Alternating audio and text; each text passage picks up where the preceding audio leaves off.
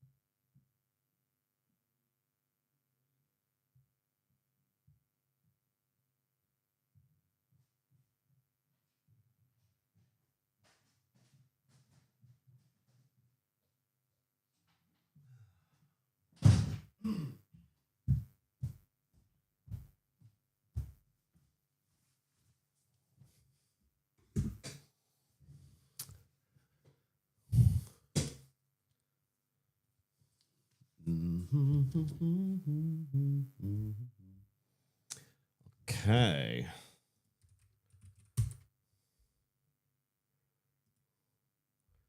Right, I think we're good. What should we do today? Maybe this will work. This one should be okay. We'll see if I get in trouble with YouTube. Good morning, everyone, and a happy Friday. Hope you're all doing all right. Nope, that is way too hot. Okay, let's do the stream announcement, shall we?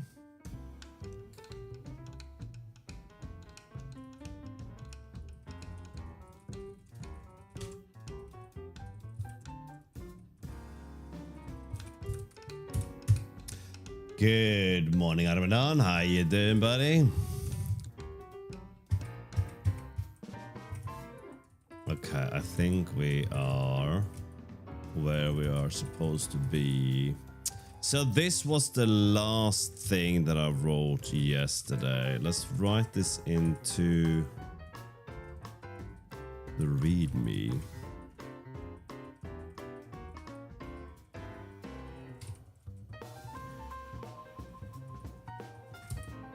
There we go. Hello, Temporis. How you doing, buddy?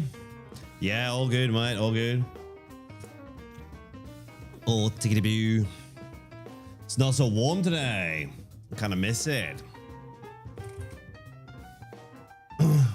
Happy to hear. What are you gaming these days, Temporis? What's on the roster? I hear that she's not from the roster.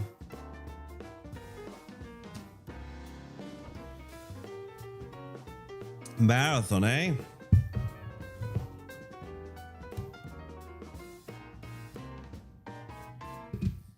Chicken Street Tacos. Is that the name of the street? Is it Chicken Street? I don't know what the tacos are like on Chicken Street, all right.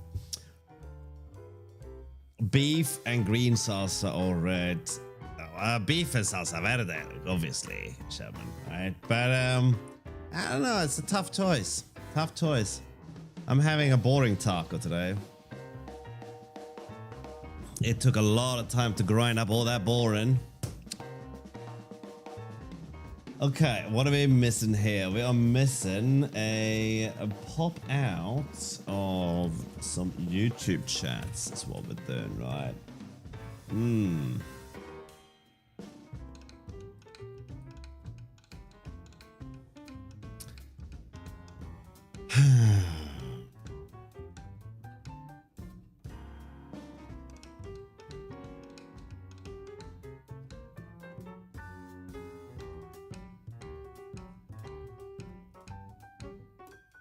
Well, the server runs at a fixed time step, so we could actually do this in a more semi-complicated way, couldn't we? Right? Yeah, I haven't told you what we're doing yet, have I? Well, maybe I won't. You just have to guess, right? Ugh.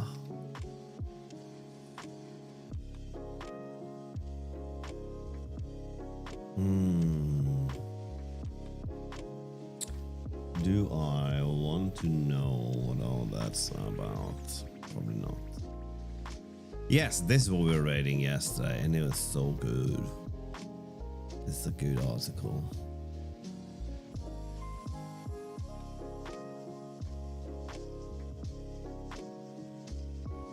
But we're gonna do the server stuff first, right? We're gonna solve the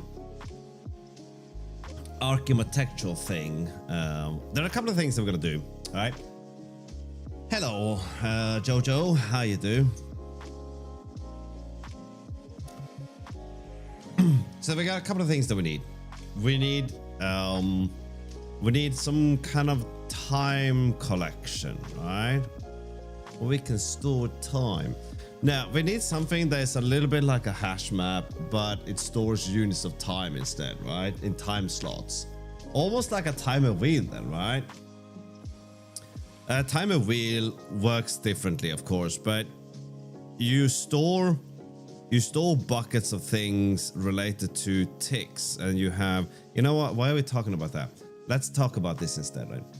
I'm doing all right, man. I'm doing all right. Maybe we have, maybe we do this on the server to start with, right? And we're gonna make a new source, time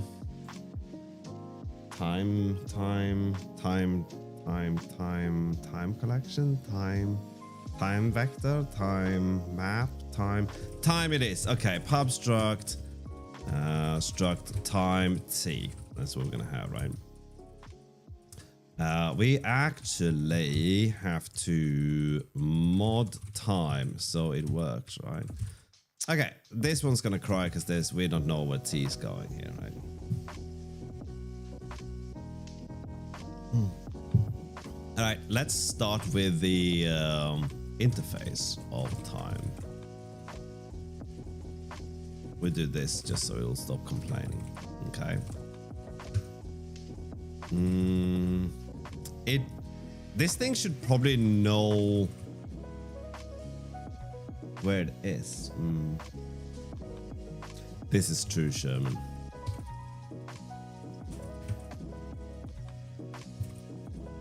So we need something like get current bucket and then bucket.push value, right?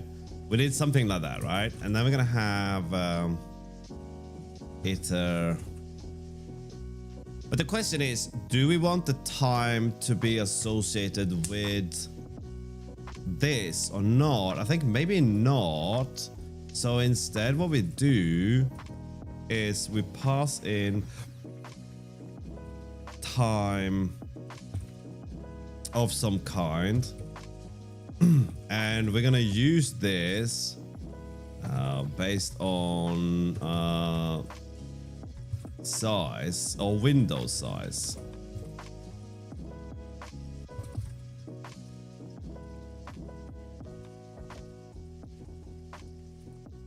So we are going to find out what window are we in. Window, that'll be window size. Window is window size, right? So that should give us where this thing goes, right? Actually, this could be quite simple, right? We could, why is this not working? And I haven't figured out base core yet, right? I need to fix this. Is the pocket that is goofing about? If I install, it's gonna gripe. No pocket agent found.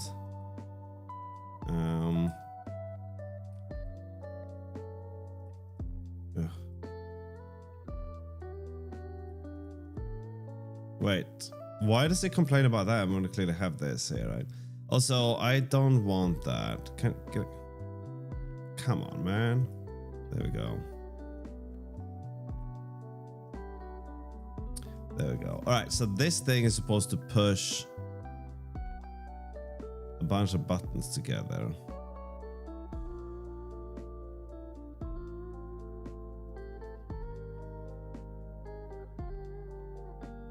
What did I do? Hello, Wixer. What's happening? I could tell you, but I got a sneaky suspicion that you would uninvitedly try to help me. So you're just gonna have to guess. We are making a data structure to hold data related to slices of time based on this article here, right? Have you read this article, by the way? This is pretty good. But right this second, I'm trying to figure out what this thing is doing, right? That's 3 and 2. I'm guessing these are bound to something in my i3 config. Whoops.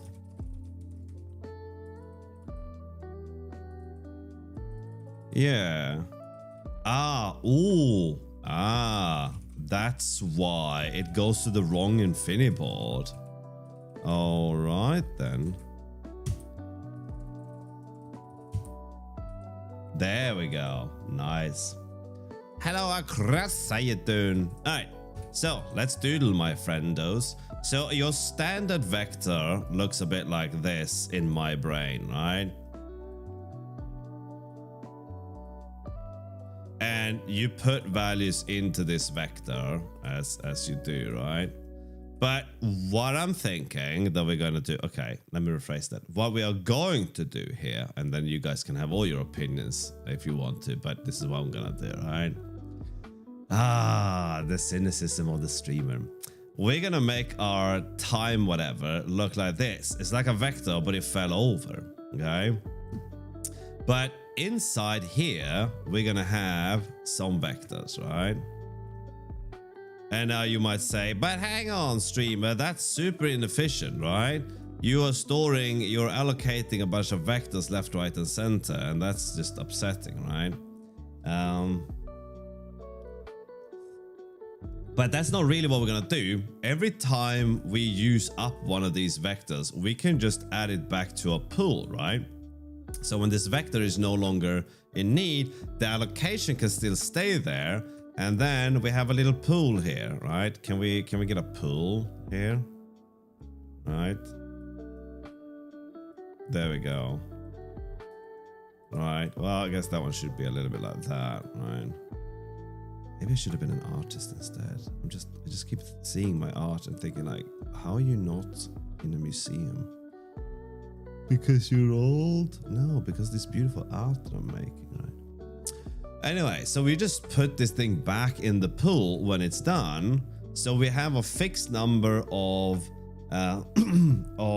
vectors that can exist at a given time, which means we reuse them. We find the index based on the window size, and when we drain these, that's when the vector goes back in the pool, right? So why don't we do this thing, right? So pool size. Could probably be a U8, right? You're not gonna have too many. And we'll have the pool itself. That'll be a vec of vec t. Easy. Okay. So that's gonna be the index, pool index, right? I guess what we could do, if we wanted to, we could simply just take this value and do modulo self.pool size, but then you have to be a U size, and that will give us the pool index, right? Okay, we're gonna change some of these data types shortly. I just don't want to write in all the casting yet. Oh my god. Hang on, I have to disconnect my headphones, otherwise I get all kinds of noise here. Rensky, why aren't you in here? Okay, get out of there.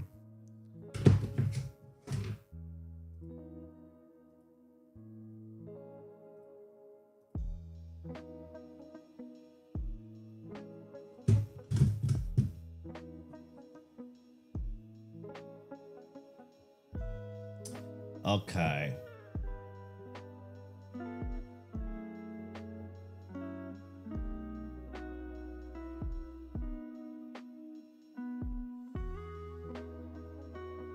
Right.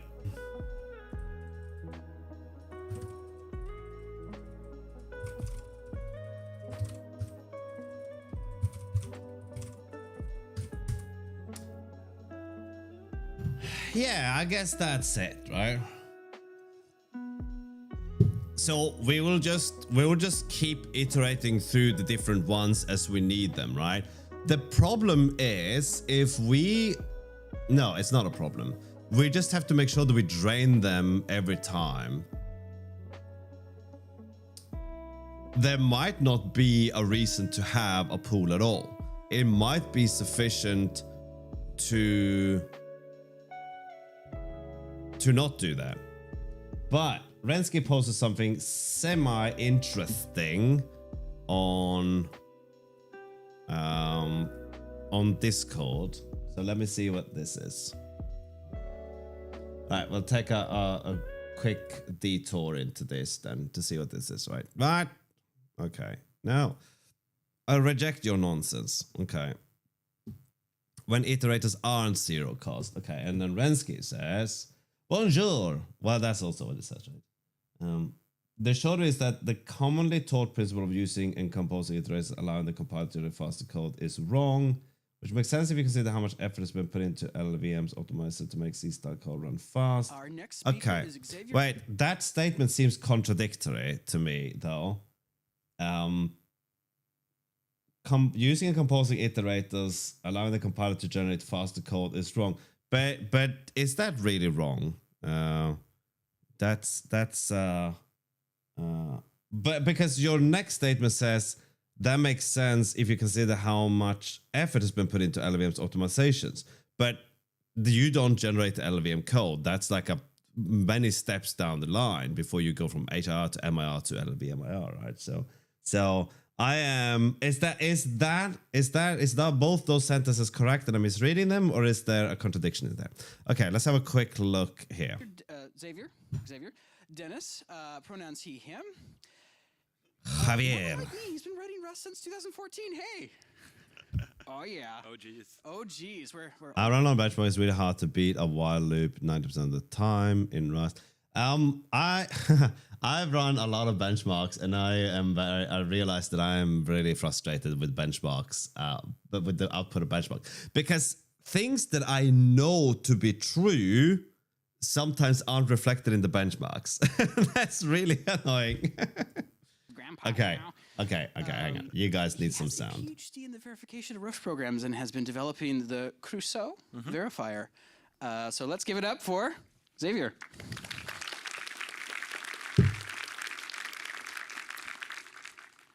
Hi, everyone, and thanks for having me here at Rust Week. It's really awesome to see a lot of really cool talks about the compiler. Right, I'm going to do this. I know this offends some people, but can we just get rid of that? Hang on, I am going crazy from this. Firefox's video in video can fuck right off. Who actually uses that? Who wants that video in video thing? Picture in picture, right? And I don't want that either. And I don't want that. I turned all of this off. Why the helping hell are you showing me this? Okay, Firefox again. Learn to spell. No, I refused it. Okay, let's go again. Whee! My bookmarks. All right, let's try that again. No, piss off. Why is everything terrible? Okay, here we go. Now we can increase this. And then let's skip the part. There we go. Hi, everyone, and thanks for having me here at Rust Week. It's really awesome to see a lot of really cool... Typically, the difference is hardly ever as bad as in the case of target straits. Usually, we're talking low double digit. But okay, I'll tell you what part I am struggling with to understand here. Okay,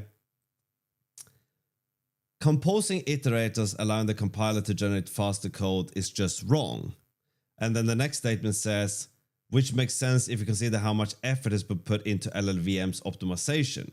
Well, you say to make C-style code run fast, but if we just ignore the C-style code for a second, LLVM has an insane amount of optimizations. Right? I don't think any person alive knows all the optimizations that LLVM puts up puts out in at the top of the head, right? Like there's like an insane amount of optimizations, right? So that's the idea with Rust. You don't drop down into assembly. You don't try to micro optimize things for various places. The time and the reason you reach for things like SIMD or whatever is when you can prove that this is true for this code path, right? When you are like at that level of optimization, right? So trying to write like non-branching, highly optimized SIMD assembly-backed Rust code is probably rarely worth it for the majority of programmers, right? Both Rust and C output very similar intermediate representation when you write C-style loop. Composing iteration prefers to reproduce the same kind of IR in Rust. Really, that is interesting. Composing iterators are, we're going to watch the talk now, but composing iterators is not a bad idea in general. It's quite good. I think where the issue comes in for some people is that they don't know what order to compose their iterator adapters in, because there are orders which produces evaluation of code, of all the code. The bonus behind Rust iterator adapters are the lazy evaluation, right? So you have a large set of data and you write an iterator adapter to do a bunch of stuff on this data. And you do it in such a way that maybe you skip a portion of the data, maybe you take a fixed amount, maybe you filter some, whatever you do not go through all of the data, right? There are clever things you can do, right? If you're skipping the iteration of a vector, for instance, because you know how offsets works and the size of the element of the vector, that thing can simply be a pointer offset, right? Instead of going through every single element in the vector, right? As a matter of fact, why don't we see if what I'm saying is true? Because I might be talking out of my butt again. That happens. So let's hop in here. Let's do this. Let's make a vector of values here. And we're going to put 1, 2, 3, 4, 5 in there. We get rid of that one for good measure. Right. And then we say viter. We now have an iterator. I'm going to skip 2. And then we're going to map the value. And what we're going to do here, let's square the value. But before we do that, let's print out the value so we can see every value that is actually happening. Now, if we run this code, nothing should happen, okay? Because they are lazily evaluated, right? So this is our iter now. And if I say iter.next, I should see 3. I do, right? But what if we were to put the skip after the fact? Now we get 1, 2, and 3, right? So the order in how you compose your iterator adapters is quite important. And I think this is probably more important than anything when it comes to dealing with Rust iterators. But if you already know this, then congrats, right? But if not, you can see the issue here, right? Let's assume that this was a very expensive operation, right? This thing will go onto the interwebs and downloads a large file for every value, right? You can see that we would do 3 times the work if we put the skip in the wrong place, right?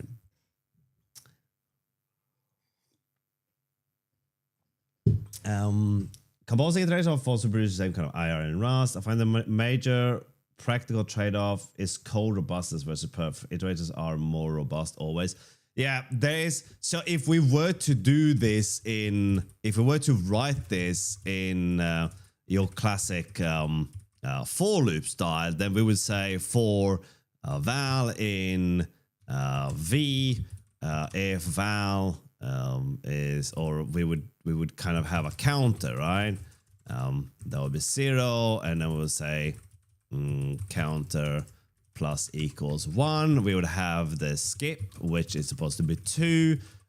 If counter is less than or equal to skip, then continue, increment the counter, print out the value.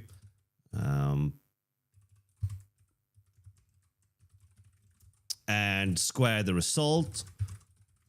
Of course, we're not doing anything with the result, so that one is a little bit meaningless, right? But here's our 3. But if we look at this one is kind of a little bit more straightforward, bar the map function, right? But we get an iterator, we skip the first 2 elements, and then we're gonna map this to a new value. We're not really mapping this to a new value because we're not doing anything with this thing, right? But but yeah.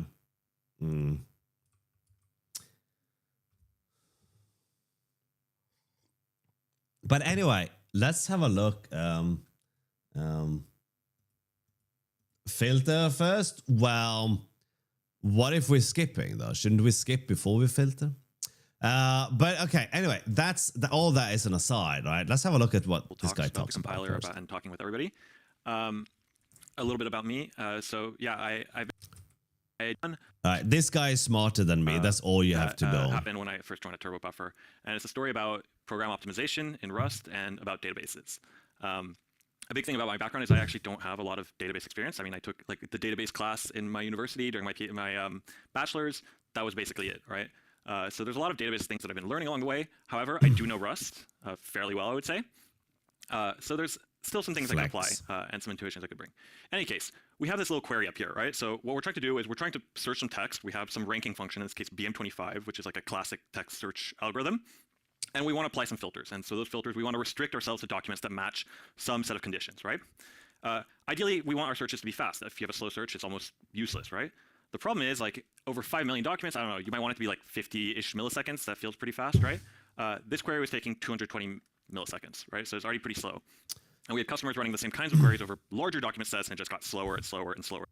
Run some benchmarks, causing all those. I want to get to the profile looks so meat bad. of this. The short of it is, it has to do with how turbo buffer reads data, right? Those iterators are us trying to read data to execute our filters, to execute this query, and we're doing it really, really slowly, far slower than we should be able to do. Internally, turbo buffer uses what's called a log structured merge tree to organize data.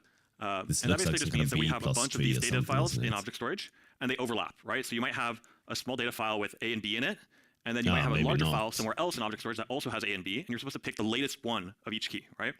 So if we execute some query where we're trying to find everything that has keys I and J, we're going to select all the tables that might contain I and J, right? And then we're going to merge them recursively. We're going to merge all these things up the tree, and that way the data will flow, and we'll get the most recent version of each key possible, right? So in this case, we'll take our entries at the very bottom that have I and J, we'll merge them with the entry that actually only contains J, and that will shadow the old version of J. And then we'll also merge at the very top with our table that contains only I, and will shadow the old version of I, right? So we have this merge iterator that has to go through every single table and merge all the possible keys, right? In practice, we're not just merging like one key. So we literally do build this tree of merges. Okay. In the turbo buffer code, we basically have this like recursive type, right? So we literally do build this tree of merges. And let's have a quick look at the code then, right? So you have source, you have some data, you have a position, and you have a merge, and this is leaf or a node. Right, so this is our binary tree effectively, right? Next is an option, so leaf, you get the data, and you get the position, and all return, and then position plus equals 1. Okay, right, and then peak left and right, and if there's some, okay, yeah, all right. And then implement iterator on it. And when you call next, we just walk down the tree and we go ask each node, hey, what's your smallest, like the next key on your side, right? And then we go ask the right node and say, what's the next key on your side? And we return we take the most recent of the two. And so we have our next implementation like this. And so far, I mean, honestly, to me, this all seems pretty reasonable, right? Like this does seem reasonable. You're going down recursively. There's not really a ton that you can obviously do here, right? And so, you know, you could write a little benchmark like this. And so the idea is this is kind of abstracting what we'll do in a database with this, right? We're going to build our merge tree, and then we're just going to empty it. We're going to drive it. We're going to do some computation every once in a while or on every key value that we generate from our merge.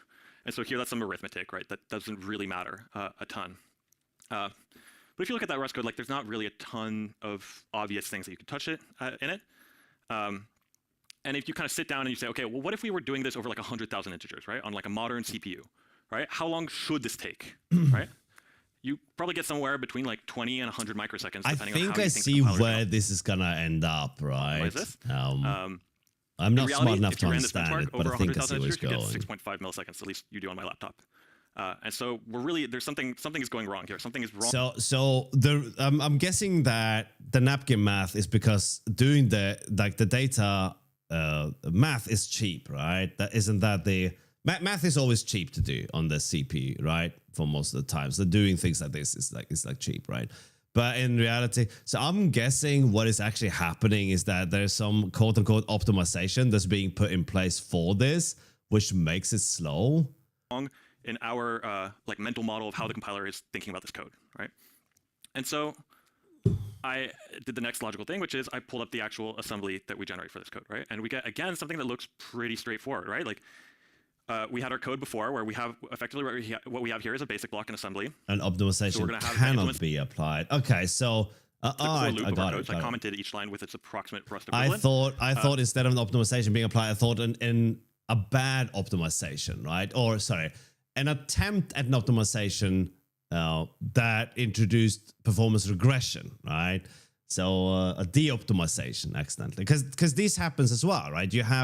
If you look at like Rust release history, you see sometimes there's like performance regressions mentioned in these things, right? And we're basically just doing each line corresponds basically to one of the things that we were doing in our Rust code. So that seems fine, right? And this is one of these places where I'm sort of. I'm sure it will, Redsky, right? But I can't just sit here and play someone else's video, right? We're basically just the programs that. I normally don't watch YouTube videos on stream, and I enjoy doing that. Software going slow is something that we're used to. Making software fast is I'm not adding anything to the conversation. Less of our domain of expertise. But this video, I thought this video was going to be a lot shorter. So a lot of this was a learning experience for me as well. And yeah, so this code is running about 100 times slower than we expect, right? Instead of 20 microseconds, we're taking milliseconds to run here. And if we look at it, there's two things that eventually I got to. And so the first thing here is, obviously for each loop iteration. So the reason this is wrong is because there's no T there. You're missing the tomato. So you're only getting the bacon and the lettuce, and that's why this is slow. We're calling next. This is calling, again, our recursive merge tree. So we're doing some amount of complicated work on each value that we want to produce. And then also at each time here, we're doing a simple, like one iteration of our loop, right? And you may have heard of SIMD, and so you're kind of, you may be disappointed that we're not doing any of those fancy SIMD instructions here. I thought Rust was supposed to do that for me. Anyways, it's not happening. So why is it not happening, right? So a little kind of aside on how roughly Rust C thinks about vectorization, which is the process of turning your Rust code into SIMD optimized code. If we take a slightly different version of the same code right here, I just simplified our merge tree and just put a slice because it'll work a little bit better. Here's what Rust C kind of does to this code. First thing is it's going to just... Okay, hang on. Let's go back a few frames. No. Desugar things, put it in sort of a standard form. Right? What the hell, man? Slice the optimized code. About so a little kind of aside on how roughly Rust C thinks about vectorization, which is the process of turning your Rust code into SIMD optimized code. Auto vectorization, but I thought that was all LLVM. I didn't think Rust had anything to do with that. If we take a slightly different version of the same code right here, I just simplified our merge tree and just put a slice because it'll work a little bit better. Here's what Rust C kind of does to this code. Okay, so it changed the while to a loop. First thing is it's going to just desugar things, put it in sort of a standard form, right? So you're going to get rid of all the different kinds of loops. You're going to put them in one canonical form to make further work simpler. Then inlining is going to kick in, and so basically, eventually, inlining and some other transformations are going to kick in, and all of our iterator code is going to vanish, right? It's going to be able to say, oh, here, next is actually just going to the next step in our slice. I can just replace that with directly incrementing an index into the slice, right? So we're going to get something roughly like this. And then at this point, LLVM recognizes this kind of code and it says, okay, actually, I think I can just unroll this. Right, so I'm gonna. I think I've seen at least 2 articles about loop unrolling and performance issues as well, right? Most optimization is just various kinds of pattern matching. If Rust outputs IR that doesn't match pattern, hello runtime item, buddy. That doesn't match a pattern on the LMS side, we're out of luck. Yeah. Hold your loop and do 4 executions or however much at once. And it's going to, at the same time, do some other simplifications. And so it's going to... runtime. Now that it's unrolled the loop, it can see, oh, there's actually no real dependencies between the different instructions in your iterations. I'm going to hang on runtime. Let me give you this so you can, like, if you care, if you want to see what the coup is. can reorder things, and then it can replace them with optimized SIMD versions. And so then now you have a loop that instead of processing Oh things man, I completely lost track of where we are, right? one at a time, it's going to go in much larger chunks, and as a result, it's going to use your CPU a lot better. Now, back to our merge tree. I'm not gonna watch this now. I'll watch it afterwards. I feel like it's too long, and I don't like to sit here and just play someone else's content. Right? It makes me feel a bit icky. So let's not do that. I am, however, gonna play some what I believe is royalty-free music, though, which is also someone else's content, but it's not a video. So somehow that's different. All right. I don't know, man. Fuck you and your moral compass, right? Anyway, so here we go, right?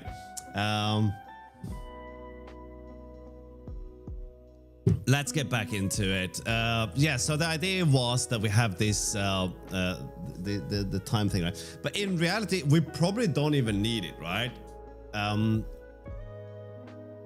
Well, actually, we do need some in case there is a possible overlap where two clients are writing data that belongs to two different time pockets, right? And that's so that's what we're gonna do, right? So we'll keep the pool, but the pool size probably don't need to be more than 2 or 3, right? So this is fine, right?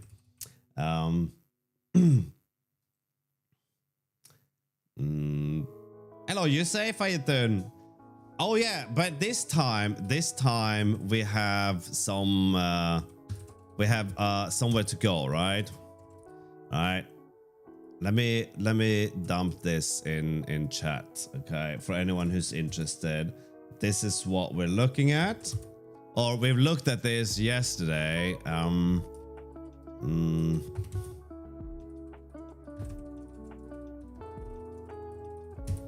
What's the? Is it XDG browser?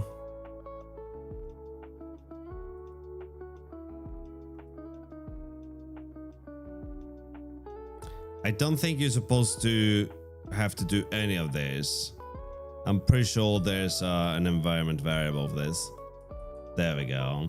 All right, so we should be able to do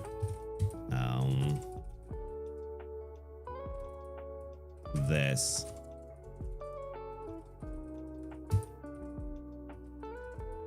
Oh, why did I reload that? Okay, let's do this. Let's see if this works. No. All right. Never mind that. We might have to restart something. I don't care. It doesn't matter. Right. So that was the thing. So now what we have to do is we have to collect inputs from the client based on like slices of time, right? So every time slice gets its own pool of data. So when we do something, we do so within the given moment in time, right? It's pretty good stuff, you say, if you're into multiplayer stuff, right? So we get a pool index, and we're going to get the bucket. So that'll be self pool index. When we make a new one of these, we have to have a pool size, right? So one thing that we can do, we're not gonna let this grow, right? So we can just box this, so we have a slice of vectors instead, right? So we can start by doing that. So let's have a bunch of empty vecs, right? So let pool equals vec. There'll be a vec new of pool size, and then into boxed slice.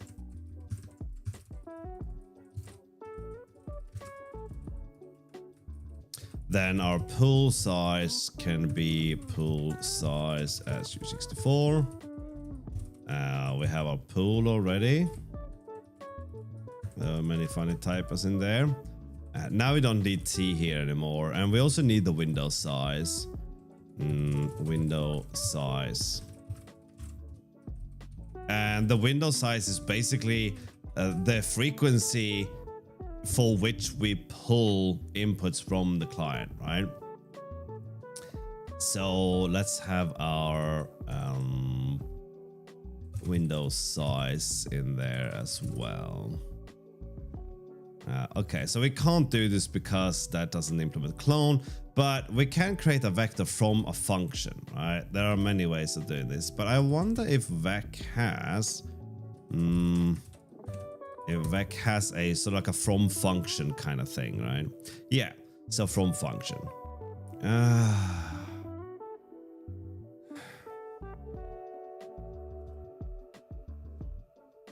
Every time. I mean, we could do this with an array then, right? Which is kind of interesting. We can do array from function. All right, so what do you want? Do you want a function of a given size, right? And that would be pool size. Can we write it like this?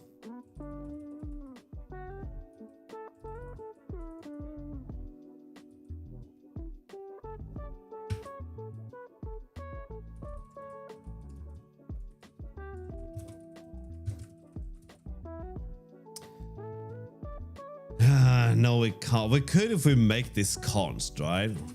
And we make window size like that.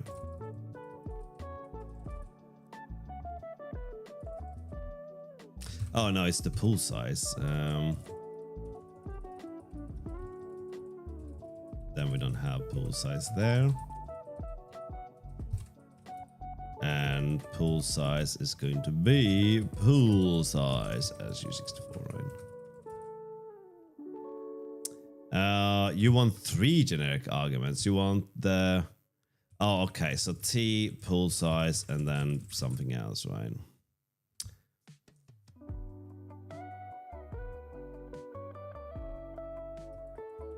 Wait, what? Oh, this one gives us an index back. That's why. So we have to do that, right? So we can't do... Okay, well, we can do into. That should be sufficient for this, right?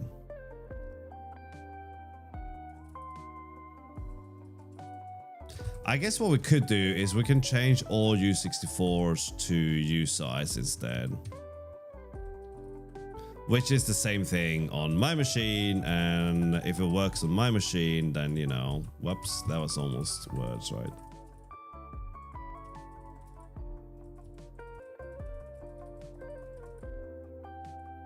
A bit of tedium, but it's fine, right?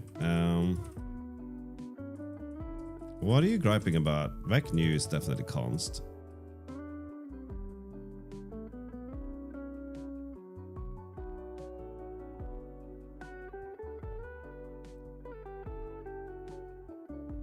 What do you mean non-const method? This is const, right? Yeah. Oh, it's the into. Hey, da-doo-da-dee. Yeah, we can't do anything with that, right? Well, then this can't be const. And that's it, right?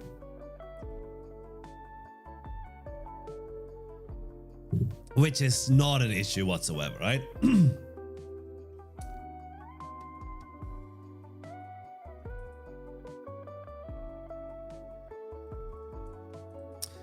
What was I saying? What was I doing now? Who knows, right?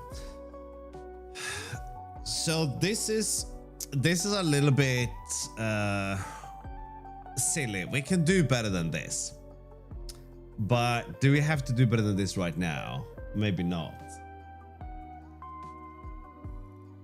So every time, the thing is that's a bit silly is that every time we push, we do this calculation though. Even though this is very fast, it's not a problem really, but we do this pool lookup. So it probably would be better to operate on a frame, right? So we have a window, a time window instead, right?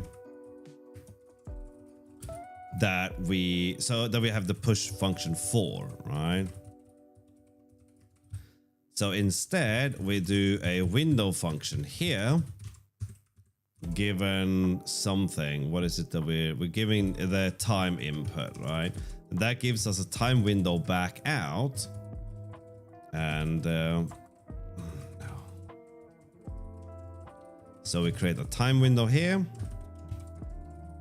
And we are gonna store the vector in there, right?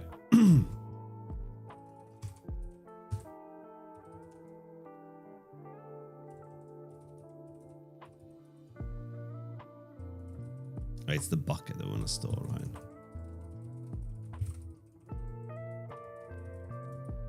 That way, whenever we push data into the bucket, we just keep reusing the same bucket, basically, right? Oh, that's vec of t. So let's import. Oh man, I have to look at my keys, right? Trying to relearn how to type, man. What a scam.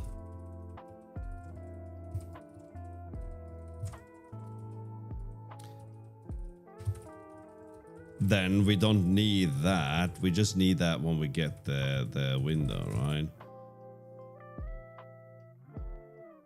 Oh, right.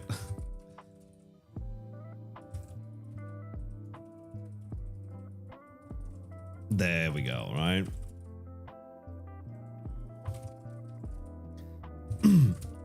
So we create this time window in our... Before we pull all the input from all the clients, we create the time window, fill it out from all the clients. Before, the push function would have to calculate which window you want every time, which is kind of it's like a self-fixing problem, right? Every time you push, it would just figure out the correct window. But in this case, actually, this might not work. This might give us wrong data. Okay, let's look at the timeline. Okay, so this is our buckets of units of time, right? So we have 4 of them here, and that's 0, that's 20, 40, and 60, right? I'm not gonna bother writing out the zeros. So the server time, or ST, is now equal to 2.5, right? Or let's say 25. Maybe I should write out the zeros then, just to make things a little bit less confusing, right? So if the server time is 25, then this is our current window, right? But we're pulling in data from a client that has some latency. So the client, the C1, client 1, has an input which is something like north at 20, let's say 23, right? But client 2 has some latency, so it goes north at 18. Okay, that's when he issued it. But the server is looking at this slice now, but this thing belongs to the past slice. So that's a bit problematic, right?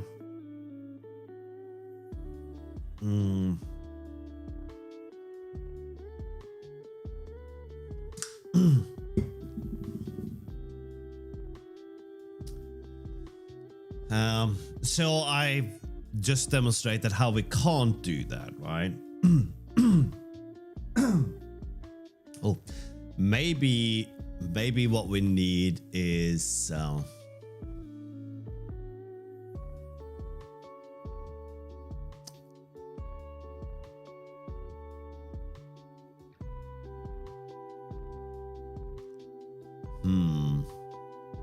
okay, so going back to where we ended the stream last night, I asked the question, how do we deal with client input that says 23, right? Do we just put it all happening at 20, and do we try to like offset anything? Hello, Quantum, how you doing? Welcome, Raiders. Damn right he did. How you doing? Hello, Rom. Who's tending the bar? How you doing? How was your stream? No, Sherman. I think I'm just not giving you all the information. Okay. I'm gonna let me do this. Let me catch you all up on what we're doing and why, right? So the premise around what we're doing, right, is to I found out my Ruby Twitch page can get hacked directly by chat. Oh. Well, chat would never do anything nefarious or malicious though, would they, Quantum? Okay, so let me tell you what we're doing here. We're doing multiplayer networking, right? And we're following a model by Gabriel Gambetta. So if you go if you search for Gabriel Gambetta multiplayer net code or whatever, you'll probably find his article around this stuff, right? But yeah. So the idea is this: the server operates in fixed time units, right? Let's say that the server operates in time units of 100 milliseconds. This is from the article, right? 100 milliseconds per unit, right? So every 100 milliseconds, we are going to look at what the clients are sending us. So the clients are running their rendering at 60 frames per second, all right? They might render, they might sample input, like get key presses and commands and all that stuff, right? At 60 times per second. All this input gets shoved into a queue, right? So every 100 milliseconds, the client, or every 20 milliseconds or whatever, right? The client sends all the input to the server, right? It's timestamped, but we don't have to worry about that yet, right?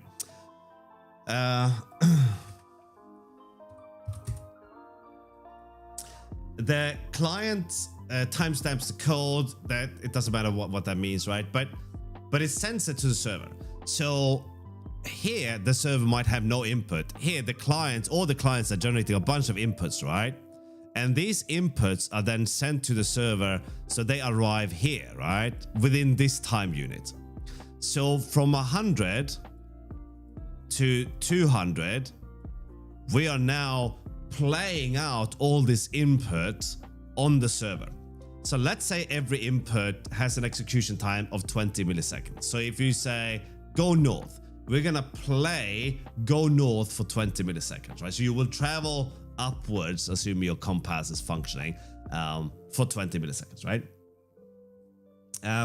So what happens then? The server will play all this data back, and then it will send data back to the clients, and they will correct for this data, right? So you are playing with other people, so you will get basically by the time you're at 200, you are observing client data from 0 to 100, right? So the client is interpolating this information, right? But anyway, I think I've kind of caught you up with what we're doing, right? And right now, I am building up a pool to store all this data because we're supposed to execute the data that belongs to that time slice. Now, here's the thing. That doesn't work, right? All the code that I've written here, we're going to throw it out, right? Instead, what we're going to do is we're going to get all the input from the clients. We're going to play all that input on the server within that time unit. Then we're going to send the confirmations back to the client saying, I have seen, and this is what the world state looks like at this time slice, right? Do with this information as you please, right? And then the client can just dick around with that stuff, right? So the idea was that we create these buckets of time units. So on 100 milliseconds, you're on the first index, right? Index 0, that's the pool. And then on 100, you're at 1. On 200, you're at 2, kind of thing, right? So that was the thought, right? The problem is if we generate this time window that is, let's say that this time window is for server timestamp 900, right? That means the server's been running for 900 milliseconds, and we're dealing with everything that goes in here is for 900, right? But when we get client input that has timestamps at like 890 or whatever, right? they would go into the wrong bucket if we cared about the client's timestamp, right? I thought it would be nice to do that for some interpolation, smoother interpolation and stuff, but we cannot, right? Welcome, Raiders. Hope you had a good stream. So the answer is going to be we're not doing that. Instead, we're going to say the server is now operating across this time slice. These are all the inputs in the input buffer. Let's process the inputs. All right. I think that is simplifying it quite a bit, but that is something to build on, right? We will send this back to the clients, but the clients, here's where things gets a little bit hairy, right? The client will interpolate the last 2 frames where it sees itself in the present, right? All right, enjoy work, Colin. Welcome, Colin's Raiders. I hope you had a good time hanging out with Colin. It's hard to say Colin and not want to say Philip, Father. Anyway. So how do we deal with that, right? Well, I guess that's just how it is, right? We can play our own time steps the way that makes sense, right?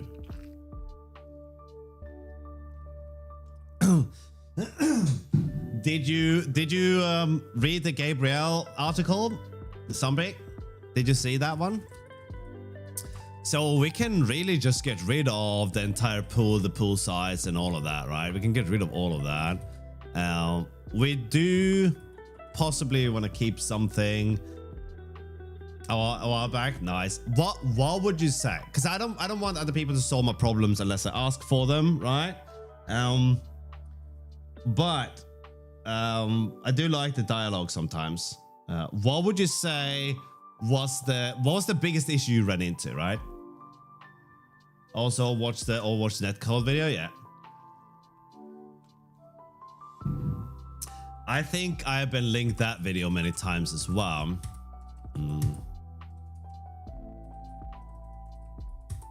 No, apparently not. Didn't have that one.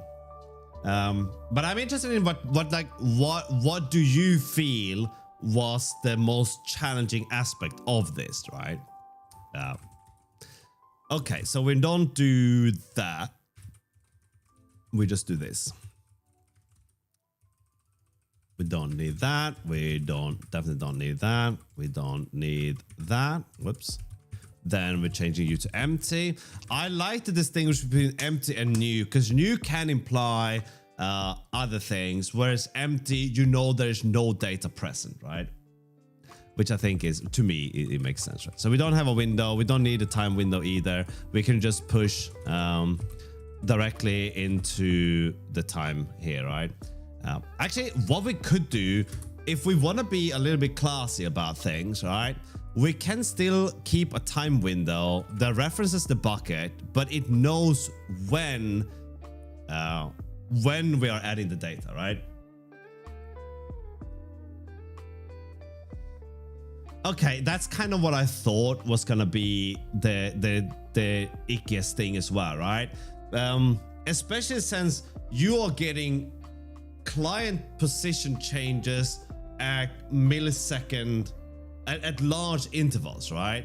So you get like the player was here at 0, and at 100 the player has now moved to here, right? But in your world, you are looking at maybe 20 you were here, at 0 you were here, at 40 you had moved down here, at 100 you were back up here again, right? So you have your local timestamps, but you only get the server timestamps for the for what the server is doing for the other players, right? There's a lot of questions around this though, right? Like what happens to the input? Well, actually, no. Okay, well, there are too many steps to hold. I played chess with my wife yesterday. I won because I cheated, but but I am struggling to keep too many steps ahead now, right? I think this is to do with me being terrible, right? Okay, so let's make a new time window. So we're gonna store what time slice this is, right? As a U64. So let's have a pub struct create. No. And this is already going into shared, I see. So we have a time entry where we store the server timestamp. We store the client timestamp, and we store the value.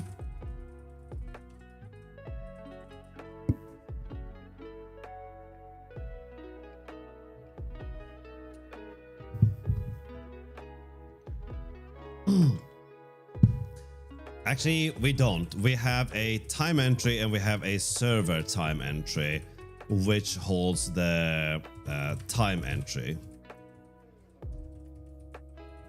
So that is the local timestamp.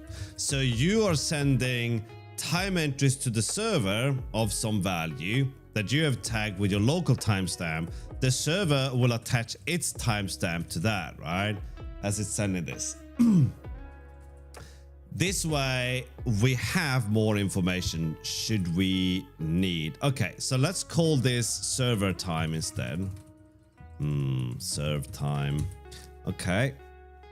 So what we store here is a server time entry, generic over T instead, right? So this should give us all that we need. If we get a time window and we call push, this will be an entry of T. So we can create a server entry here by doing server time entry, where the server timestamp is self.slice and the entry is the value here, which means we can just call you entry, and then we push the entry here, and that is a bucket of server time entry. Why is my ear so itchy? I'll make sure that nothing has moved into my ear cup. That's like one of those nightmare things, right?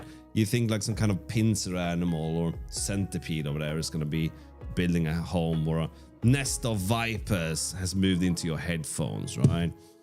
I think it's more that I've been wearing headphones so much that my ears are itchy, right?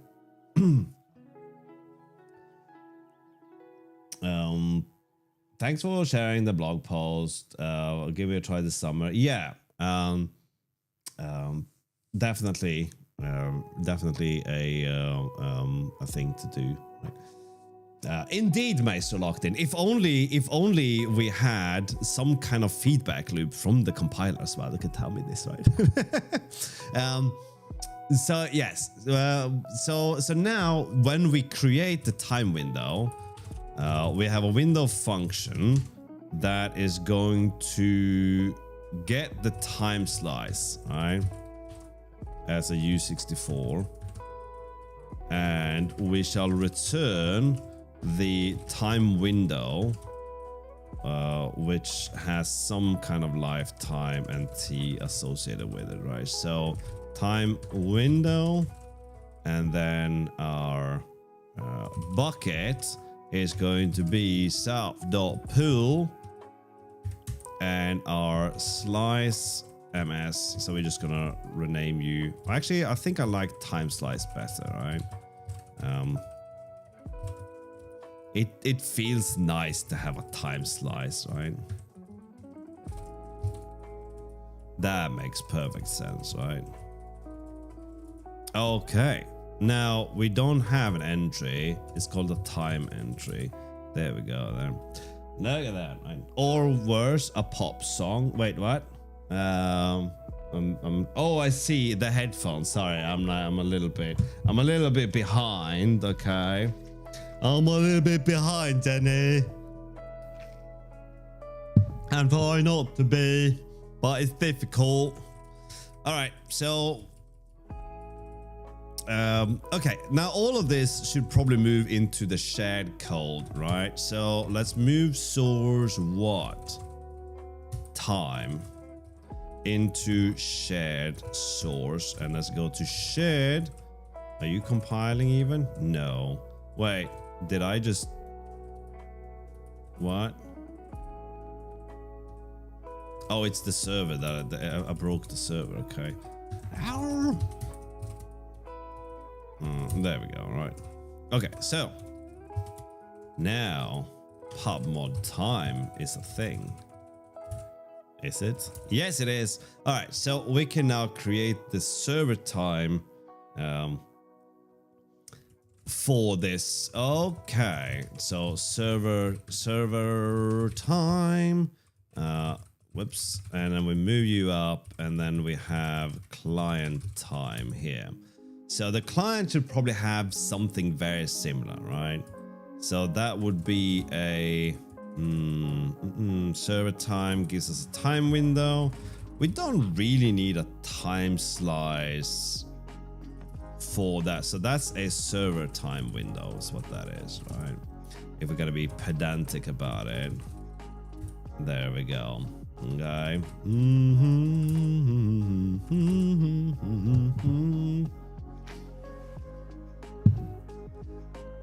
All right, so on the client side, we need something else. So let's take all of this and then we'll paste it up here. So that's going to be called client time, but it's not really client time, is it? It's the entries that we are sending. I guess it could be client time then, right? We have a pull, we have a window. That's going to be but we don't want a window here, okay? Instead, whenever we push, we know what now is. That's what we do. So we don't have that or this or the other, right? So we have now and a value.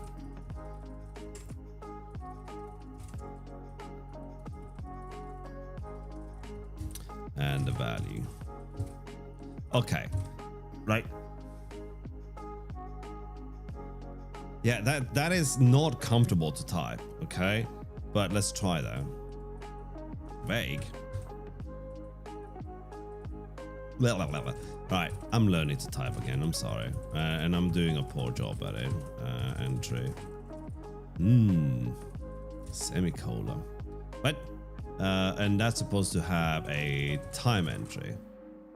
There we go. So now we can push this on the client side. We send this whole debacle. That means they have to implement yes, the entry implements deserialize and serialize.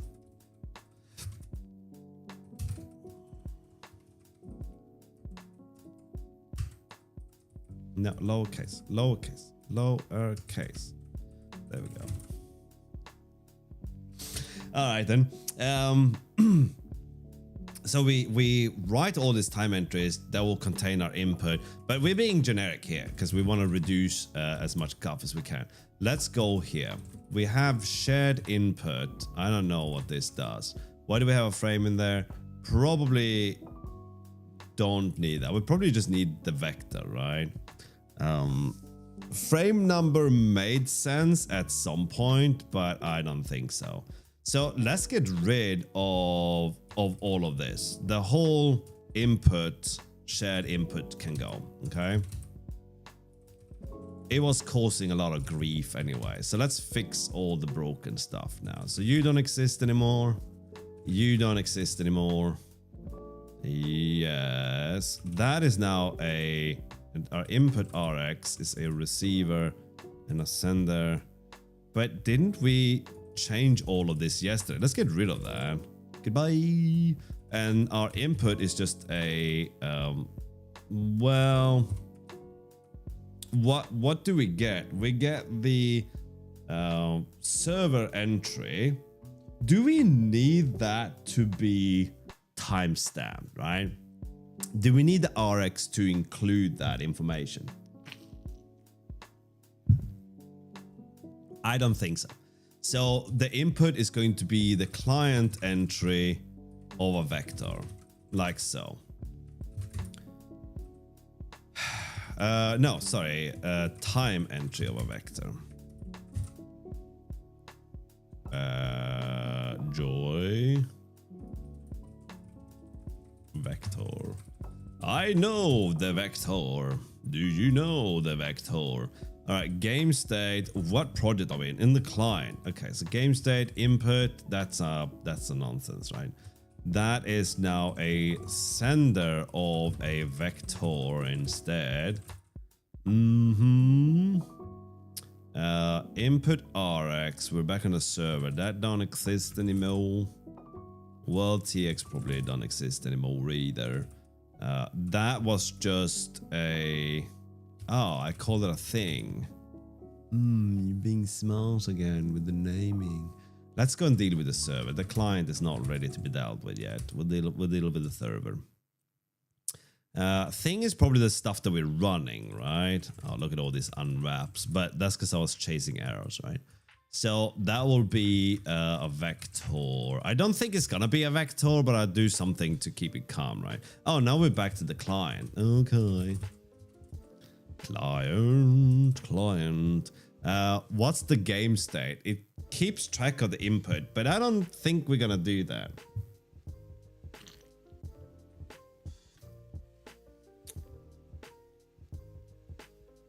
We're supposed to... Okay, so this is just tedium, right? We're supposed to sample the input at some frequency, but that doesn't quite align with what we have. Let's just send the input as we go. That would... All right, here's a predicament, right? We have to build it up. Let's say that we run the server at 60 frames per second. So every 16.6 millisecond, we will be sampling the input, right? If we do this here, right, in the update function, right? The update function runs with a frequency of 60 frames, 60 times per second. So we sample the input. So for 100 milliseconds, right, we will have received 6 inputs. Right? So if we broadcast our input history to the server every 100 milliseconds, that means we have 6 inputs in that list. The server is supposed to play every input for 20 milliseconds, hypothetically. So that is 120 milliseconds worth of input, not 20. So we really just have to merge our inputs or do something else with them, right? For it to make sense. So we have to build an input map that we send. We can't lose inputs either, right? So if we press up, we have to we only sample that, say, 20 times a second, right? Something like that. What we can do, because we have a fixed time step, right? Does your client and server simulate frames at the rate? I don't quite understand the question. Is the client and server simulate frames at the same rate? They can do, although that's not technically necessary. The server holds the truth, right? So if we say that the server should do things at a given rate, the server just have to know what the client simulation rate is. Although, sorry, the client doesn't simulate anything. The client just reads input, sends input, interpolates world state. That's all the client does, right? As a matter of fact, I think I actually have this as an old project.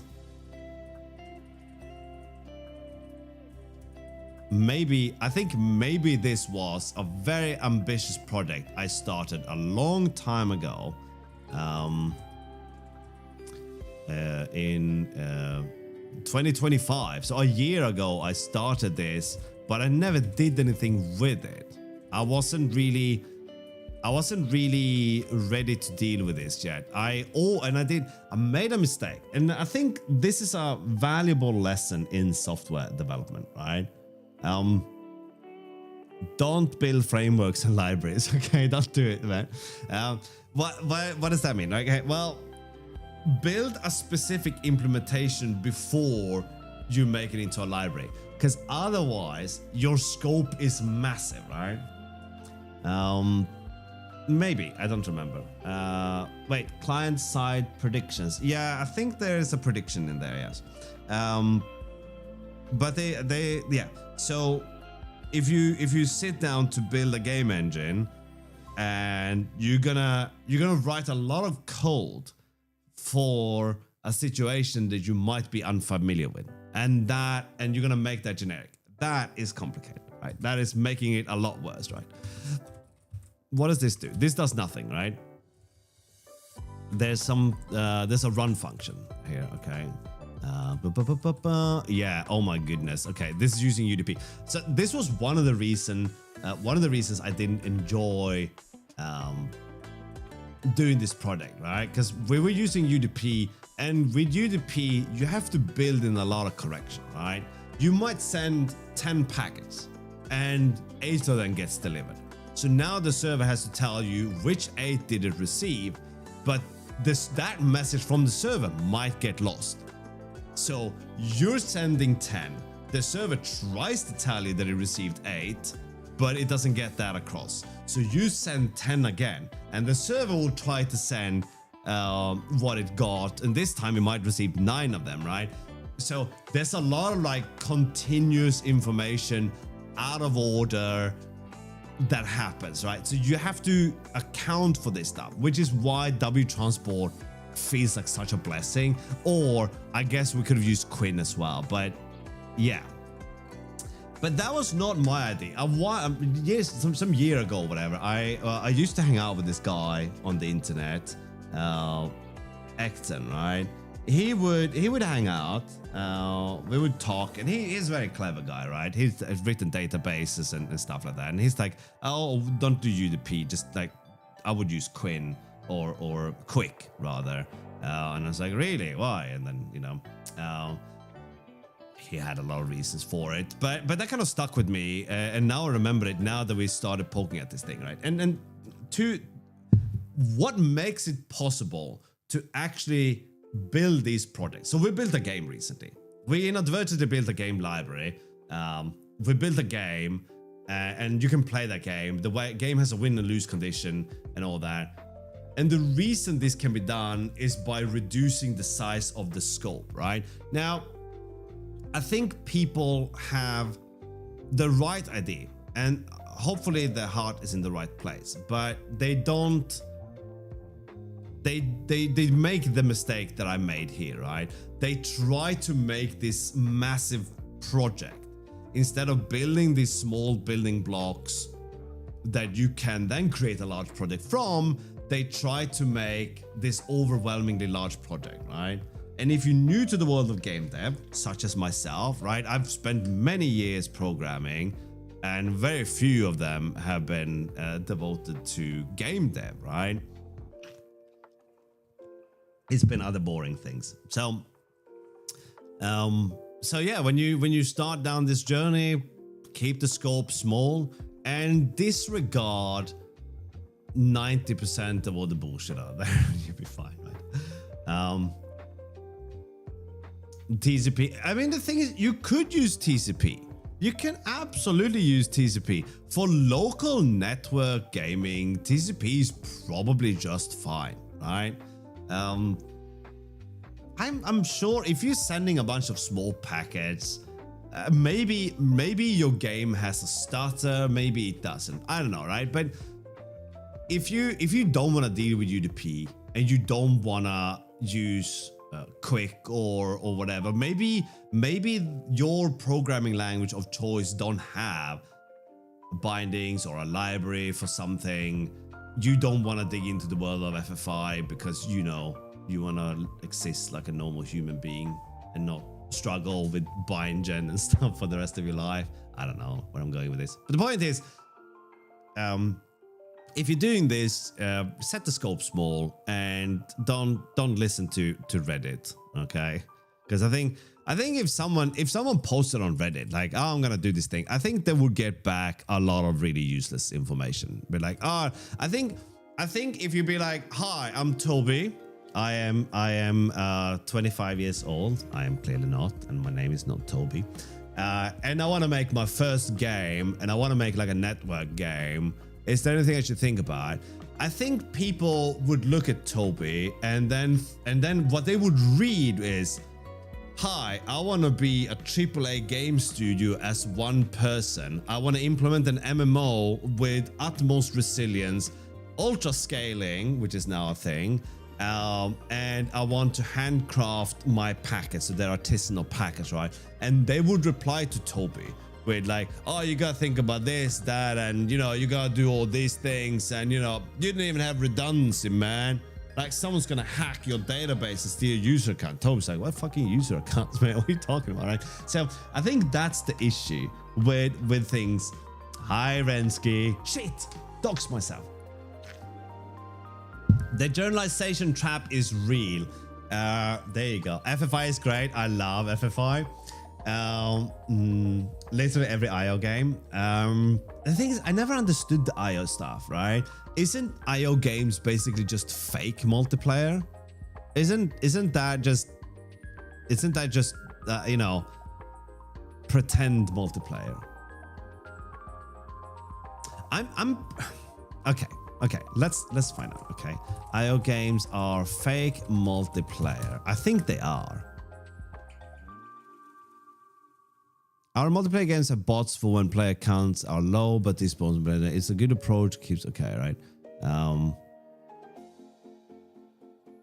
I think there's a lot. I'm not gonna open Reddit, but I think if you look at the .io stuff. There is a lot of fake multiplayer there, right? But again, I'm not quite familiar with it, right? Hypersomnia.io. All right.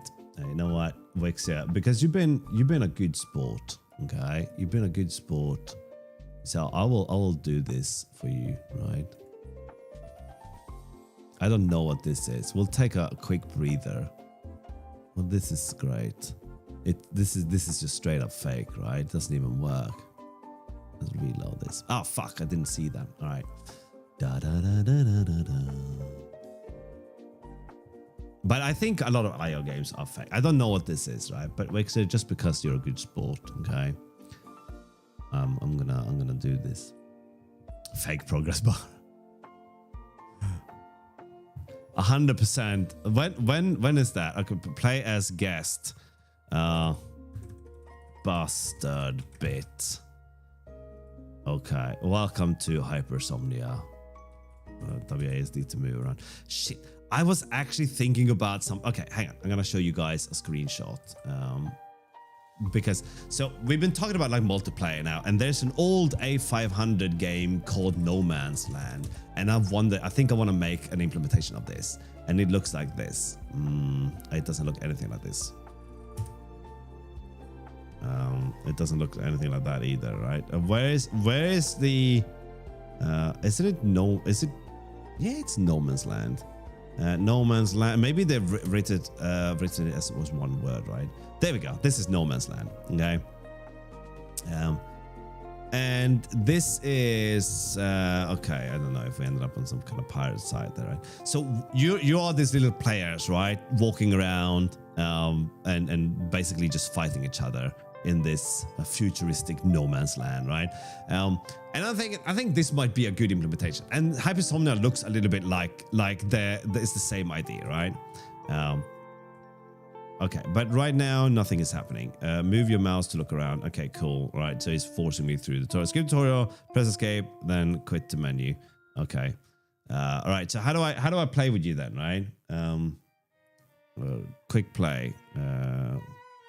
Yes, you can skip what? What am I doing? Where are you? How do I play with you? Quick play. Chosen nickname. Connect. Finding best server.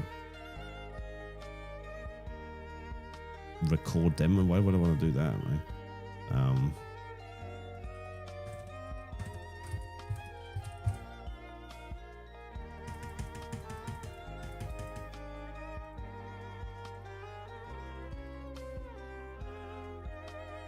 Fake multiplayer, straight up fake multiplayer. Okay. Okay, you can't even do anything. You probably made me download a virus. Okay, shame. Okay. What is this thing? Download. No, I don't want to download a map. Can we browse servers? Oh, yeah. Not working. Okay. So game 00. How is 18 100% of 23, right? The math does not math here, okay?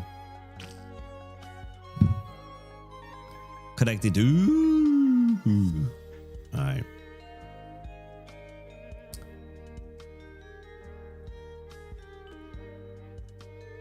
I think you are tricking me here, right?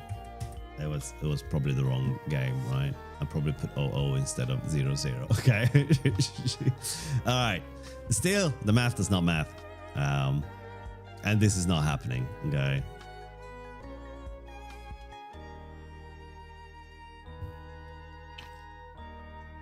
Looking awfully fake. Yeah. So what's the coup here, Wixer? All right. It's not happening. I'm going to call this BS. Anyway. So No Man's Land looks, it was kind of like a very simple game. The environment was somewhat destructive, I think. But it was kind of cool and somewhat enjoyable. And I think maybe making a version of this for multiplayer might be fun, right? Okay, I'm going to qualify this as broken, Wixer. Right? It's broken. You have yet again proven yourself wrong. Okay, let's go back to the actual programming though, right? So, but anyway, so what was the, so it's the Bungeon thing here. It does a lot of stuff. I don't remember what it was doing. Do we have a readme? No. All right, what does the lib do? It has a connection. This is like vastly unimplemented. Right? I have low expectations. There you go, right? That's what I expect. Esther, okay. Read from, socket, slice, run. So we're going to connect. We're going to bind this thing, connection, insert. So we have something called connections. So that's what this thing does, right? And it takes a nap every 100 milliseconds for some reason, right? And it is not doing anything. This thing is probably quite meaningless. So what does the game loop look like, right? That could be a thing, right? I think this is probably where I spent a lot of time. So we have the time step, which are, wow, okay. This was, don't be sad, Wixer, right? This was a wild ride. This thing has 4 different types of time steps. We have approximate, we have fixed, we have physics and stuff, we have instance. Then we have a remote driver where the server drives your time step as well. That was kind of weird. And I don't remember how this even worked, right? Yeah, no, not the server. The remote is on a separate thread, maybe. That's where it was driving the time step. So yeah, that's what a remote driver is, not a server driver. Okay, so I don't remember what this is doing. Oh, FPS to duration. That's what. So you set the frame rate instead of specifying the time, which can be convenient. Physics should be dealing with so the physics deals with the with all of this stuff, right? The gap, fix your time step kind of thing, right? I don't think we have like a renderer for this though, right? Let's look inside the client. There is definitely a renderer in here. Main, no. Lib, maybe. Oh, profiling, what a scam. Running again. Oh, panic. There you go, right? Anyway, so why did that project fail? Because I set the scope. The scope was too large, right? The scope was too large and I ran out of steam. There are too many other exciting things happening. I mean, that's just life for you, isn't it? There are many exciting things happening. I have a project in this other room standing on a workbench and I don't know what to do with it, right?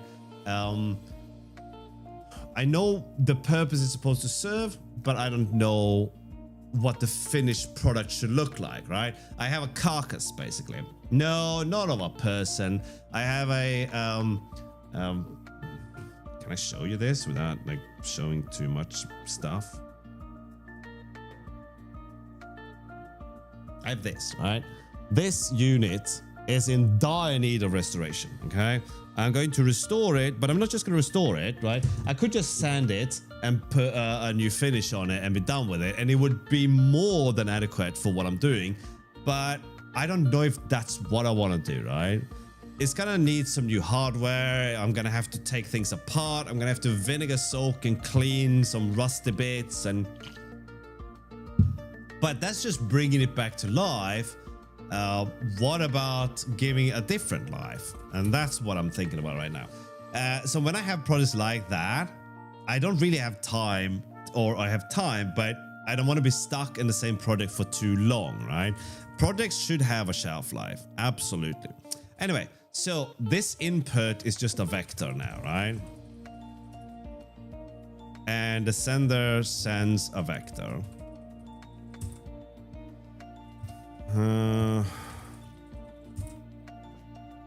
What is this? Send input. Oh yeah, it's there. Okay, that's cool. No. Instead, we are going to have a vector 0 here.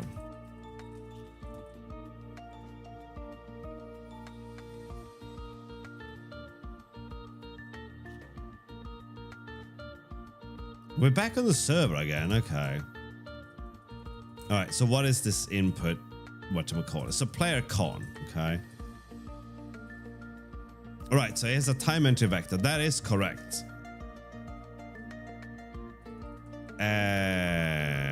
Okay.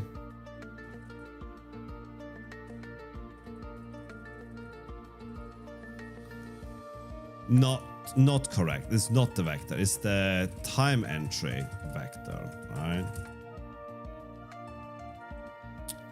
We're back on the client again. So let's go back to the client. What we're getting here should be a vector. We can't merge a vector, but of course we can just add that, right? Here. I don't know why we have that. That's doesn't need anything.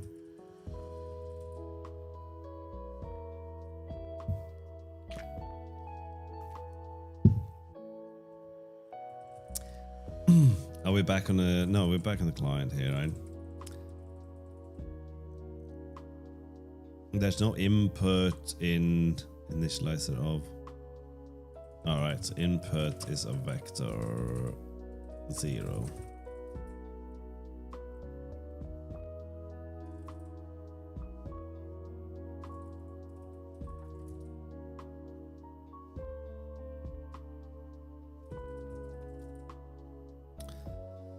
Here we're reading the input from the joypad. Here we are just reading the input from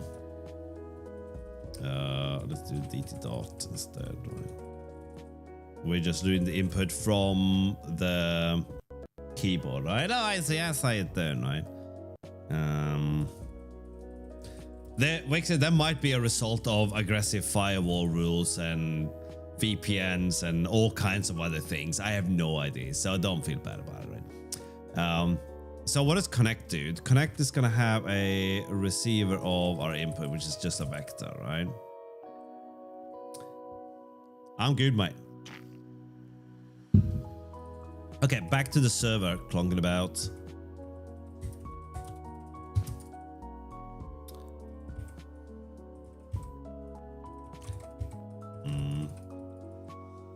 Hello, Russo. It's not as warm today.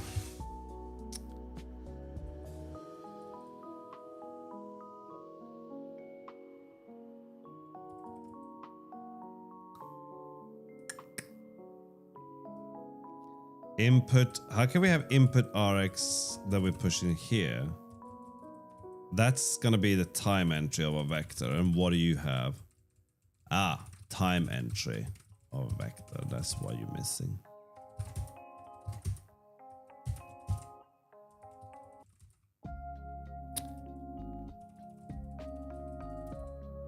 Actually, what we get here now, we're getting an input which should be a time entry of a vector. Now we go in.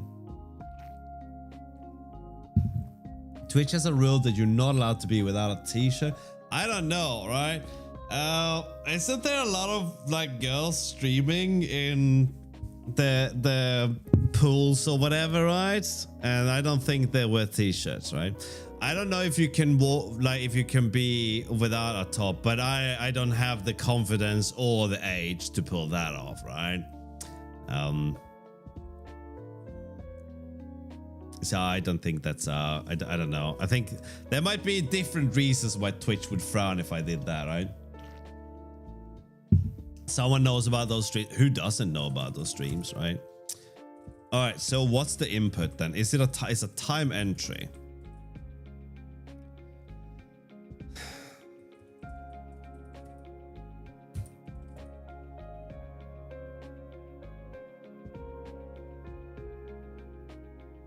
Ah, but this is ticking the world.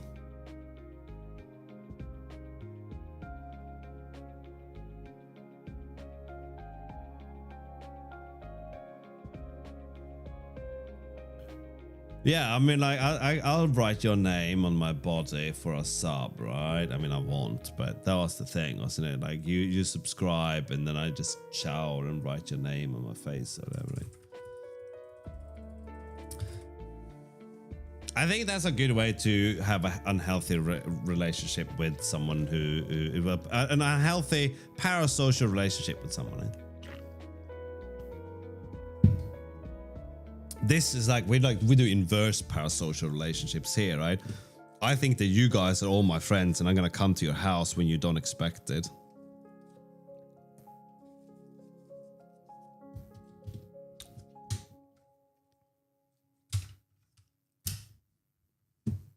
Okay then. This is getting a little bit messy, but I think we're gonna rewrite some of this code instead, right? So let's just comment out the code here for now. And now it's working, right? You should get a whiteboard and accidentally put the name at the very bottom where you have to Man, I don't have the flexibility to do that, right? I can't touch my toes unless I bend my knees, right?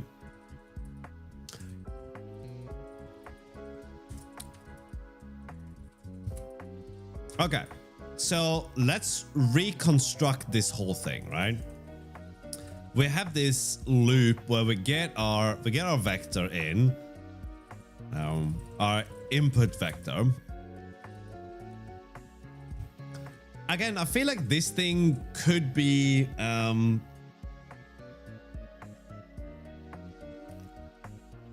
I think this thing could be translated to one singular type, right?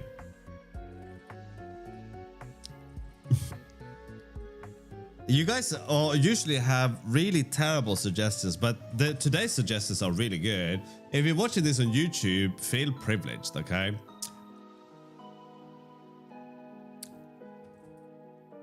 So what I think I would like to do here, right? We have the stream. We are so we have an RX and a connection, and I think we already have primitives for this. But what I want to do is add a map to that, right? So instead of having a receiver, let's change you into an RX, right?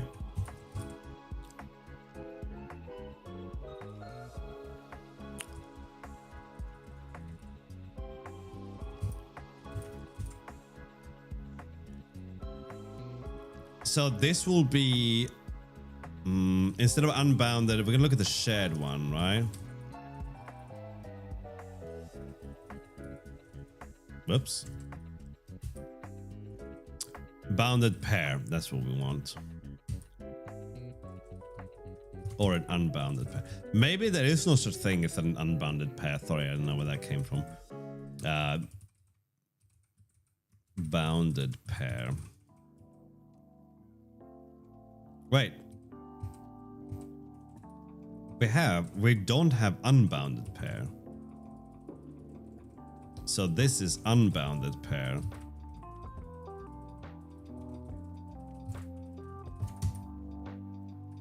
Yes, there we go. Nice.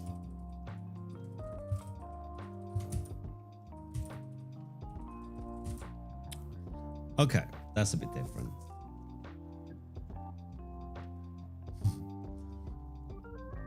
Of course you can, I says.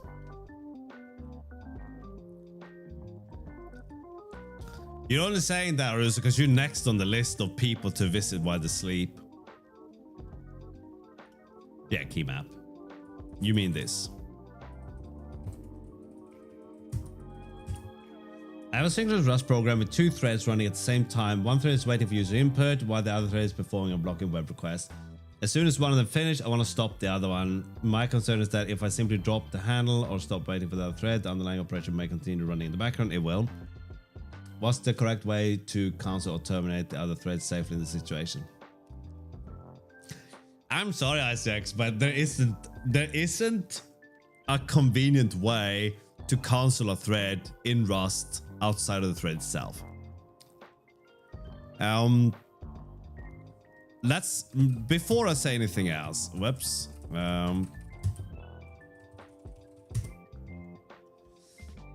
Yeah, but you have a blocking web request. Make me babysit? Oh, I love babysitting, man. How old's your wife? Anyway, there is no way to kill a remote thread. I don't think so.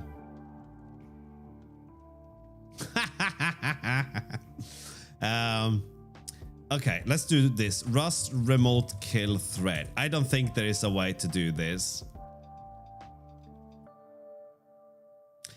If we believe this clanker, then there is no way.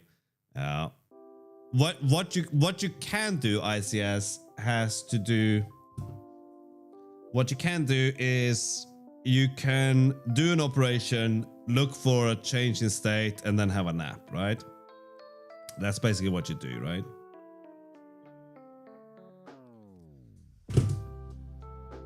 But that means that you are effectively spinning. Now, I'm not talking about spin locking, right?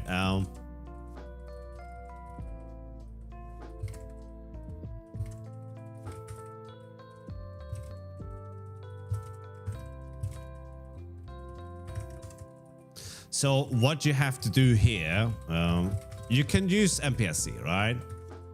So that will be a receiver of whatever. It doesn't matter what it is, right? And we can have a thread here as well, right? So thread spawn, and we're gonna do all the work in here, right? So let's just loop.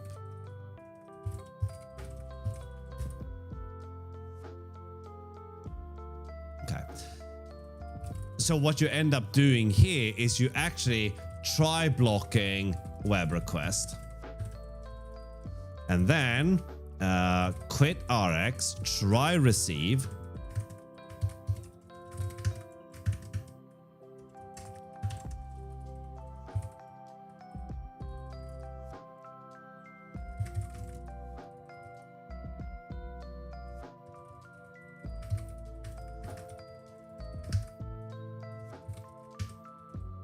I don't know what that would be, right? 20, maybe.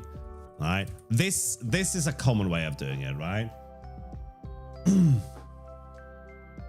I don't think you have much of a choice, right? Because there is no way to do this, right? There is no.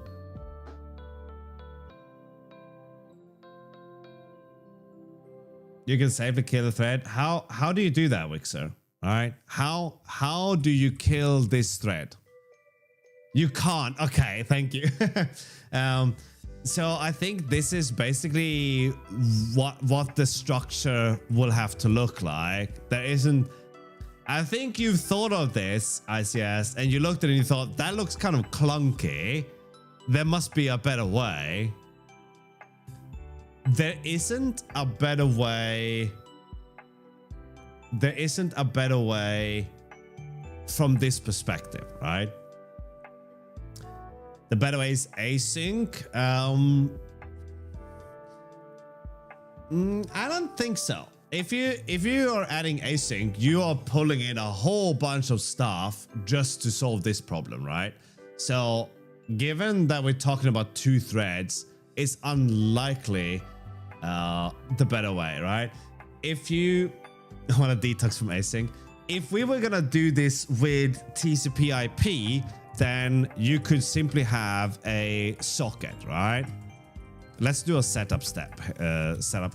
Step here first, okay?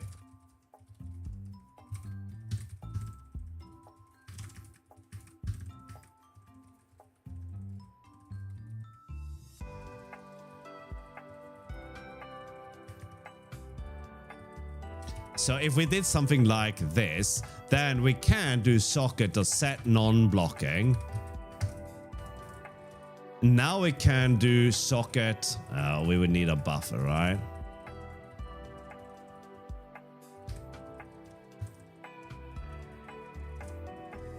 I don't know what you need, right? You need a socket.read. Okay.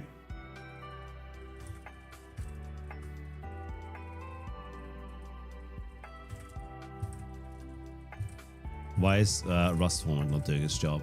But here we go, right? So you can match on this thing, and if it's okay, you get a number back. If it's 0, then socket closed, right? Actually, you should probably just, I don't know what you would do there, right? Here, you can deal with the socket. If you get an error,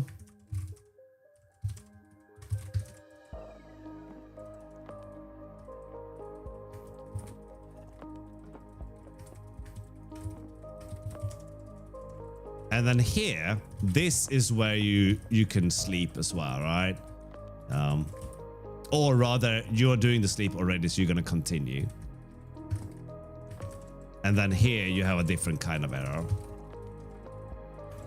Right?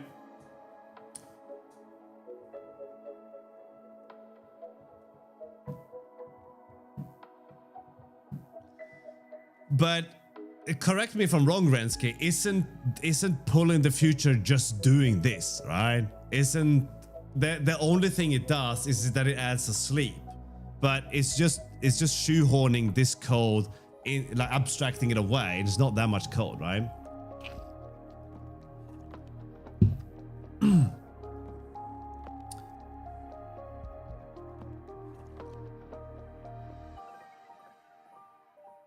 Not if you're getting away from async. That was the whole point, right? ePull. Now, then you're stuck on Windows, right? Black hole share. It seems a bit dodgy to me, right?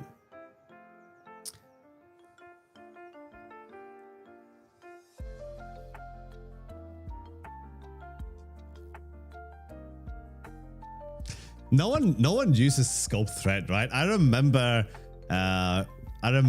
when scope threads were a thing, right? And everyone was really excited, but no one's using scope threads in Rust.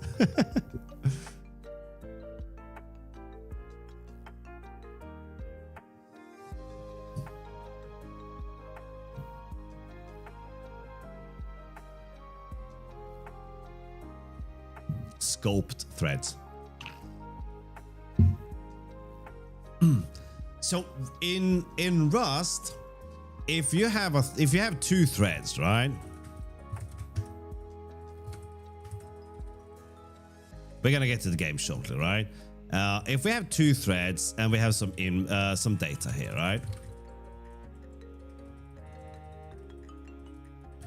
And I want to print out the data here and here, right? We can't do this, right? But if we scope the thread, we can share this across both threads, right? So we could do this, right?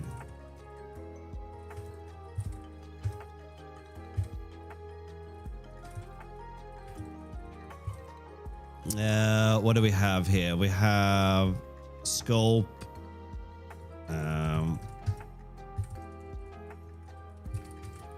And I think that's the scope, right? So you will change this code to that. And it works, right?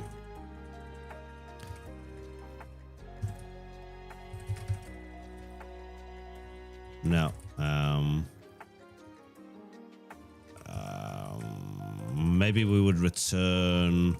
If I do this, that's going to be, yeah. So this will be a handle.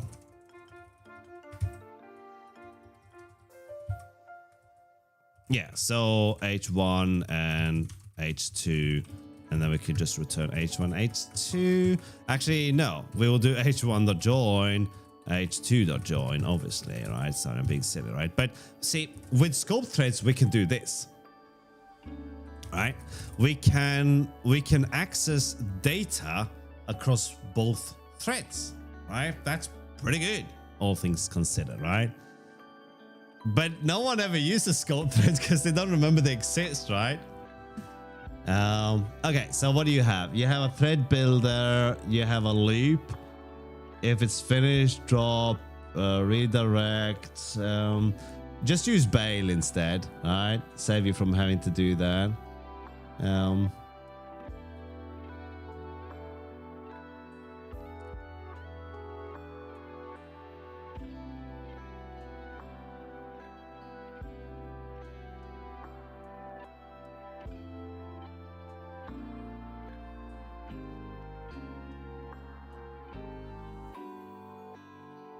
There's a lot going on here. But you have a stream, so you can do the try read. You can do the blocking read, or the non-blocking read, right? So all you have to do for the redirect server is set the stream to be non-blocking, and then take a quick nap, right? So you set it to no blocking, and if it fails to read where the error kind is would block, then you just take a nap, right?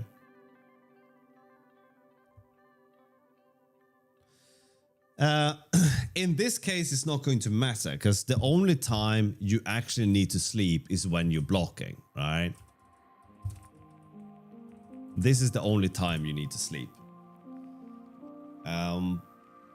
So you're sleeping when there is no data to be read. So nothing is going on. And 20 milliseconds is not gonna feel unresponsive. You won't feel at all. As a matter of fact, if you're building a conventional way of building a client using multiple threads is to do this, right?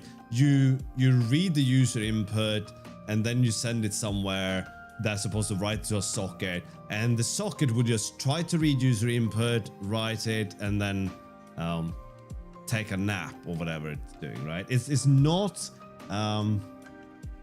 it's not a problem to use to sleep, right? If you're building a server with lots and lots of connections, you probably shouldn't use threading in the first place, but then sleeping is slowing down everything for everyone.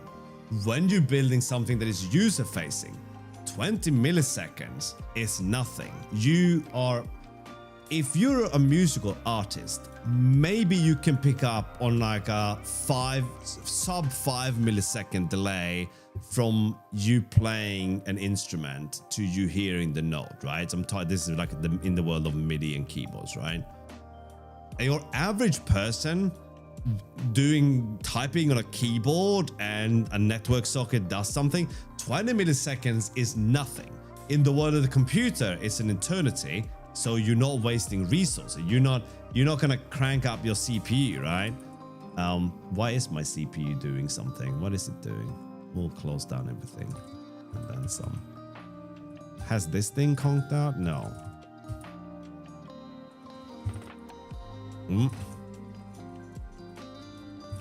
I don't even have HTOP installed. System. Oh, wait. Was that Bunny? Bunnybot is going nuts. Okay, so Bunnybot is the comp. Oh, there we go. Okay. Yeah, I have to finish that project, right? But the long and short of it is, when you have client facing, Sleeping is not a problem. Server, no sleep. Client, sure. You're not going to be able to tell the difference, right? Not at all. Right. Quick break.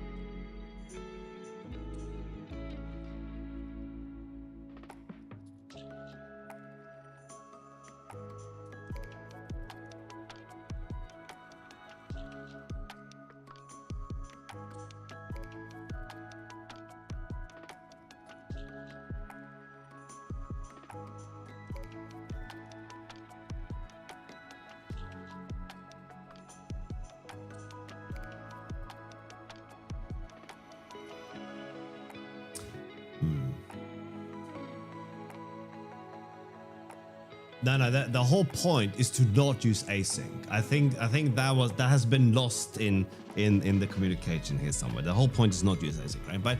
But like the only difference between doing the sleep like that and using something like epoll is that the kernel will wake up the file descriptor. It'll be like, this file descriptor with these interests are now ready to have these operations performed on it. And sleep is more like saying, I'm gonna wait and try again, right? So for your client-facing application, there is no problem with the sleep. It's a very standard way of doing. It has been done like that for many years, and there is like, you could write abstractions around that, but there isn't really anything else you can do, right?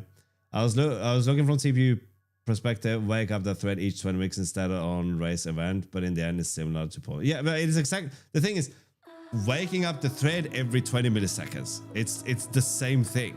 You would end up having a thread that will wake up that thread, and then that thread would sleep for 20 milliseconds and then wake. So thread A, or the waker thread, will wake up thread B, and then thread A will go to sleep for 20 milliseconds and then wake up thread B again, right? There is no difference, right? You're getting the same result, more or less.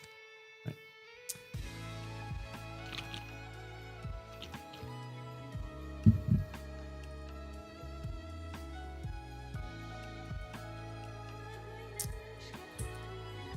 Okay, so where were we? We were looking at the client.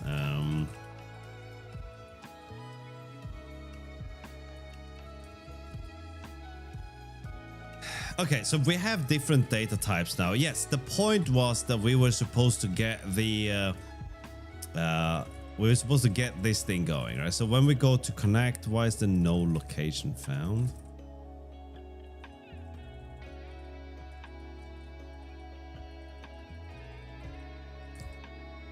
So this is the is this gonna be the TX then? I don't know if that's true. That might not be the right thing. Yes, this is not the right thing to do, right? And strange thoughts. They're all normal, okay? For a growing boy, your thoughts are normal.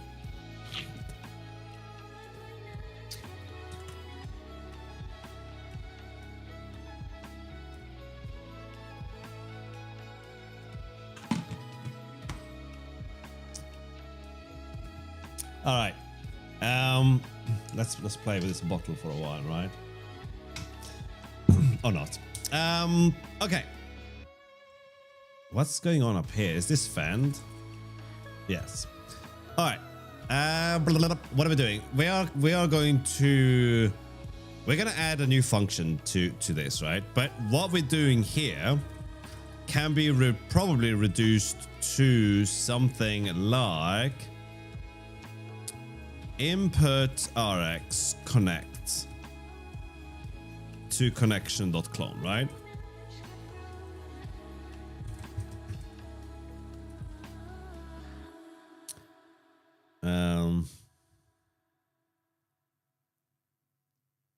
Wait, not the RX.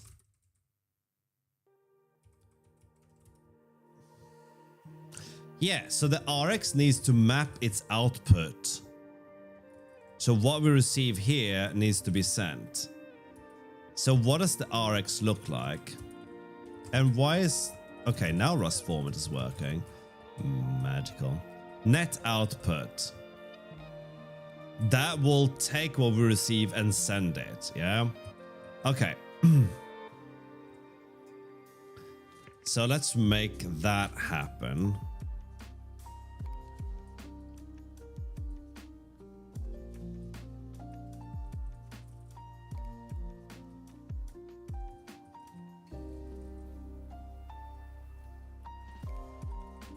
Wait, why is this happening?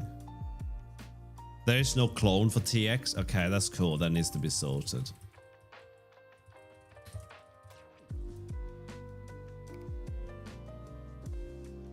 We could even clone the net input, couldn't we?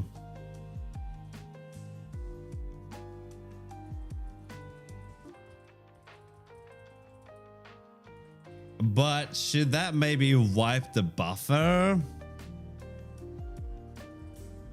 I don't know.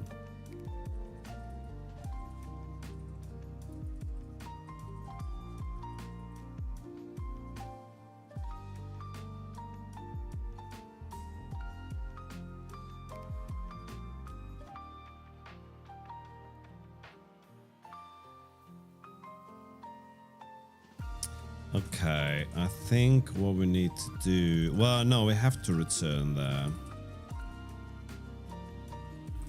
Alright, we can comment that part out then. Happy Friday, Pigeon. How you going? Alright, it's been a hot minute, hasn't it? So, the TX is supposed to send inputs. So what the RX is supposed to do is going to read the inputs and then write them to... It's going to read the inputs and then write them to a...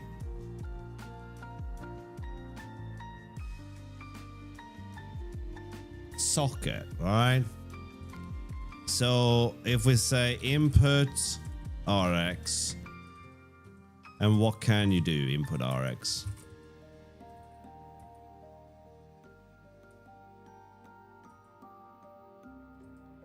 What is this used for? I don't think this is used for anything, is it? No, I think we're gonna get rid of this thing here. Yeah, that's fine. So we create the unbounded, and then the RX is supposed to be net output. Yeah.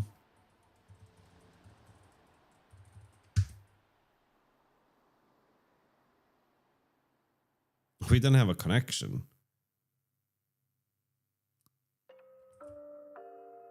We have to get the connection first. Ah, that's why. So we can't do input RX net output here. We have to do that here. Okay.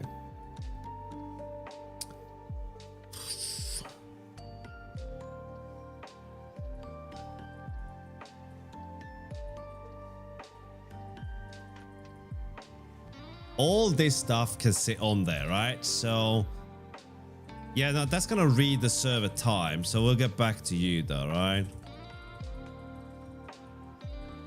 This is a thing, yeah? This will give us a net output. Input writer. probably needs to be mutable, right? Mm-hmm. Okay. What can we do with our net output? Probably launch it to do something, right? We can call run on that. Is that gonna be correct?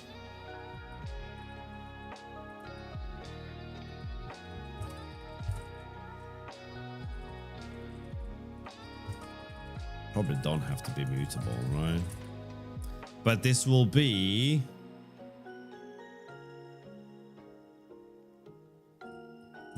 what do you need? Oh no, that can only write data, right? But that's okay.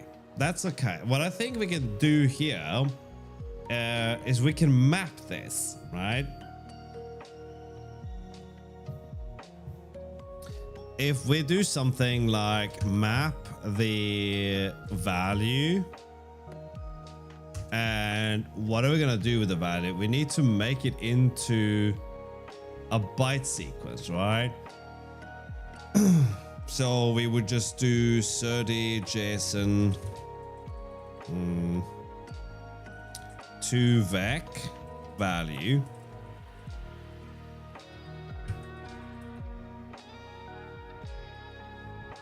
That could work, right? That's a thing. Let's make that a possibility, right?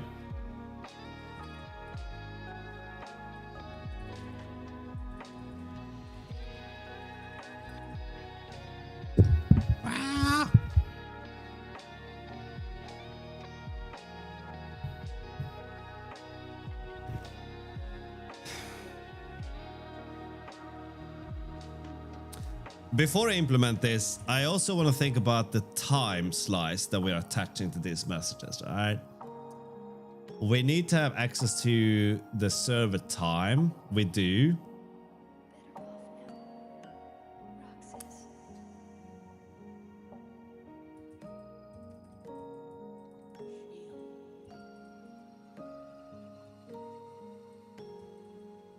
Why is this after a loop? Oh yeah, because we're reading the data, damn it. Okay, that's what we're doing. So we got the server time, that's our offset. And then we have instant now. But can we do that minus?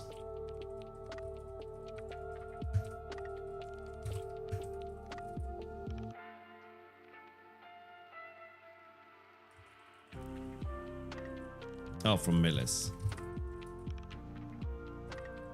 So this is now an instant. That is server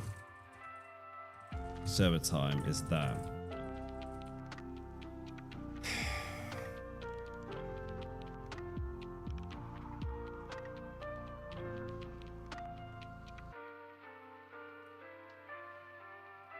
It goes all right, Alan. How you doing? I am positively bristling with excitement and a dire need for a second coffee, which isn't great.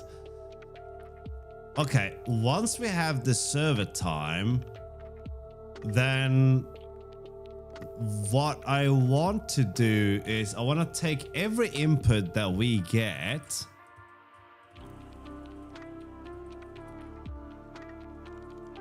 and then I want to map this, right?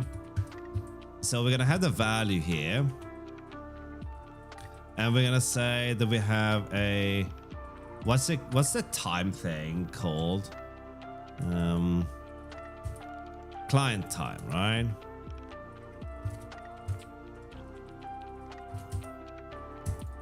And that one has... oh no, it's a time entry that we're sending, right? But then we're no longer dealing with a pool. Ah, but then are you experienced in making coffee otherwise then, Alan? Do you have like a mocha pot or whatever? I always think they are great solutions to things, right? Local timestamp is actually what the server time is offering us, right? So we have the value and then our local timestamp. Maybe we just do a new here, right?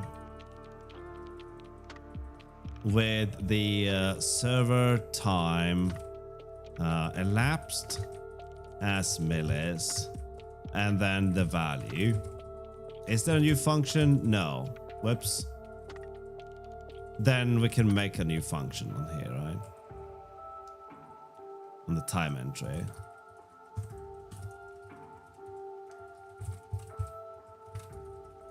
Whoops.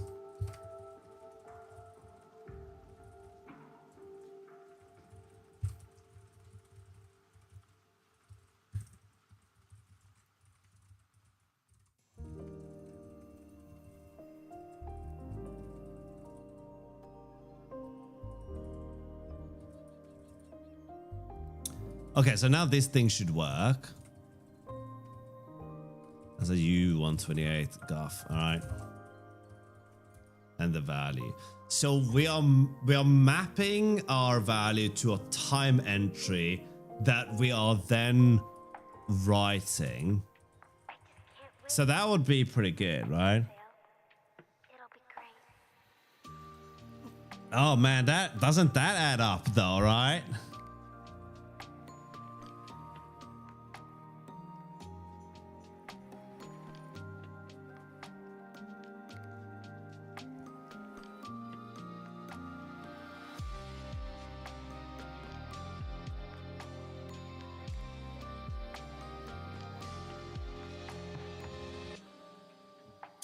Okay.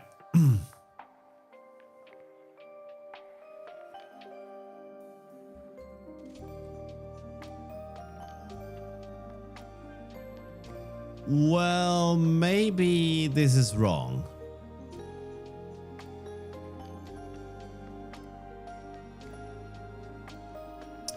Yeah, this is wrong. We're supposed to write all our data, not just one at a time. So in this case, we get input and then we write that. But in reality, what we want to do is want to read a bunch of inputs, then write all that, right? So we want to write a whole list of inputs instead of a singular one, right?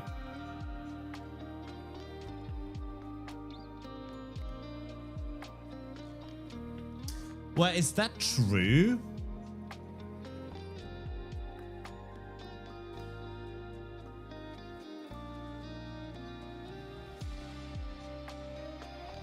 Maybe. I don't know. I don't know now.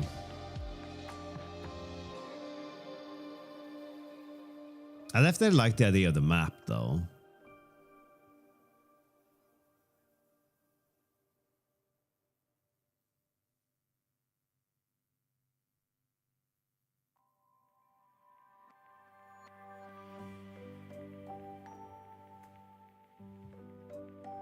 But I'm a little bit unsure here, right? And what I'm gonna do.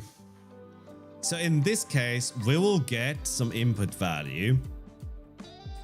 And then we create a time entry and we stamp it with the server times timestamp when this entry was generated, right? Well, minus the microseconds or whatever it takes for the entry to arrive there. But yeah. Maybe don't bite your nails when you're streaming. Okay.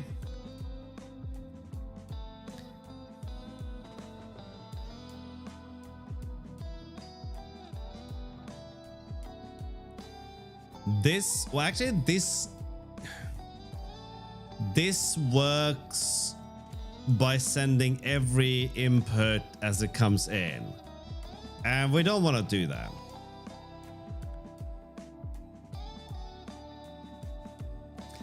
But I think what I want to do is make this like small units that I can spawn, right?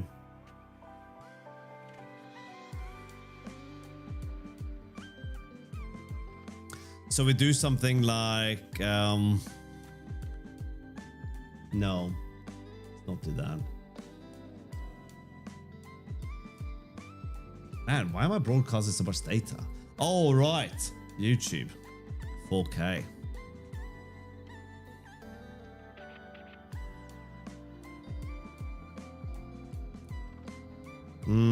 Design choices.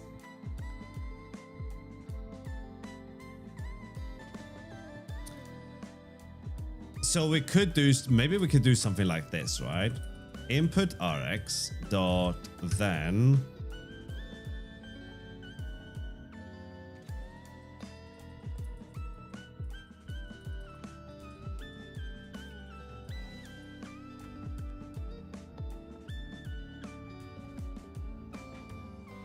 if we want to be able to queue data, right? Input rx dot then we have the value.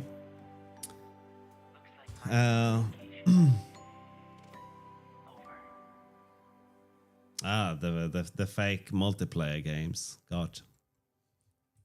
And then we would take this, and that would be what we do with the value.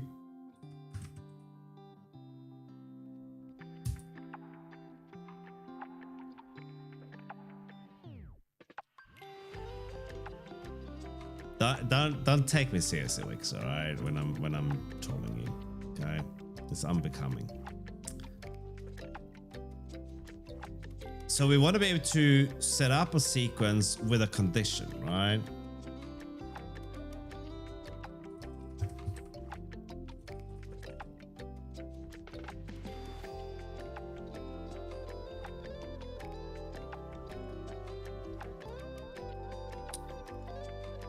I can sort of see how this can work as a connected collection.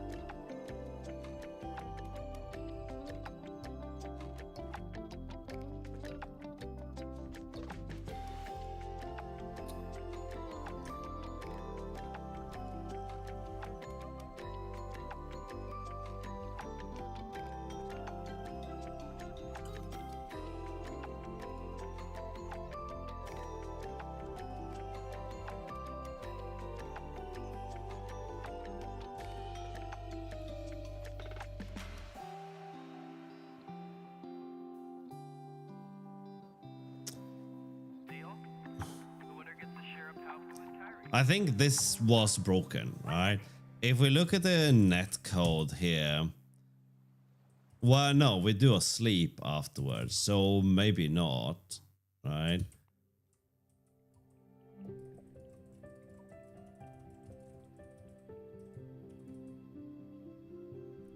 We could do this.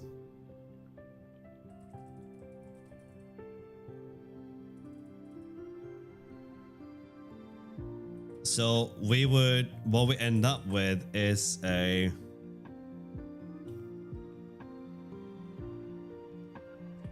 it's gonna be a time thing and then an interval on that. I think that could work. Okay, I think I have an idea. And it's gonna be a very cool idea. And you're gonna love it. No, you're not, but I will. And that's all that matters, right? So if we take our time slice collection and wire that together with an RX, then, and we give it an interval, then we have all the things we need that we can just spawn and it will just run and do its thing, right? That could work. Yeah, you're a genius. Thank you, thank you. What? Okay, so client time. That's an entry.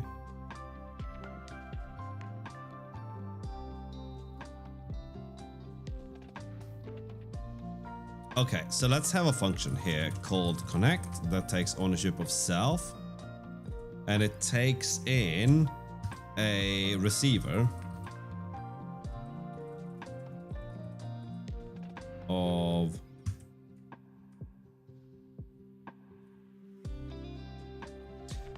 of T.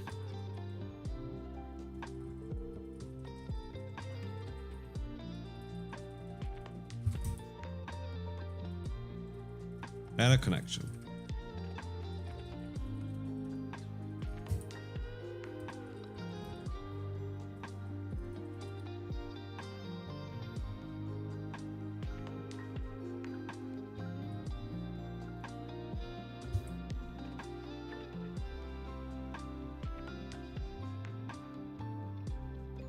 Okay.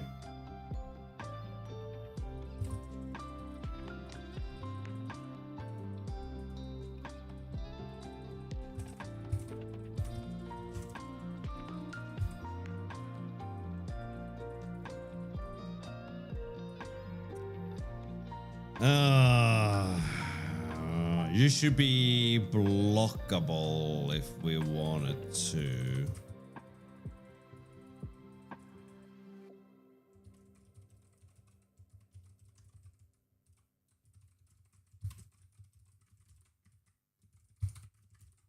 Yeah.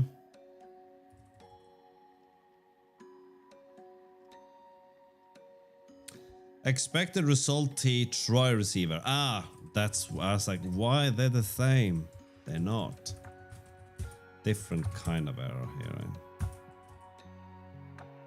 Okay, so we can now call receive async.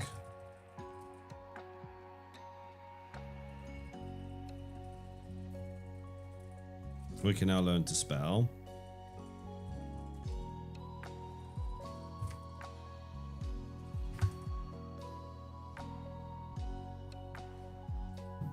We also need a server time for this. Oh my god. Who doesn't, right?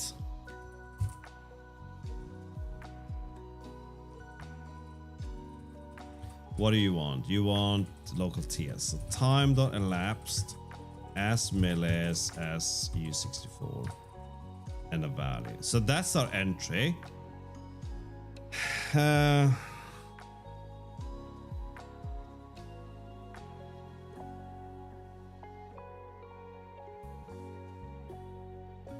No.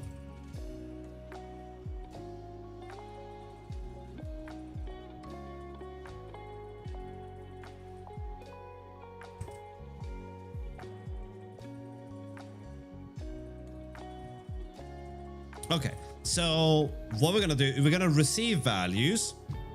We're gonna try to receive values, and when a certain amount of time has passed, we're gonna dump all the values. All right, that's the thought here, right? So we'll try to receive values. We do this, right? While let's okay, value equals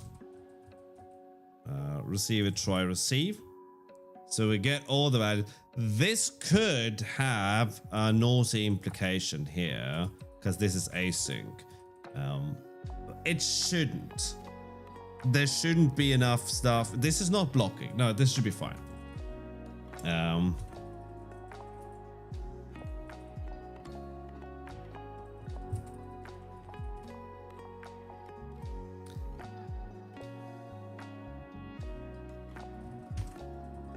Like that. This is already doing this, right? We just have to pass this in.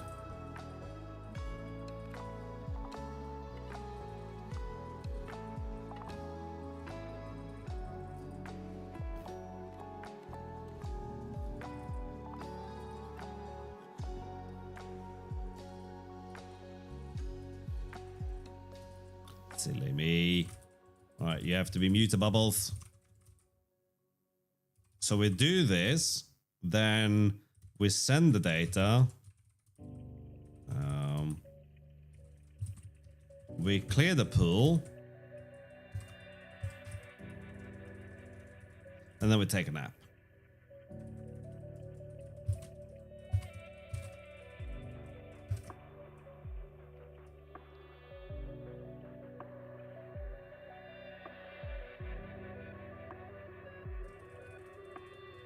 We need to give it a duration, but we'll do this for now. Do we not have Tokyo in here?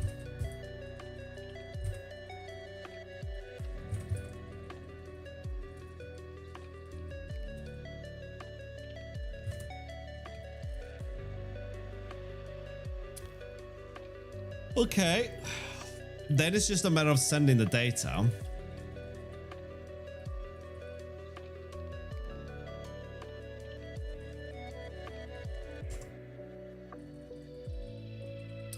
Okay, we are going to make a generic serialized deserialized function here.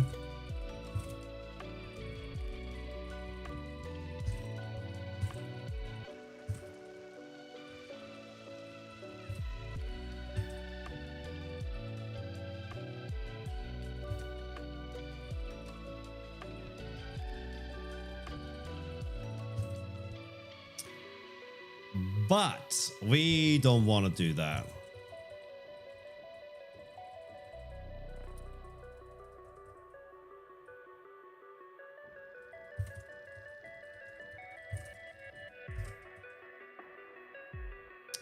Can we do this? Hello, Karatai. How you doing?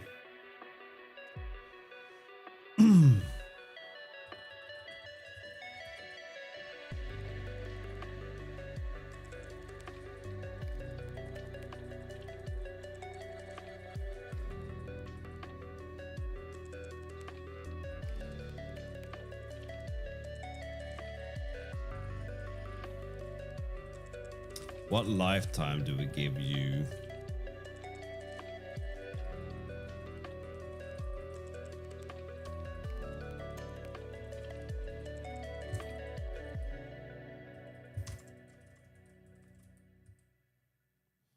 Okay, this one is a little bit finicky because I don't think Serdi can do this, right? How you doing, Celestial?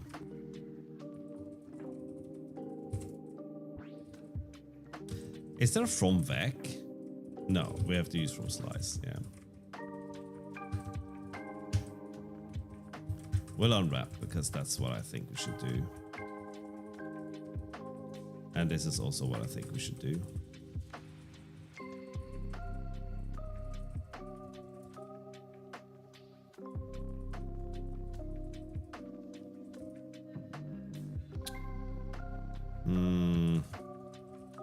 Well, this one, so we can do owned then, right? That's not how you spell owned, right? Doing good, just waking up. Nice. Hope we're not in the same time zone, otherwise it's a little bit embarrassing, okay? I jest.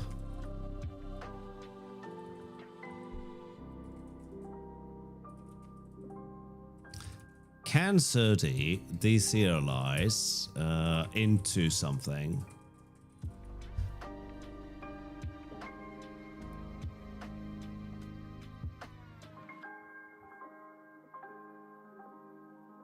To writer. Yes. So we pass in a writer.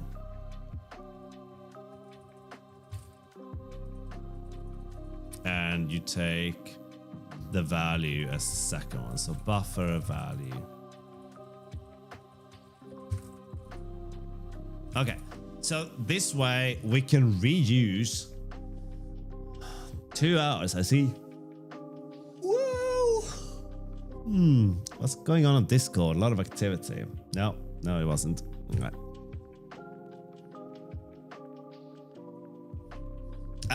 Okay. So we can now serialize into and deserialize. We can also do serialize to get an output of bytes.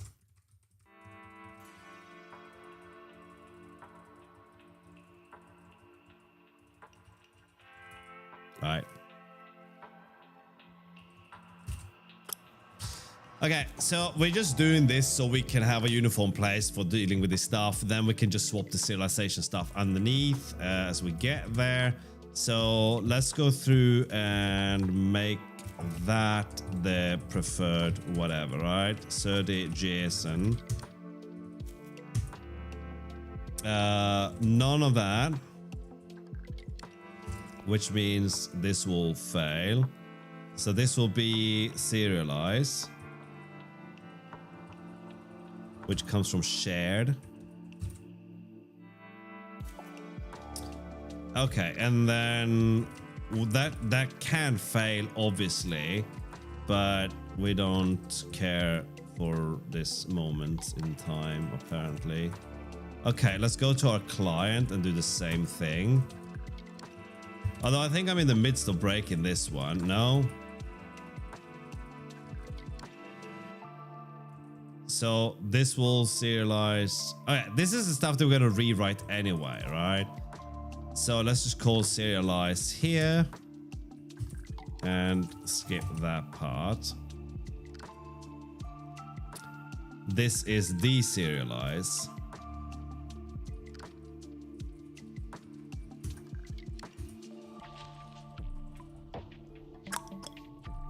And that is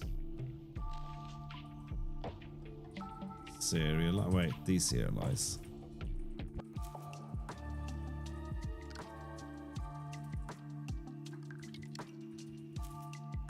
Yeah. Okay, cool. Okay. Back to our crazy time malarkey, right?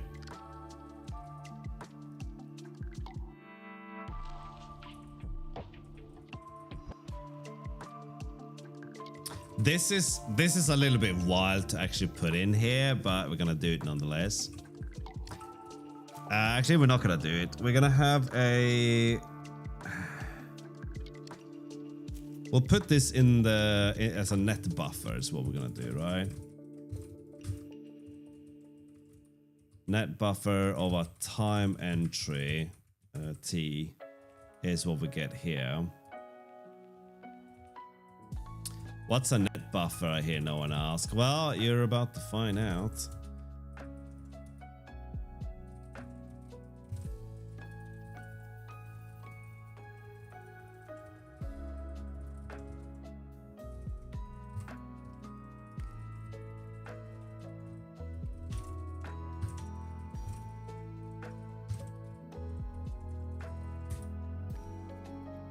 Okay, so inside this one, we're gonna have something.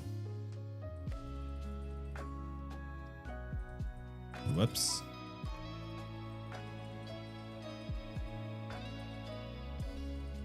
Let's take that out. Let's say the T's T here and panic here. So we can fix all the issues now. Wait, what?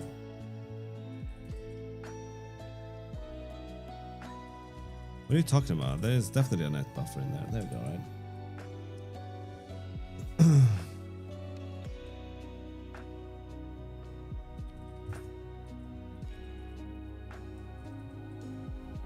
How many do you have, Skylar? I can't see that. If you type none, followed by your name, capitalized correctly, you can see how many you have. I guess maybe just top will show. Whoops. Whoops. There we go. Yeah, you're not quite on the list yet, but if you just write none with your name as a string, then as a string literal, then you can see how many you have.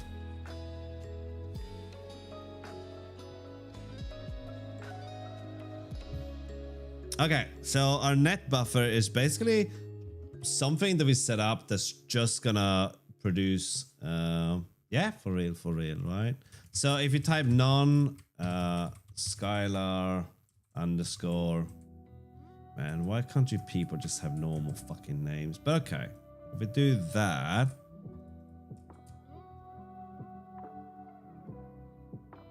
I misspelled it, right?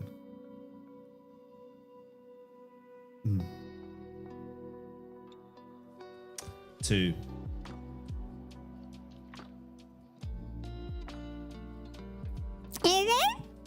All right.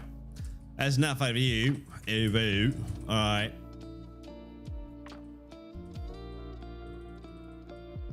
You had way more?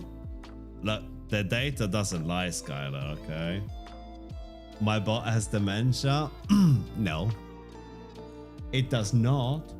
But maybe this happened before we stored everything in a database, right?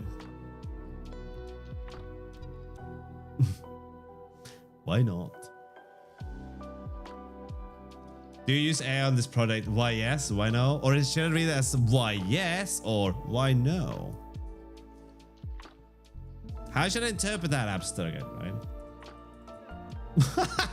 Nice, Skylar.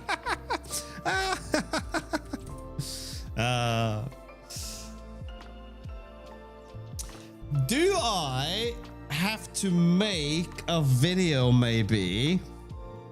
Because I get this question a lot. And I feel like every time I bring up the conversation, I remove more and more information from the conversation, making people even more confused and or agitated, right?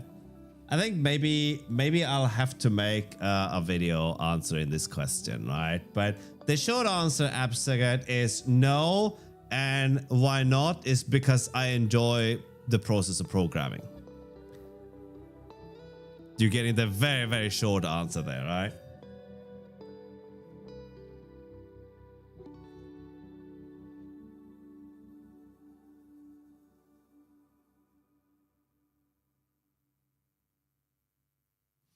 Now, if we stick the time collection in here, if we put this there, then we can't do the same thing for the server. It's all good, Absterget, right? There's nothing wrong with asking that question, right? I get that question a lot. I understand why people are curious, right? But I always feel like there's a lot of information that gets lost there, right? Would you join the dark side for a project? The dark side of using AI for a project. If I was working for a client and they said you have to use AI for this, then that's their prerogative, right? But they are paying for it, right? I'm not giving Anthropic any fucking money, okay? For a stream series, what would the series be, Verse Warrior, right? What would it be? I did a thing with another streamer, Marek Counts, right?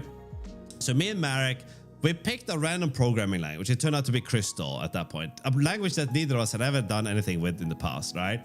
And we had the same task: build a web server that returns the number of I think it was like the number of requests, right? So it basically was a hit counter, right? And he implemented his using AI only. And so the rules were this: he can only use AI, no documentation. I can only use the documentation, right? So I was sitting there with the standard library and the Crystal documentation, and he was there with some version of ChatGPT, right? Non-native programming. For streaming, it would be no, it would right? Like I sometimes I hang out with streamers who use AI for the programming, but I'm only there to chat with them. I have no interest in what they're doing, right? Like seeing a prompt just output things, there's no entertainment value in that for me, right? I'm not watching anyone solve interesting problems or anything. So the only thing I get from those streams is when I like chat with them mostly, right? So I like the streamer as a person, but I don't care about the content they produce, right? Yeah, that's it, right? The scope of the game would be as much as possible for 1 week. No specific features would be a 1 hour stream. I'm really confused by the wording here, Verse Warrior, right? You are certainly fighting the verse here, okay? The scope of the game, which game?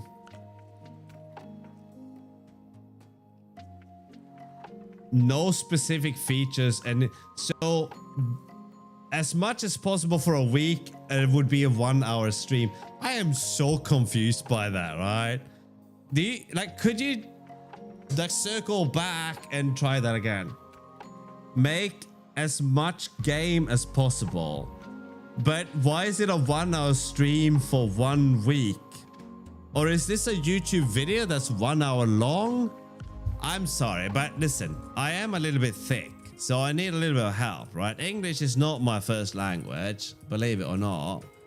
All right, so I need a bit of assistance now and then when it comes to reading and parsing the input. Okay, if we say that the net buffer holds the client time, that's problematic because the server should be able to do the same thing. The server should be able to have a net buffer that points outwards, right?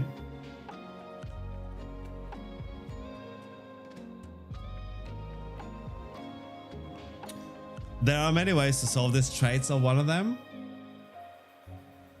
So if we do, but anyway, okay, so let's just write this thing, right? I meant having a fixed list of features would end really quickly and you'd have an unmaintainable binary problem. But the thing is, it's not, there are a lot of things, if I wanted to do things just for clout, right? If I just wanted to get viewers, then first of all, I should stop doing this. I would, what's going on there, right? I would lie a lot, make shit up, and then I would be pestering other people with a camera and a microphone, right? That would get views, right? If I just go and throw a rock through a window, that would get more viewers, right? If I did unhinged, borderline criminal, that's quite criminal actually to throw a rock through a window, right? But if I did stupid things like that would get views, right? Doing what I'm doing is not gonna get the most amount of views, absolutely not, right? So just for that, and the reason I'm saying this is because if I'm going to do something I don't want to do, I would do it to get viewers. I wouldn't do something I don't want to do to get less views than I have now. That would be mildly silly to do, right? I think there are people who will program with AI and they have their community, and I think they're more into chatting than not, which is seemingly what we're doing now, right? But that doesn't interest me. Nothing wrong with people using AI for their work, right? People are gonna do what makes them happy, right?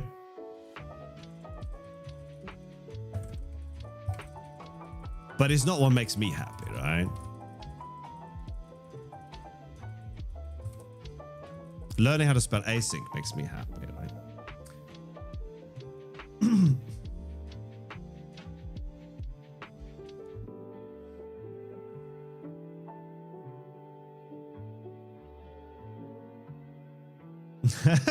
With an AOL address on it. The thing is, Leosoft, I saw the Louis Rossmann video complaining about like what Anthropic is doing and all that, right? Normally, I enjoy the ramblings of Louis Rossmann, right? But here's the thing. Louis Rossmann is yet another YouTuber who keeps talking about like AI slop, video slop, music slop, and then use AI to write code, which is also slop most of the time, right? So I think it's a little bit rich to sit there and create this. It's not all what he does. I'm talking about YouTubers in general, right? And I'm one of these fuckers, right? So to sit there and complain about AI use when like you spending time handcrafting your videos, sourcing music, you're doing all the work, and then some little bitch turns up and be like, prompt a video, gets 1 million views or whatever on that video, right? And they did zero artistic anything themselves, right? They just did that, right? Complaining about that and then sitting there being like, ChatGPT, program this thing for me, right? If you're gonna cosplay as an artisanal programmer, then let other people cosplay as video content creators then, right? Like, you can't have your fucking cake and eat it, right? You can't complain that people are using AI to make videos and music and then you yourself use AI to do programming, right? The people who use AI to make videos and music were the people who don't want to make videos and music in the first place, right? They just want to see the end result. In the same way that the people who use AI for programming, they never wanted to write the code in the first place. They just wanted the thing to exist, right? You can't really complain about one and not the other, right? There's like, no, either we have AI or we don't. You don't get to say that we should have AI, but only for this stuff, right? You don't get to decide what is being used for because that ship has sailed, man, right? Nothing wrong with letting your best friend Claude code for you. I've seen fake podcasts. I mean, like, it's no difference outsourcing your programming to an outfit in India or giving it to Claude. The only difference is that Claude's gonna get it to you a little bit sooner, right? But you're still talking about a form of outsourcing, right? So if you outsource your video generation or your programming or whatever, right? And we all knew that this thing is consuming a retarded amount of resources. I shouldn't say that word. It's consuming a stupid amount of resources, right? And it's not profitable. Look at Facebook, like back in the day. It was not profitable for so long. And what did they do to get profitable? They become the seediest fucking company in the world almost, right? Up there with Google and Microsoft and all these things. You shouldn't be surprised that all of a sudden you're paying Anthropic $500 a month. You're paying them $1,000 a month, right? And you're attaching yourself to this thing and you don't have the skill to not be without it, right? Sorry, you don't have the skill to be without it, okay? A lot of programmers who started using, they didn't like programming in the first place. They started using AI to do the program for it. If we take the AI away, they can still come back to artisanal handcrafted programming, right? They can still start writing code and do the thing, right? But people who were never programmers, who are circumventing the learning curve because they're only interested in the output, they shouldn't be surprised when companies like Adobe, Anthropic, Google, whoever it is that's in the process of doing you in, don't be surprised when they do you in, right? That's like, oh man, I did something and people got angry. What did you do? I punched someone, they got angry. Like, I raised the price, people go, no, we don't. That was, okay, hang on, scratch that. That was a really stupid analogy where I was going with that, right? But being surprised when assholes do asshole things, that's on you at this point, right? We get surprised if Mozilla sells all our personal data. We don't get surprised when Google does this, right? If Mozilla accidentally leaks your data, you'd be like, oh, you're supposed to be privacy concerned, whatever, fuck you. If in tomorrow's news, Google has been installing cameras spying on you when you shower and selling the, you'd be like, ah, it's another day in the Google HQ, right? Google doing Google things, right? I said streaming on their platform, right?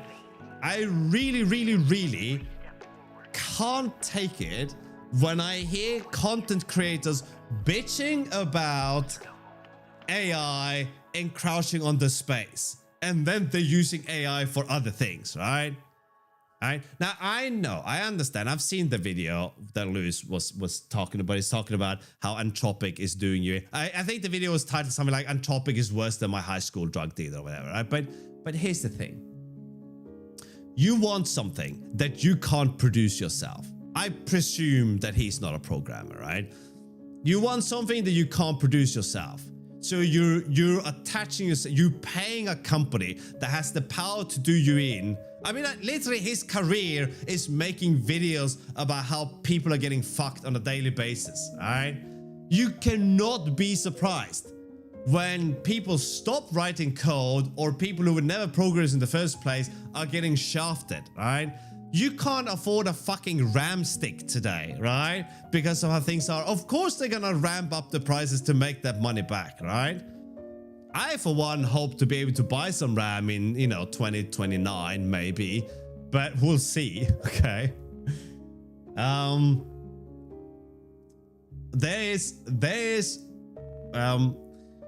think AI has given people the illusion that they are doing something, right? It's given people the impression, right? That, oh, I have not a musical bone in my body, but all of a sudden I in my own space without another human being can somehow have music that didn't exist before, although it came from somewhere, right? But so I can sit there and like prompt and be like, oh, I'm a musician now. It's like me and Taylor Swift. We're like this. That dude she married, what a nerd. Oh, I'll take him, right?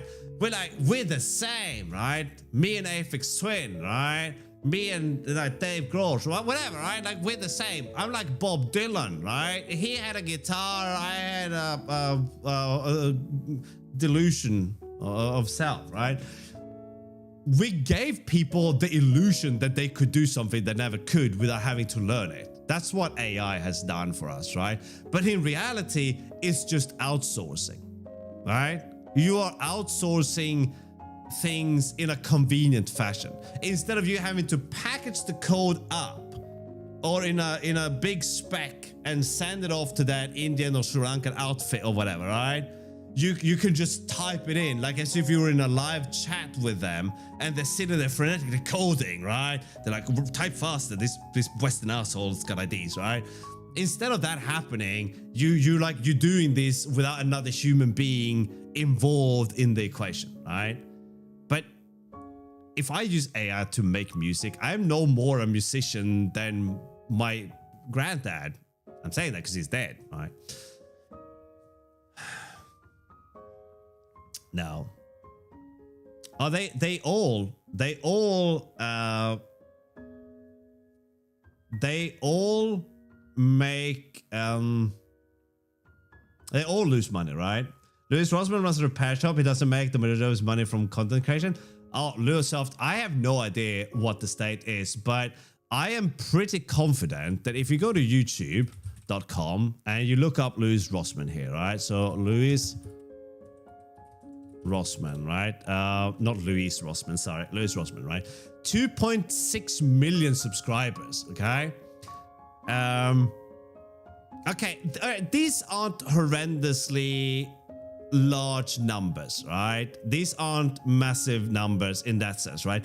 But a singular video that has about 1 million views or whatever can net the content creator about 40,000 euros, right? Something like that, if I remember correctly.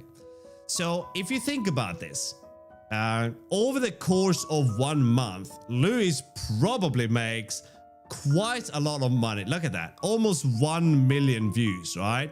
This video alone probably made him $20,000-$30,000 or whatever, right? Working in a repair shop, I don't know how much money you rake in per day fixing. I doubt you charge a client £20,000 to fix their iPhone screen, right? Again, I don't know, but, and you never said this, but I think downplaying how much money is being made through content creation is probably a little bit, no, he makes loads of money through his videos, right? Unless he specifically donate every single penny he makes, or I don't know. But from where I'm sitting, what I'm seeing, I imagine that he makes quite a bit of money every month on his videos. People who create AI music claim to be a musician. We're going through some crazy times. It's not just about programming. No, but that's what I'm saying, right? But here's the thing. I sound like I'm gatekeeping now, and I don't want to do that, right? If you're sitting there and you type in like make me a song about Rust programming in the style of Bob Dylan, right, or Billy Joel or whatever, right, and this thing produces a song, you listen to it, you be like, this is so funny, right, I love it, and like, I'm a musician now. I'm not gonna say that you're not a musician, right? If you wanna make that part of your identity, I don't care, right? You do whatever you do, right? It's not like, it doesn't cost me anything that you look in the mirror and be like, that's a musician right there, man. I'm gonna just get a cap and like, I'm a musician, buddy. All right, it doesn't bother me, right? Like, you do that, there's no skin off my back, okay? If you sit there and you prompt and you generate code and you say you're a programmer, you're a programmer, right? I don't care how you solve your problems or how you identify or whatever, right? It's what it is, right? But that doesn't change the fact that AI has given a large group of people the ability to have an output they didn't bother learning to produce on their own, right? So when you tell someone, hey buddy, you can be a musician now, and they're like, oh, yeah, and they go, it's gonna cost you $10 a month, and they're like, for $10 a month I can be a musician? So instead of learning to play the guitar, which takes years, I can just spend that time working, making more money, use that money to pay the $10 a month. So I'm kind of profiting here, right? I get to be a musician. I don't have to put in any of the effort. I can spend my time making money over here instead.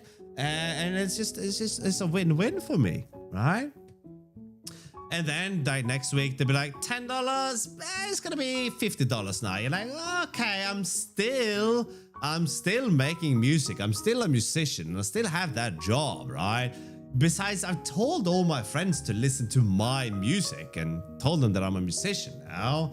And then 2 weeks later, it's gonna be $500 now. You're like, if I don't pay, I'm no longer a musician. This is problematic now.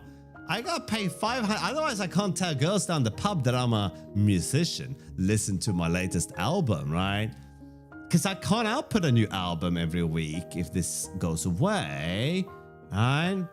It is problematic. We have given people the illusion that they can be something without putting in the effort, right? I'm a firm believer of being a delusional person and think that you can be anything you want to be, right?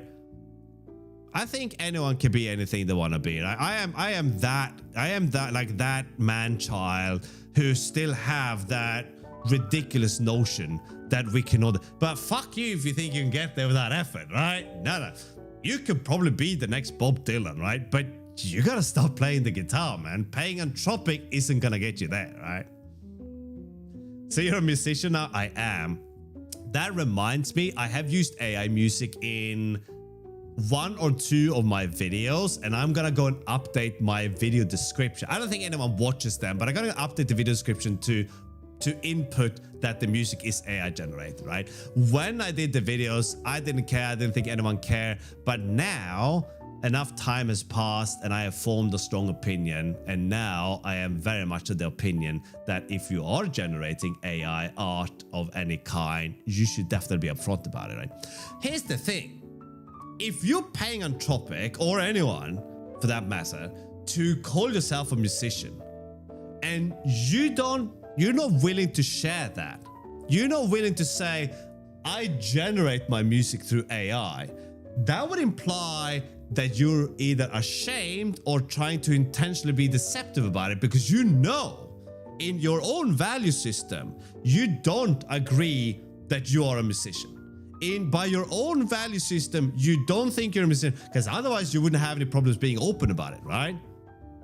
It's like you're a closet AI user in that case. If you don't dare to be open about it, then you consider it to be wrong in some way, right? There are flaws to this argument, right? But it's not quite the same, right? So I think if you're using AI to make music, then be upfront about it, right? Say, oh yeah, no, I have no idea how to play any instrument. I have these guitars for show. I just prompt some agent to do it, right? Ah, you're not a musician. You're a music outsourcer then, right? And because it's own instrument, some people will still suck and give up. I worked with Dylan a few years back. No way. Learn how to play the guitar a little, sing badly, and act like a self-absorbed video and ass. Yeah, I think the thing is, I don't want us to gatekeep people from their identity, right? If you generate art and you call yourself an artist, then you probably are somewhat delusional, right? I think, right? But I am not going to tell you that you're not an artist, right? I'm not going to take that away from you. If you feel happiness and content from being that person, then that's all I want for you, right? I just want you to be happy, to be content in life, and that's good. All right. If you do that by paying Anthropic a $10 a month, well, with the moral and ethics of is a different story. But I'm not gonna fault you for that, right? That's just you being you, okay? There's nothing, I'm not gonna take that away from you, right? If someone like Suno had finite control, you probably have the right to call yourself a musician. Once you get the profit of that musician, then you're a magician. Now, I think where things are complicated, like I'm trying to be very political here because we are talking about people, and some of you are watching this and you're like, I use AI every day. Some of you choose to, some of you have to, and I don't want you to feel bad in any way or form. I don't want you to feel like you're not a programmer or an artist or whatever it is, right? And besides, I'm just some random asshole. What the fuck do I know, right?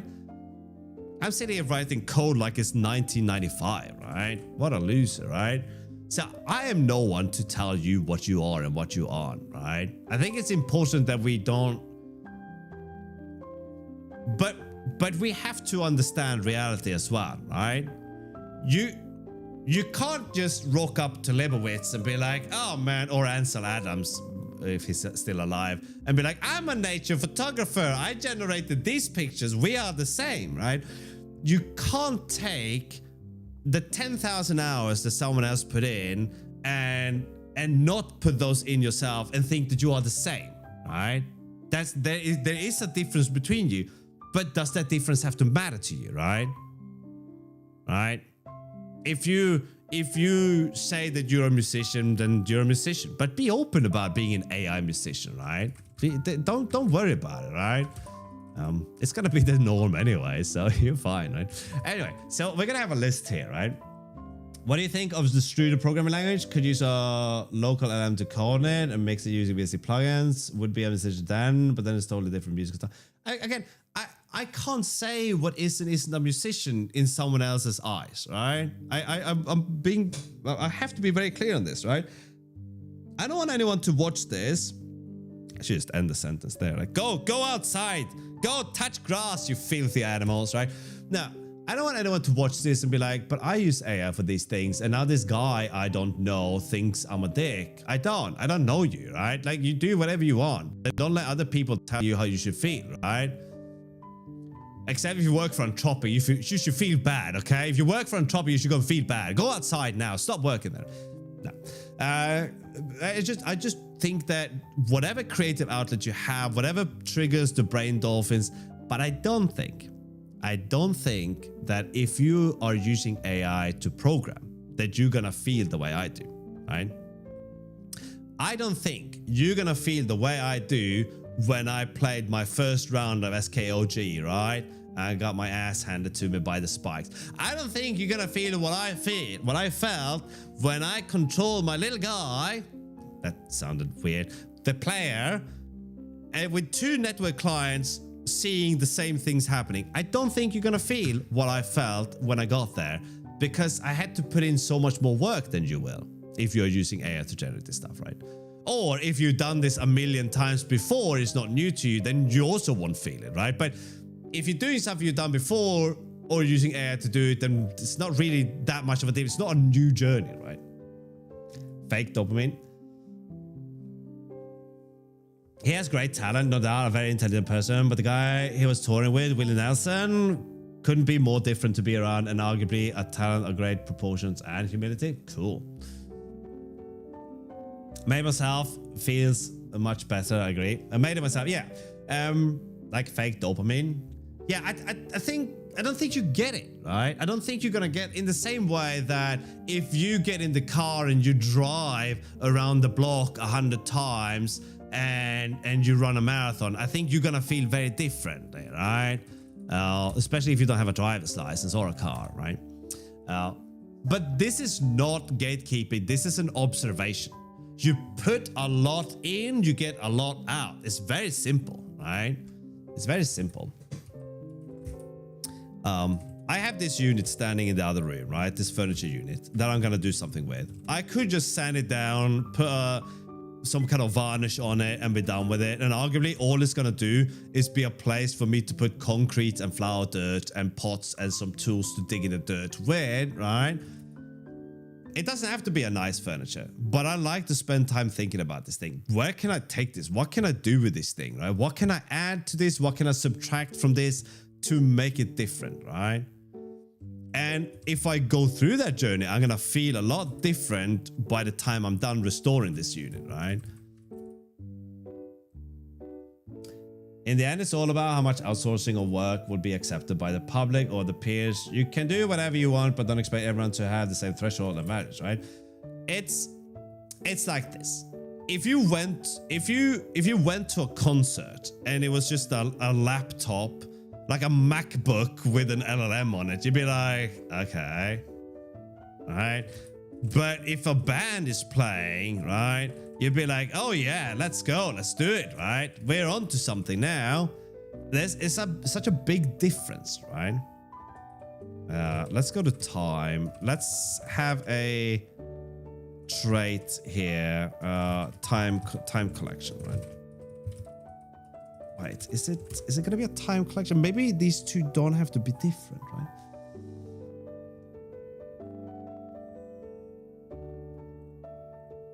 If we normalize the scrape and train and they succeed in keeping the lion's share of the AI device holding in service, that's the end of human intellectual endeavor in the long run.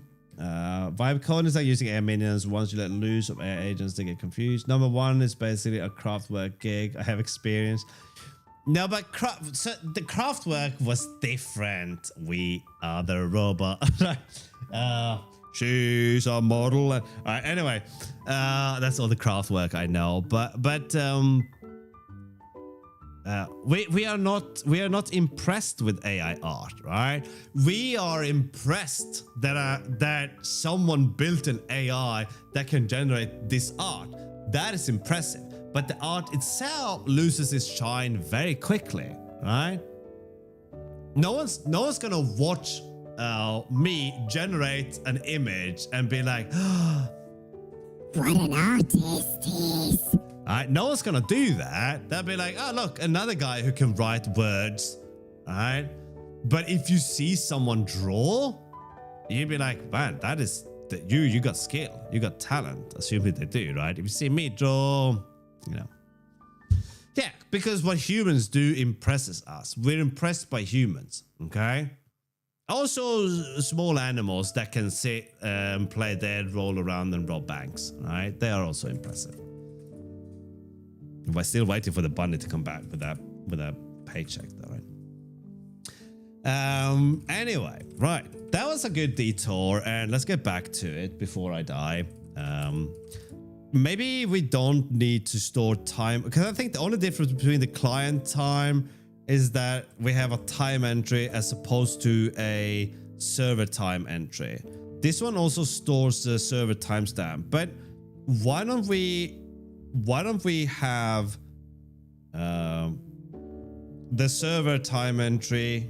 No, sorry, this is different. The server time be the same as the client time, right? Why don't we make this into the same thing, right?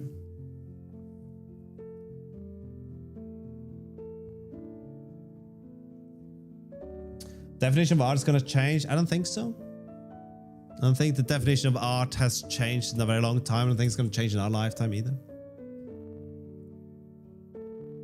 I mean, because you can't define art, right? It's as simple as that. What do you define as art, right?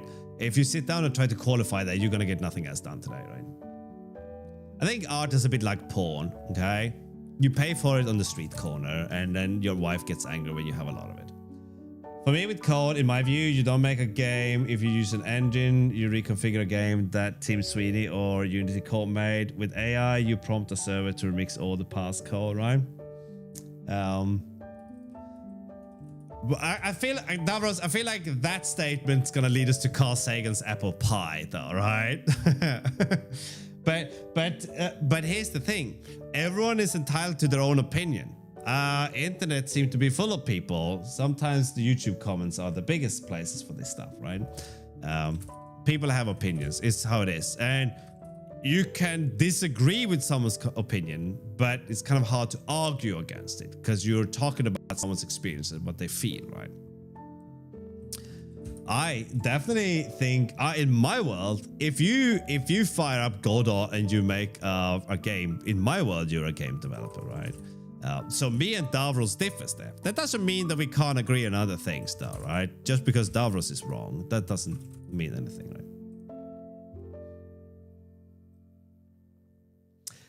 Making games with engines was already too easy. It's gone from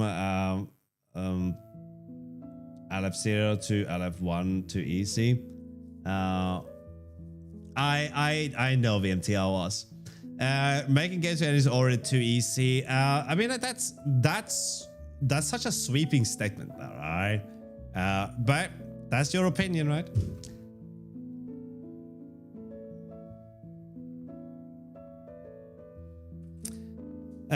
Okay, so maybe we don't do this, right?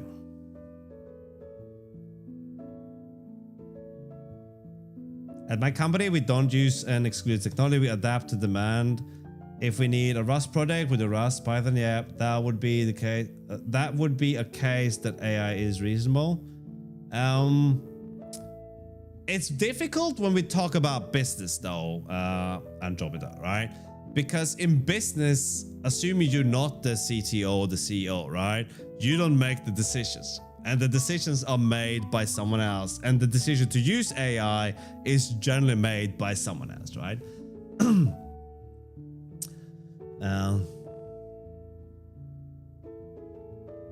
Being technologically flexible is something that people can. Some companies can afford to be. Some companies cannot. Mixing companies and people there, right? Okay, I need a quick wee and another. Should I have another coffee and then we're gonna get programming, right?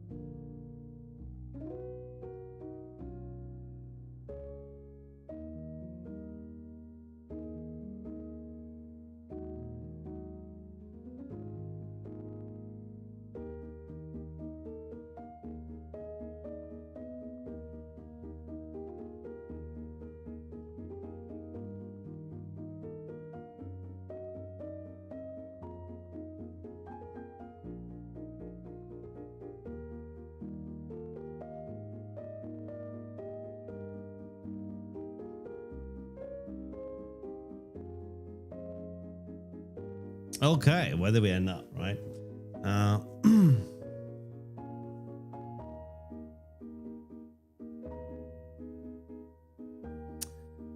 All right. Hello, Robotic Rays. How you doing?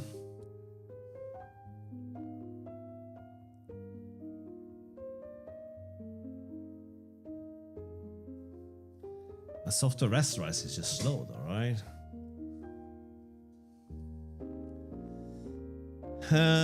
Right.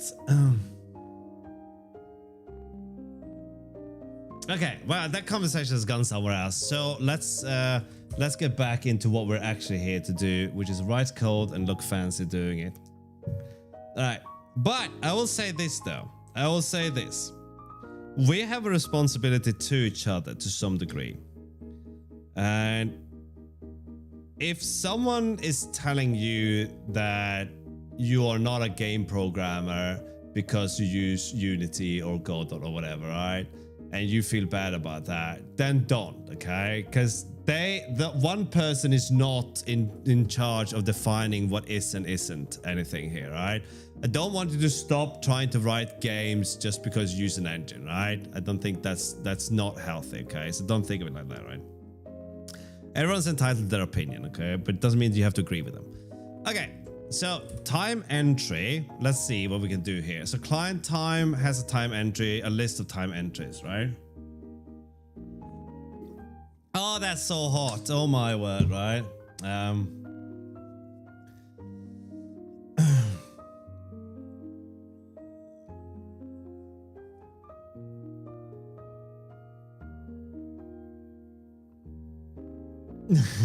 No, VMT. User control and winning condition makes your game program. What about games that don't have a win condition? Okay. Right. What's the thoughts here, right? It's to build these primitives that we can wire up, right? Oh, don't fall for that. Just let it cool down. So where are we? We have data that needs to be, well, okay, let's start, but maybe the time entry itself is kind of meaningless. We need the net buffer instead. The net buffer is more meaningful, right? And here the net buffer could just be a time entry if we wanted to, right?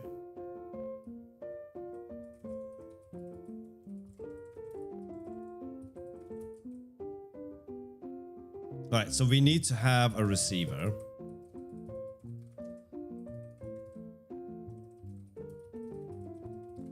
And also, that's an RXT, I think, right?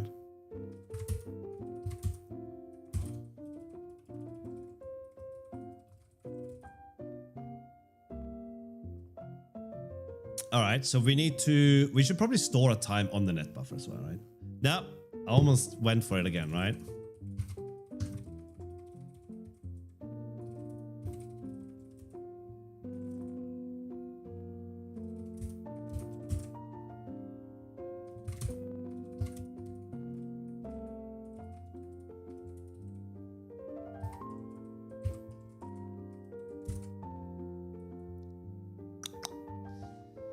Okay, so this is what we need to do, right? We are keeping our receiver as a queue. We can do one of two things. We can keep the receiver as a queue right into it, or we can keep the receiver as an intermittent queue that we drain, and then at a later date, we drain the intermittent buffer, right? Is there any value in either? Well, we are probably gonna have to write something into self either way, so there's not really a big deal. Okay, so why don't we say that this is a vec of t for now, right?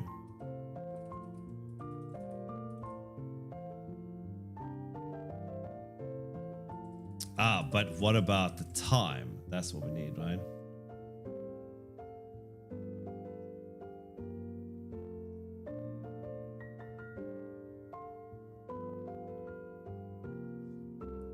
But Skylar, you don't have to accept the premise, right, of someone else's opinion. I'm just saying, though, right?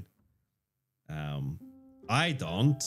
I like Davros, but I strongly disagree with what they're saying, right? I think there are so many holes in those arguments that I don't have the time or the crayons to patch that up. But it's someone else's opinion. They're entitled to them, right?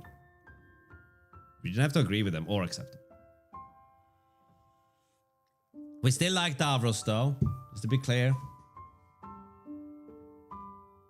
You just want to hate an AI. Whatever makes you happy, Skyleby. Burnt mince or else.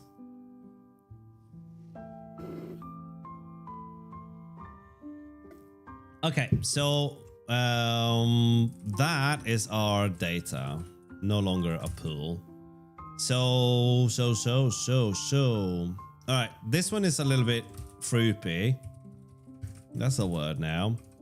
And then here we're going to serialize self.data.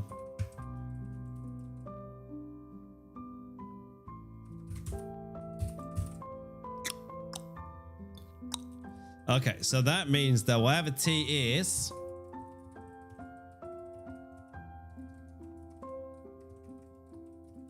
it has to implement serialize, right? Okay, the only thing that we're missing now is this part, right?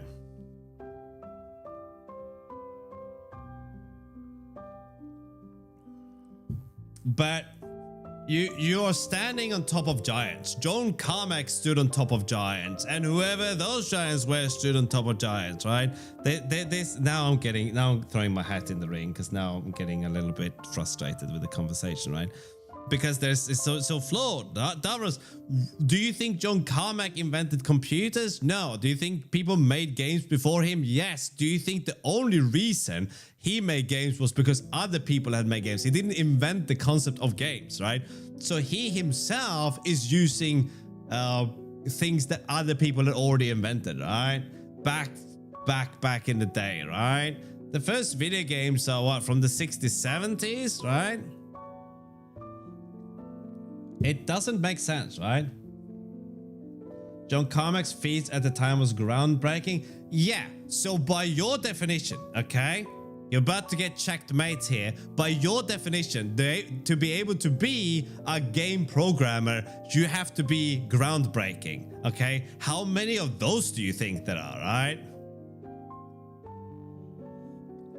Checkmate. Anyway.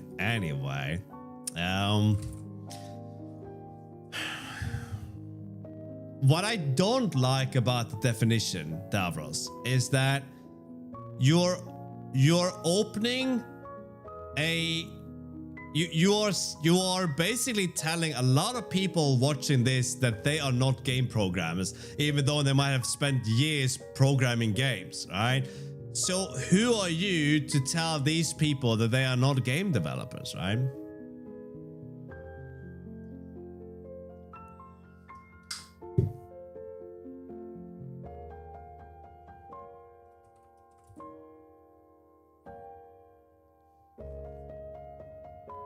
Okay, so if we get a value, we have to store this value somewhere, but we are supposed to attach a time to this value. Unless we only send timed values here. Maybe that's what we do. So by the time we get the value, it's already timed. Okay, that could work.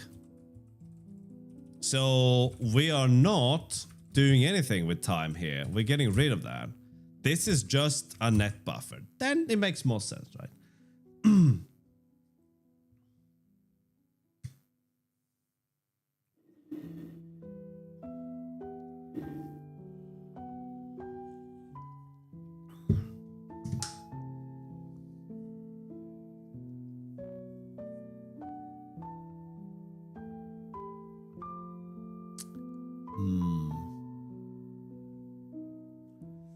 Hello, Sushi. We're making a multiplayer game now. Or we're writing some kind of net code to make multiplayer games, right? And I think that's rather fun. Okay, so we have a net buffer. Can we produce something. What if this is okay, this is what we're gonna do. I got you now. You use collection. Here we go, right?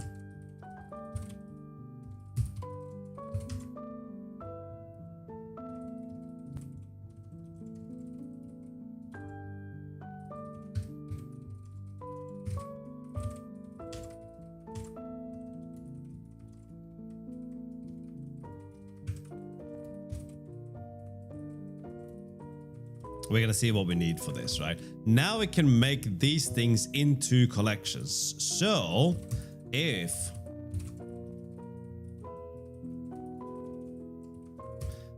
we go to our net buffer now, we are saying that data is a collection. No, data is T, where T is a collection and T's value implements serialize.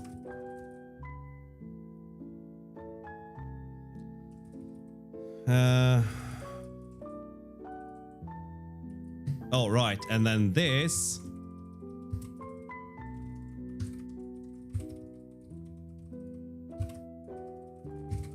is a value. Hello, associated types. Aren't you a beauty? Urgh.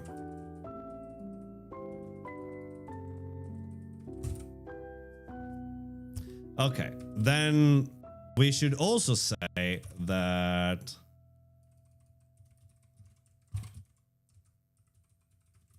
the collection has to implement serialize and deserialize.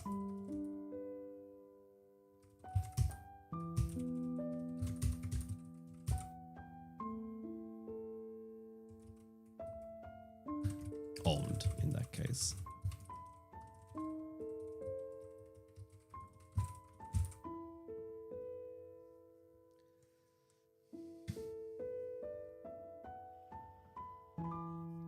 No, we're making a new game ID, Wixia. We're not building this on top of the old one, so we'll make something new, right? Okay, we need a clear function for collection.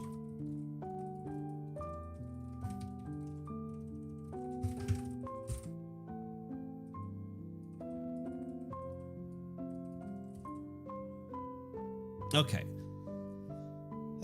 So instead of time entry here, we return self. And then we just have to implement collection for client time.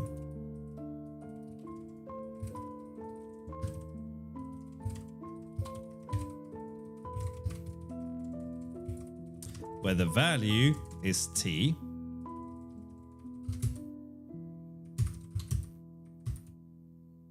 And push and clear. And push and clear. Let's go. Let's go. Push and clear. Wrong place, by the way. That means that every client time needs to have an instant or it needs to have time, right? So making a new one of these takes an instant.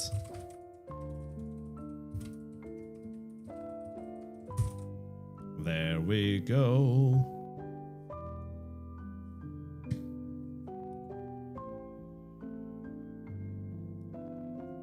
It may not implement other trait. Don't gatekeep my collection, Skylar, if that's your real name. So local timestamp is U64. So that will be self.time.elapsed as millis as U64. So many asses in there, right?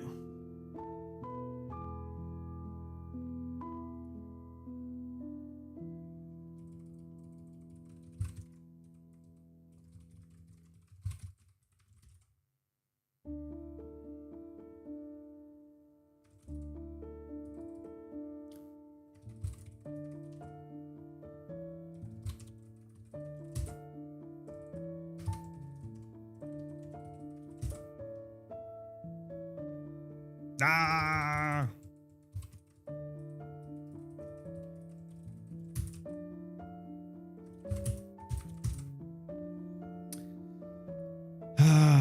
What? Oh, right.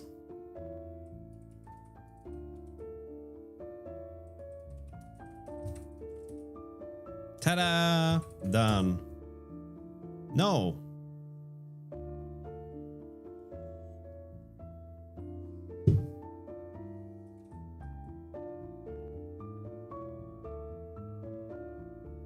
Oh, biscuits.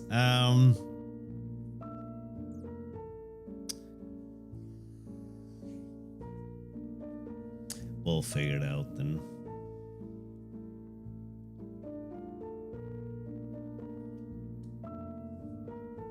Okay, so we cannot just serialize the collection like we wanted to.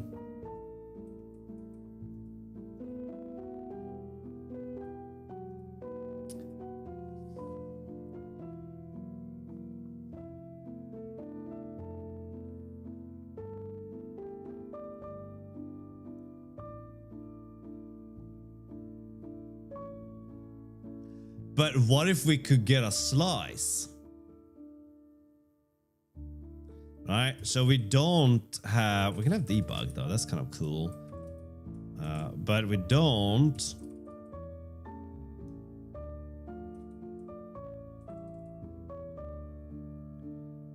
Client time should not implement serialize. Instead,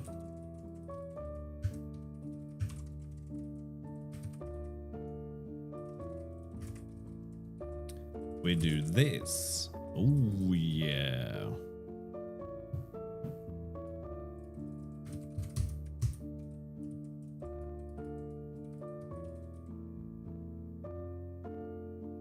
Where are you? Pull. Ugh, kind of a groby name. All right, we'll come back to you.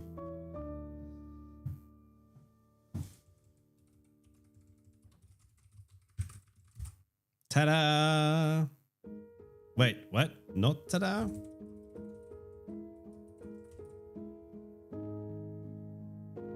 What are you talking about?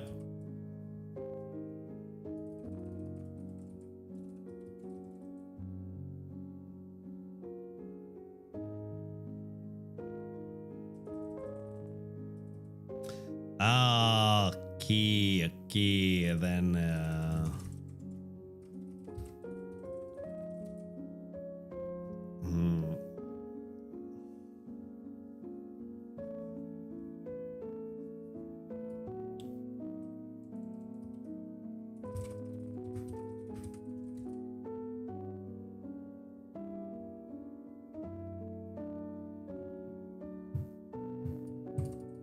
oh no. Wait. Yes.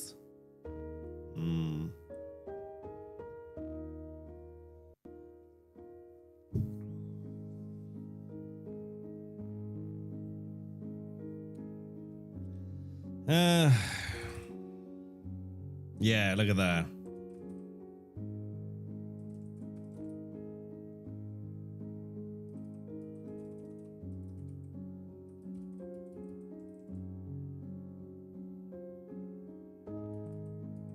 So we're storing time entry T, but we're also saying that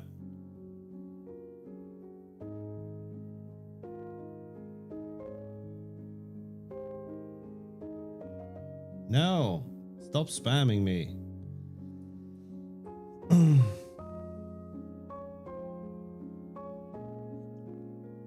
But is anyone a programmer then? By that argument, you can say, are you a programmer because you're writing 50 lines of code on top of your operating system, which is also 50 million lines of code, right? So, I don't know, Davros, is anyone a programmer anymore with that reasoning, right?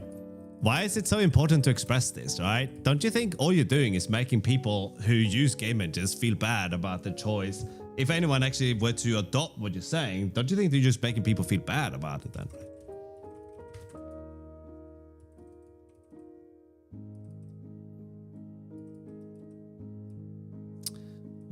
Let's see, where have I goofed up though? What is no? Right. Okay. So here's the issue, right? We need T here. That's what we need. Apparently not.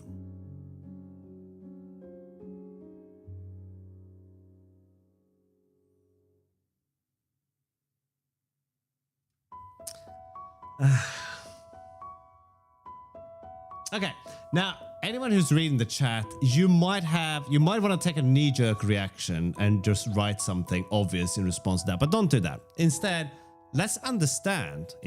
Let's take a moment to understand, right? So that was saying, people who use game engines should feel a bit like people who prompt art. They are diluting the space. What is it, Davros, that makes you feel this way? Let's start with that.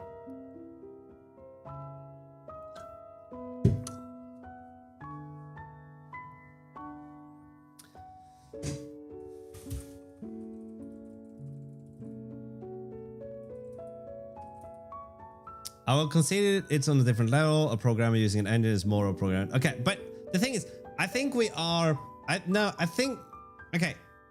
I think everyone who's writing now is missing a vital point. Only a vital point if you care, right? You might not care, and then you're not missing a vital point. But let's unpack it, right? So why do you feel strongly about this, Davros? Why do you feel strongly that people who are using game engines are a bit like people who are prompting art? Why do you feel so strongly about that?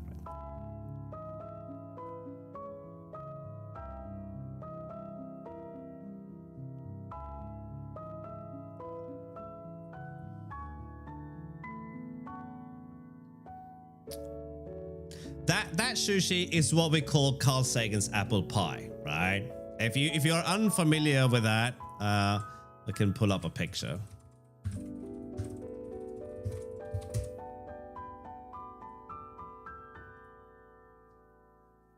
I thought we had a bit of a more fun one. Here you go, right? One universe. So Carl Sagan's apple pie, right? So because everything is already built on top of something else, right? But let's not get hooked up. Davros, come back to me. Talk with me, okay? Don't worry about defending your opinions or anything like that, Davros. Let's have a conversation, right? What is it that makes you feel strongly about people using game engines? Like what is it that makes you feel like they're polluting the space, right? If I were to extrapolate from that, you're feeling something negative about them because you used the word polluting. So there is something happening that is encroaching on your space somehow. What's happening, Davros? Tell me.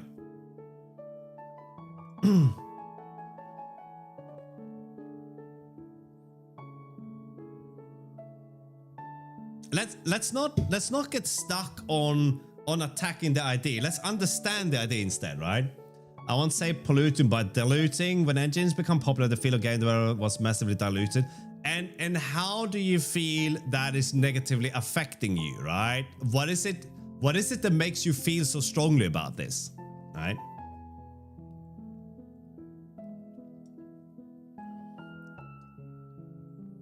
Went from thousands to 10,000 of releases, and now with AI it will be hundreds of thousands of releases. Okay, right? And what is it about this that you feel so strongly about?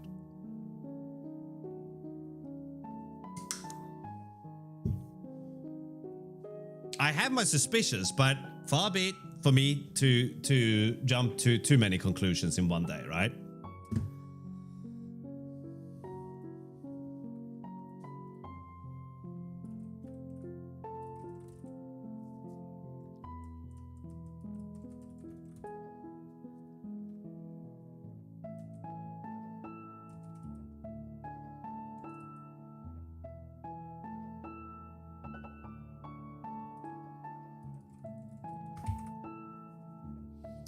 So why is this failing? The push has an incompatible something rather. So the collection value is that. For 10 years, I heard artists use engines say, you're making an engine, no point, just use Unity. Now the boot's on the other foot. Okay, but you are exceptionally good at not answering any of my questions. I am giving you the benefit of a doubt here, right? I'm telling you, I want to hear what you're saying, but I want to hear what you're saying, not just what you're writing, okay? I want to understand what it is about this that makes you feel so strongly about this, right? So let's go there instead, right? You don't have to justify or say anything about what is happening. Just help me understand where it's coming from, right? If you want to, I can repeat the question again, but you have yet to answer my question, right?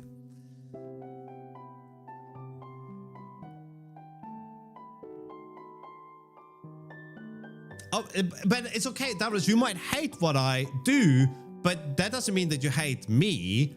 I'm okay with you not liking what I do if that's how you feel, right? That's not the problem, right?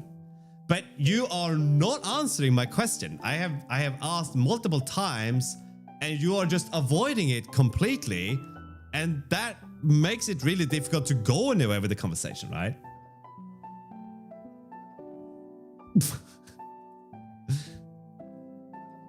But I rather understand, rather than just arguing against you and saying that your ideas are hostile to new programmers or anything like that, I'm saying let's not do that. Let's understand where it's coming from instead, right? No, but how can we do this? Why is there no accountability to what you're saying then, right? How many times are people going to be in a conversation on internet where people disagree and the disagreeing party is saying to you, you know what, I'm not going to disagree with you, I want to understand you. How many times will that happen, right?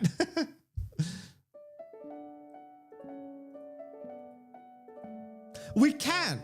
We certainly can't do that, Davros. But I feel like it nullifies a lot of the conversation by doing that. It's okay. The thing is, listen, you can ramble. And rambling is okay. But sometimes there are people like myself who, rather than saying your rambling is wrong, I'd rather say, tell me, why is the ramble, right? Where does it come from? Okay. There's not enough space in there. Okay. In that case, Davros, how about I make a, I share with you my thought and you can tell me whether I'm close or far away. And we can end the conversation there. Okay. My thinking from reading between the lines is that you are doing a lot of work. You will work long and hard on something to break into a space. And you're seeing a lot of people publishing work in that space without doing any of the hard work that you are doing. And the work that you are doing is tiresome, time-consuming, even frustrating and unrewarding to some degree when you see other people achieving results, similar or not, on the surface maybe they look similar, by doing very little work. Am I in the right ballpark?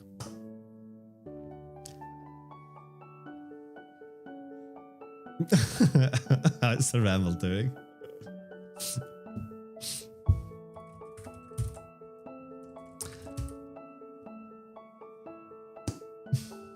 I think this is the first time in history that VMT was ever called Babe, and I like it. All right, petition to rename VMT on Discord to VM Babe. Okay, can we get no, VMT. VMT is a babe. All right, I mean, I'll think on it, right? I think on a low-level coding, no one is doing assembly code anymore. They download what's gathered from the internet and code those tools, but you gotta understand the mechanics of it. All right. All right. But yeah, I think I will assume from the silence that ensued that I am maybe in the ballpark, and we can leave it at that. Right. Moving on. Why is the value T unhappy? There we go. Right. assembly has its place, right? And the thing is, we have something between C and assembly. We have something called macro assembly. That's a thing, right? I learned about macro assembly when I attempted to write ahead of time compilation or just in time compilation, or I was exploring the topics and I'm like, what the fuck is a macro assembler for a thing? It was on one of my detours. Okay. Out of time compilation. There you go, right?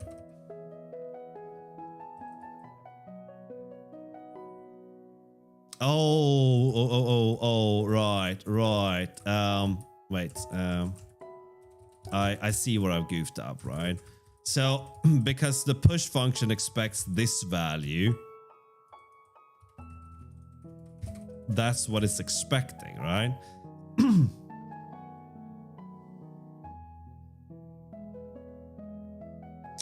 You all right, Sushi, yes, it will give you you know, what is it called? It will give you cross-platform assembly, right? Hello T2, how you going? Welcome Raiders, welcome. How you doing? Hope you're having a good time. Hope you had a good stream.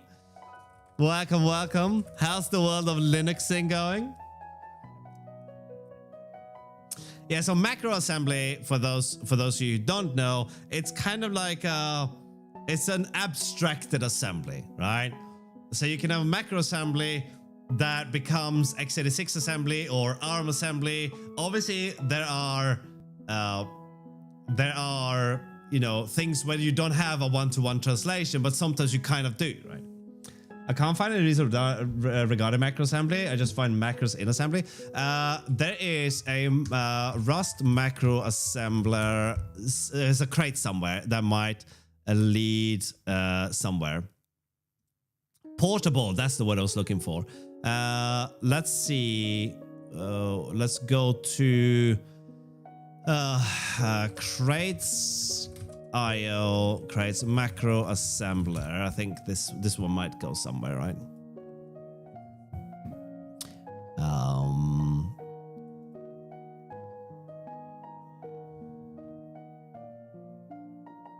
Okay, maybe I was kind of hoping that this one would have more information, but maybe it does not, right? Okay, macro assemblers then.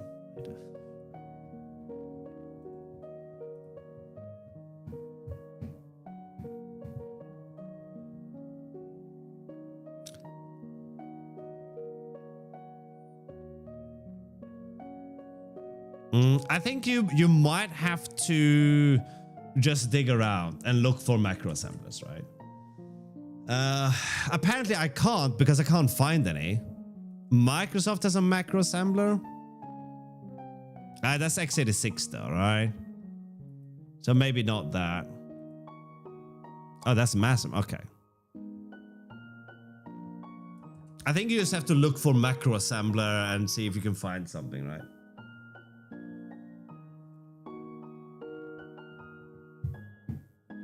Okay, so welcome Raiders. Anyway, what we're doing here is I'm currently writing a collection that is supposed to have a bit of a life of its own. We are putting things into the collection, and this thing will, at a fixed time step, unload all the data across the network to a server. We're doing this out of interest of building a multiplayer game, okay?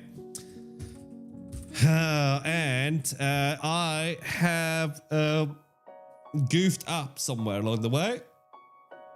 Well, we don't really need the push function, do we? Well, we do if we are going to... Guffin. Hang on, how does this look? This one is very basic. We have an associated type, we can push a value, we can clear, we can get a slice there. And we're implementing collection for client time. I guess what we could do is we could have the push function elsewhere and then just wrap that, right?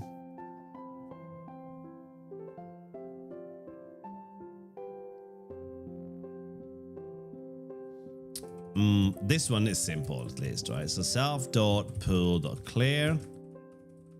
Maybe we don't need the push. Why do we need the push? Net buffer. Can you push? Yes, because we're mapping this into there. That's what we're doing, right?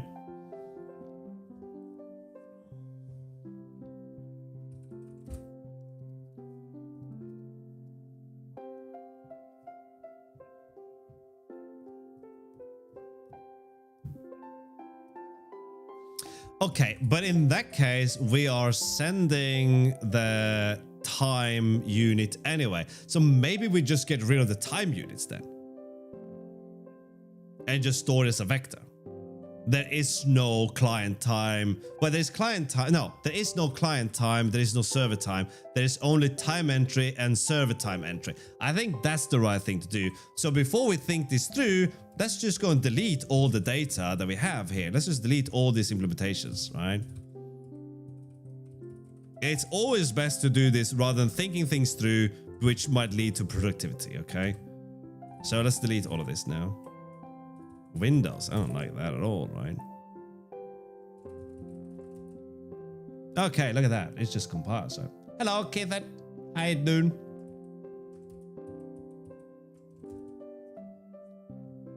Okay.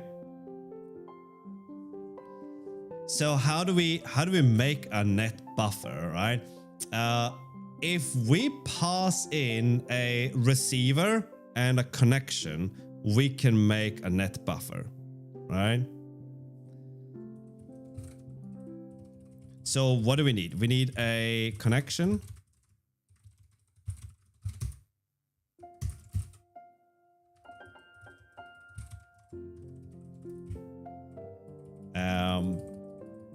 Data doesn't have to be a collection. We can just ignore collections now, right?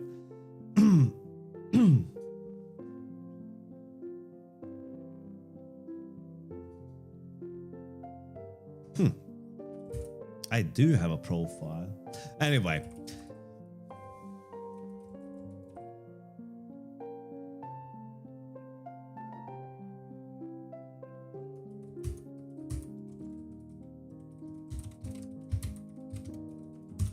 All right, so let's get rid of the collection from here. Instead, we're going to say that our collection is... no, okay, so away with you. That's just a vec of T now. Ooh, I want some T. Receiver is T. Yes. T implements serialize. Is that correct? Data is an empty vec. And a receiver is required for this. So receiver is an Rx of T. Beauty. Now we have to have a connection here.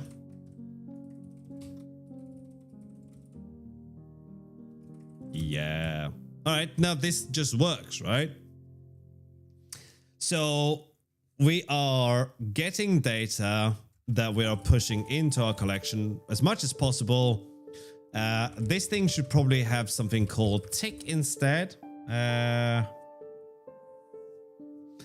No, this thing...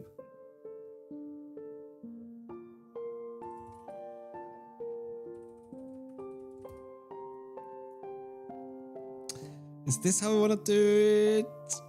All right, you know what? It's fine. We need to see what this looks like, right?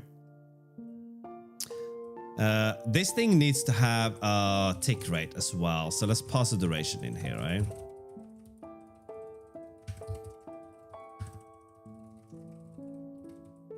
Without the K.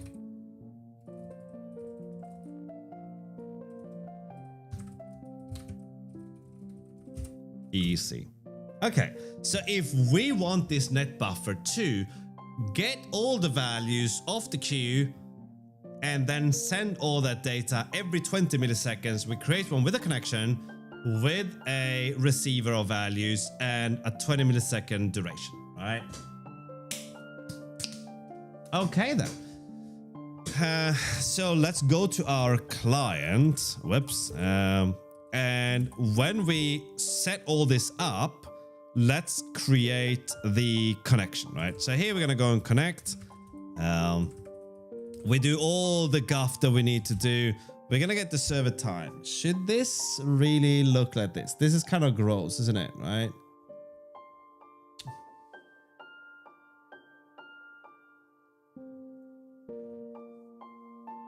I feel like this could be simplified quite a bit as well. But we're not going to worry about that yet, right? So first, now we need to create our net buffer here, right? Do we have that? Now we do. Okay, what do we pass in when we make a new? We're going to pass in the connection. So connection, we have to clone it because we're going to use that connection for something else. Cloning this connection, not a problem. Right? What else do you want? You want connection, you want a receiver and a rate. So the receiver is what? RX. Is it?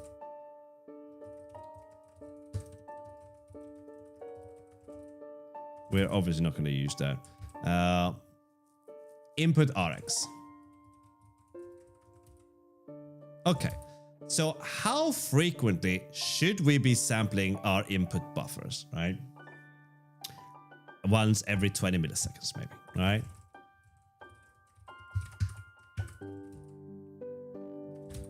So this means every 20 milliseconds, we will send this to the server. How frequently the server does this is a different story, right?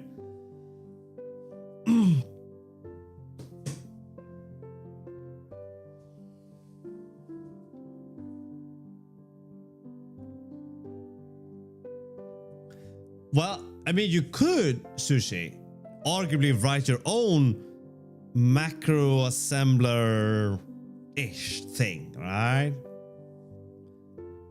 Well, I mean, I hate that phrase. If you output something like an intermediate representation, then you whatever you do with that is a different story, right? So if you have whatever IR, then you know. So there's a reason. There's another reason for having IR, right?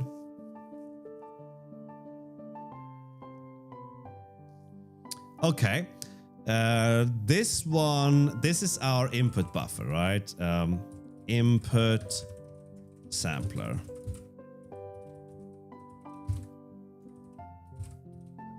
That is one way of writing input. And we're gonna spawn this, which means that we're not awaiting it. Okay, so this one line replaces the whole thing that would be reading input and doing whatever, right? Now we can just sample input as much as we want to, all right? And send that.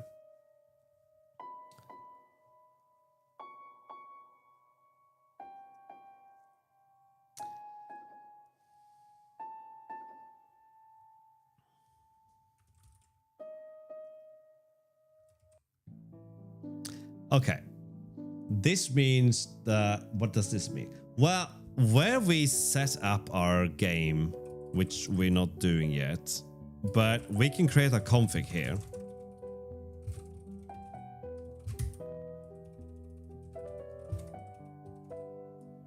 See, we have the physics step. We're not going to call it physics step anymore, right? Time to break some kind of game here, right?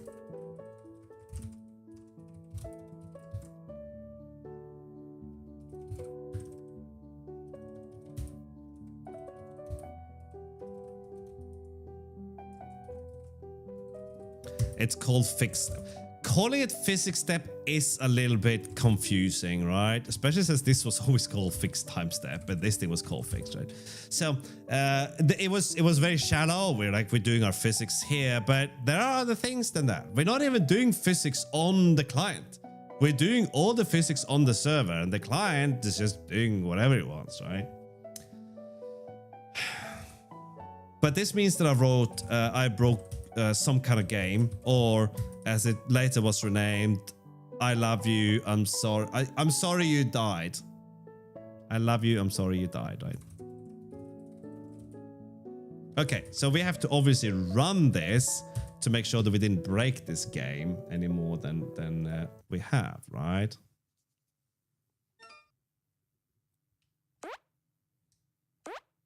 My personal best is 45 point something seconds, so getting to sub 45 ain't gonna happen, is it? Oh, Nelly. I still have to replace the sound effects with some open ones. Alright, one good turn deserves another, right? Oh, you missed the death scene there, so that's why. Why am I so bad at this? Oh, that was a beautiful jump. Oh, there we go. Okay. There, no, no. Okay, beautiful jump. No, no, fine. All right, there we go. He's impaled on this sharp spikes and the happy whatever that is in the corner, right? But we fixed that, and let's do an update here, okay?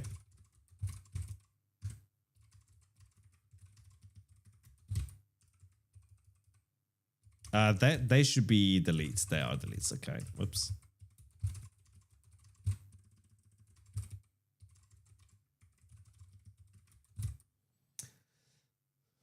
You're washed up. Oh my god, I am washed up.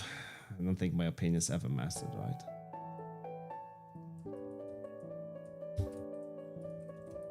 But people's opinions are generally based on their life experiences. And since you haven't had the same life experience as that person, most likely, their opinion is probably not gonna mean that much to you, right?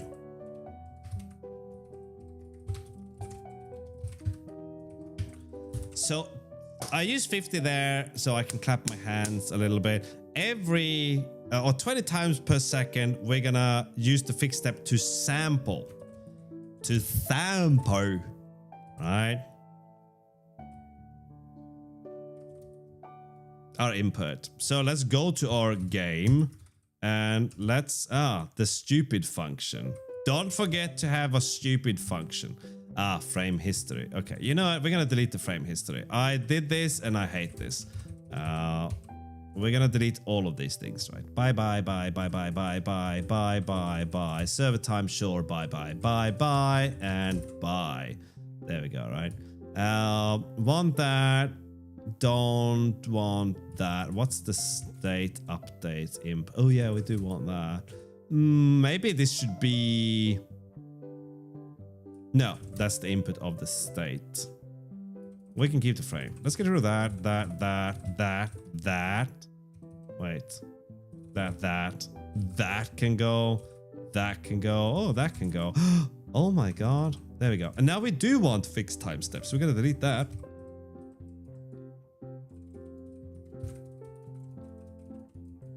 And let's implement the fixed update here. Ooh, Nelly. So this is really where we're doing this, right?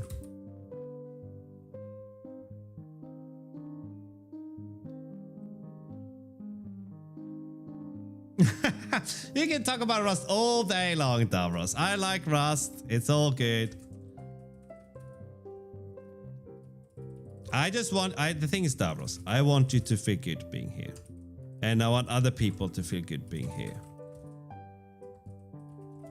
So we all feel good being here. Because if I don't get viewers, I have no self-value. And it's your fault if I feel bad. Alright, so we're updating our input. Does this mean that we're sending the input? We are sending the input. Does this mean that we have to timestamp the input and you do it with your fingers like this? And yes, it does, right? So input tx is not a sender of a vector. It is a tx of a time entry of a vector. What's a tx, man? What's a time entry, man?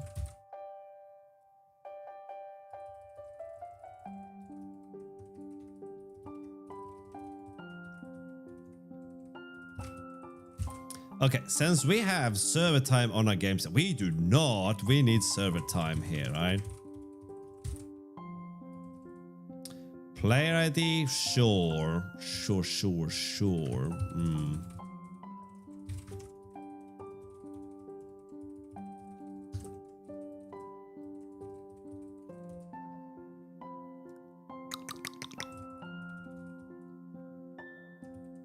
Right, here we have to make the entry, right? So we'll have time entry, new. That's gonna be self.server time elapsed as millis as U64. It's so much. Maybe we can just pass it a duration. All right, that would be a little bit kinder, wouldn't it?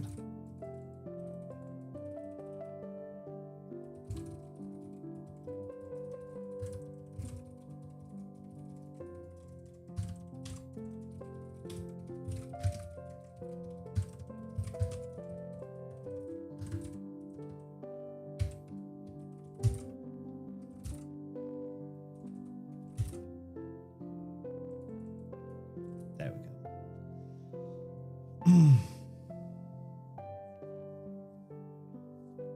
Magical Celestial. Now you don't have to buy a new computer for the next 10 years. Good work. But that just means you're not using a computer, you're just wasting it. Give it to us. Self.input. Okay, so this is now working. We are now transmitting data every 20 milliseconds here, right?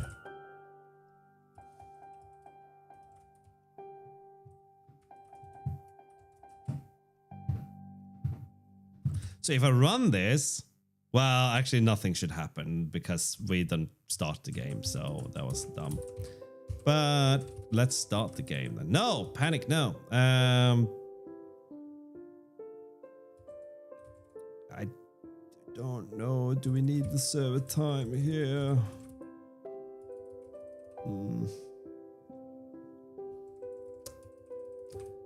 Yes, we do need the server time here. So the result here should be an instant instead. Right? Don't need that. Don't need that. Do want that.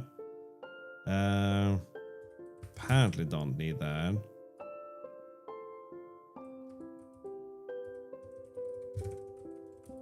Do you need that? All right, here's our config.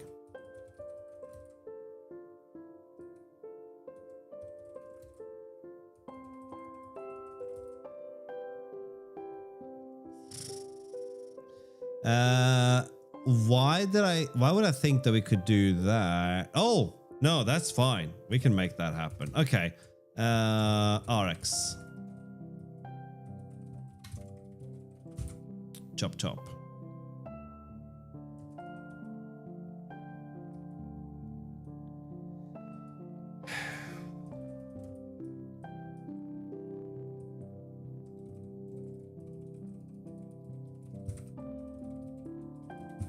Don't make me type.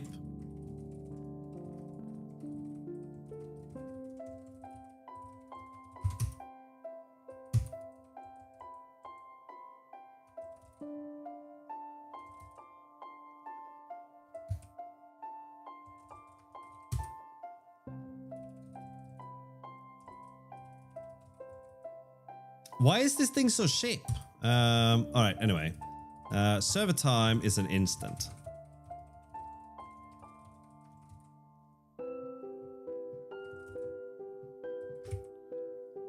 A result, you say? We want to unwrap because we want to see panics happen, right? 4 arguments. I'll give you an argument.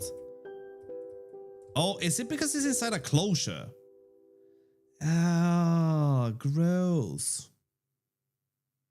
Well.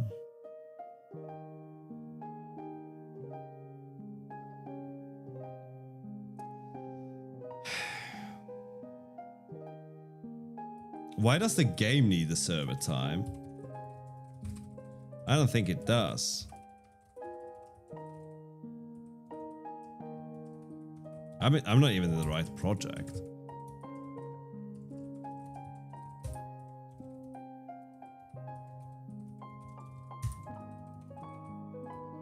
Forget you. Wait, no, not you. This one.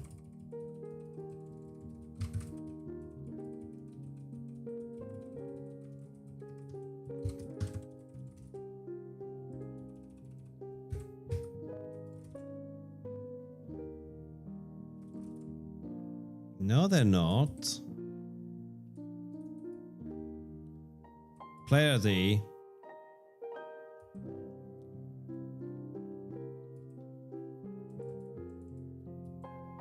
That's a server time entry, by the way.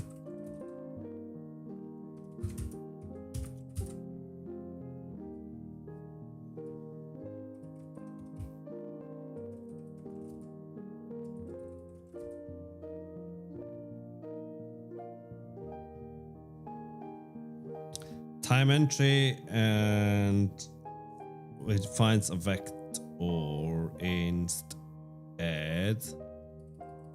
Why is that? Probably because of the type inference here. Yeah. That's not right.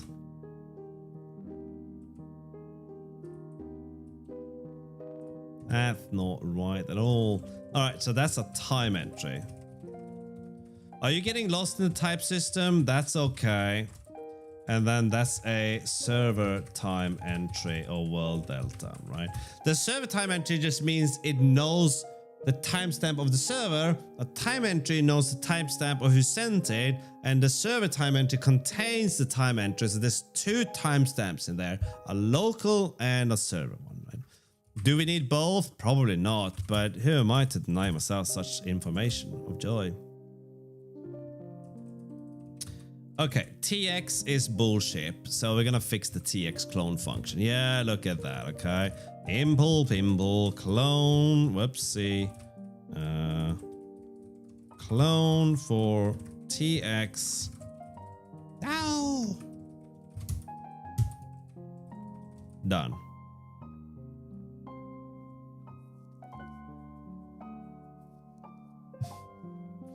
I'm never gonna leave that one down, am I?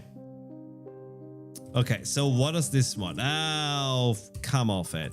All right, so no, that's an RX, not a receiver. There's no flume for you here.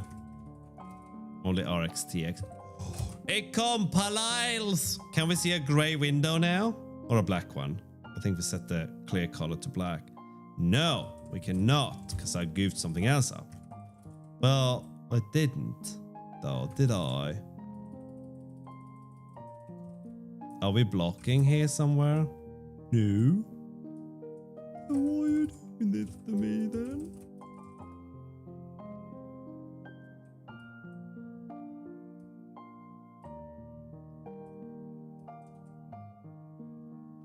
Yeah, this should just work, right? I think it's blocking on something. Oh yeah, it's trying to connect to the server. Whoopsie. I guess we're gonna go and fix the server then, right?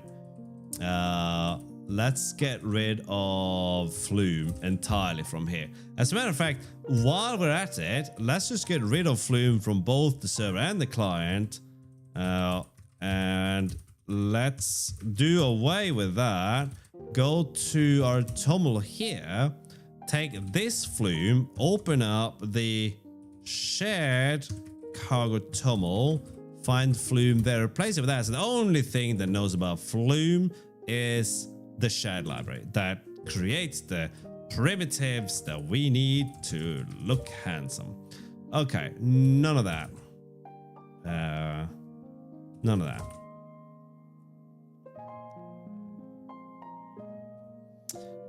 This is reading the game data. Oh, this is gonna be rewritten as well, right?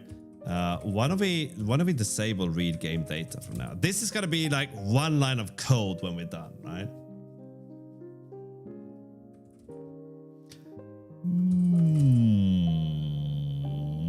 Okay. Why do we have a world trait? I don't know. And what's player con? There's a player connection.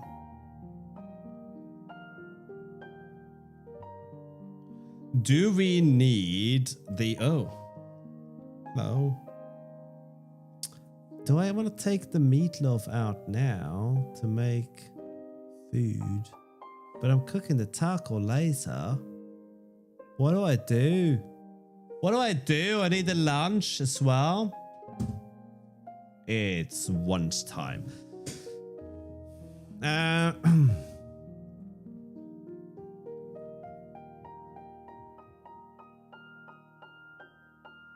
That's the wrong kind of meatloaf. All right, player connection holds that.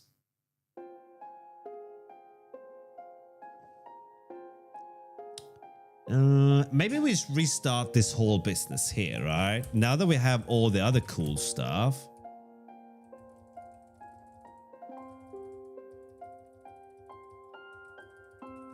Yeah, we're gonna destroy this thing now.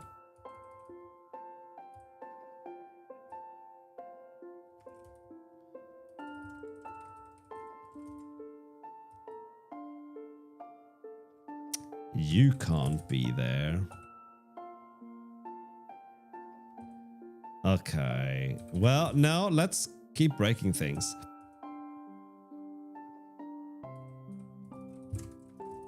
Do the work? I don't think so. You don't get to do any work now. We're just deleting things left, right, and center. Flume? I don't think so. Did I delete the world? Oh, okay, fine. I might have to bring the world back in. All right.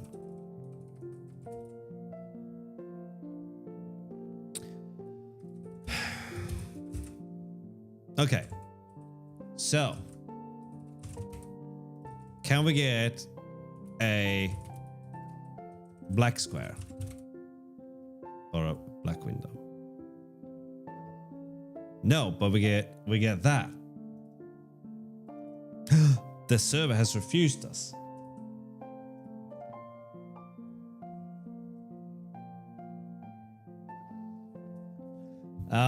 Making a keto meatloaf doesn't make sense, right? Like the only thing that would make it keto is basically if you take out the breadcrumbs, right? Because meatloaf is low in carbs by default, right?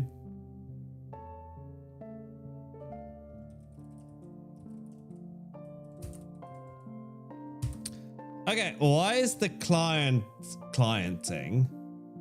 What about this? A4 main. Yep, there's the same certificates. So that one's fine. Why was it rejectified?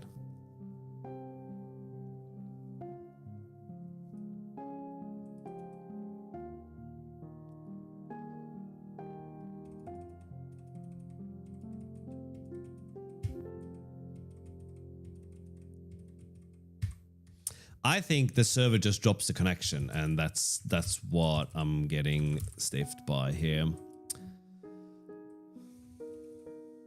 Oops.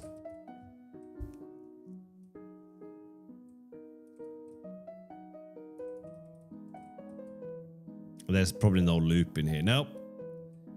So all we do is we do this part. Hang on, this part we can do, right? And this part we can do. And this part writes the time.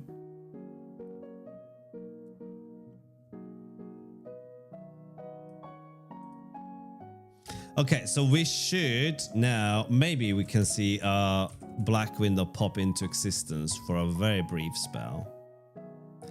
There it is, right? It didn't even stop. But the connection should time out though, right?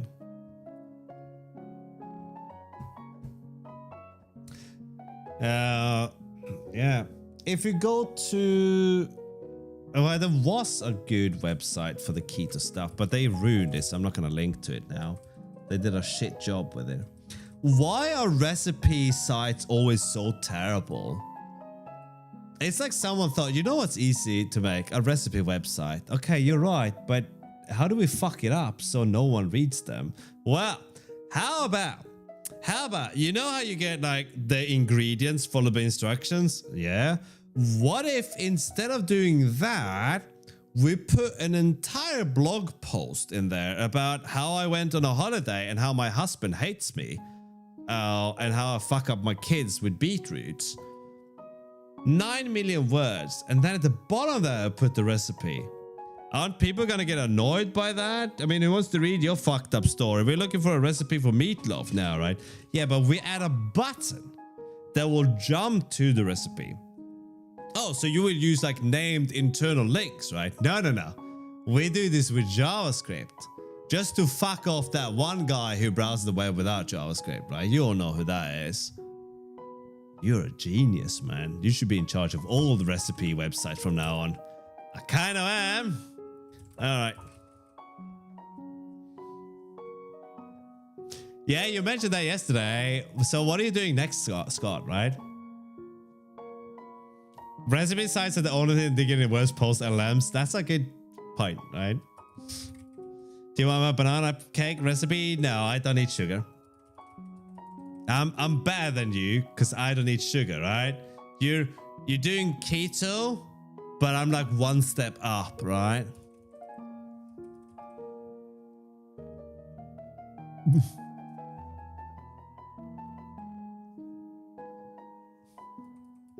I think what we, I was about to describe something boring. Let's not. Okay, so we connect, we see this thing. Now we need to start dumping our input state to the server, which most of the time is going to be empty.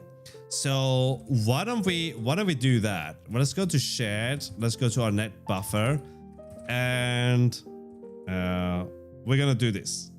But we're going to say if self.data.length, or if data is empty, then we're doing that. But wait, it's the other way around. Bang. All right. So we sample and send every at a fixed rate, right? More SQL. A many-to-many database.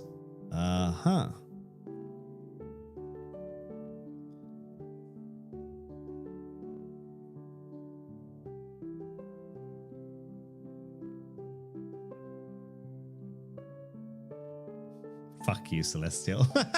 I read through all of that until I realized what you were doing.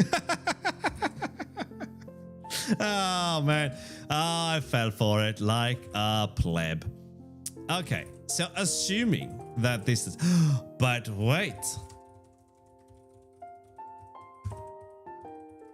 We need to take into consideration how much time has passed, right?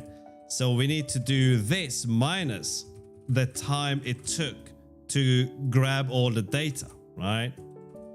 Because otherwise we have drift in Tokyo, which means this Tokyo drift.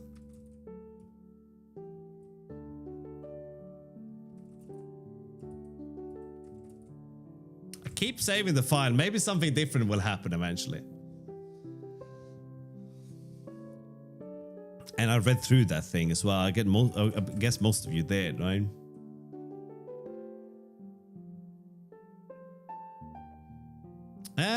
Was there any of them that was any good? Anyway, and that's why.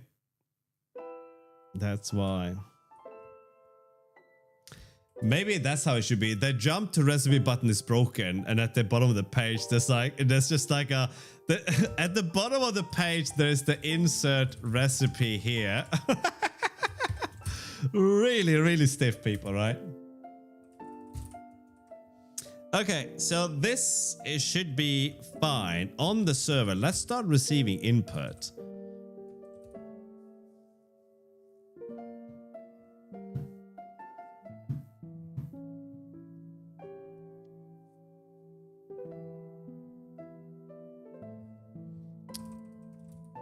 Listen, you can pick up women on your own time, Celestial, right? Here we go. Handle connection.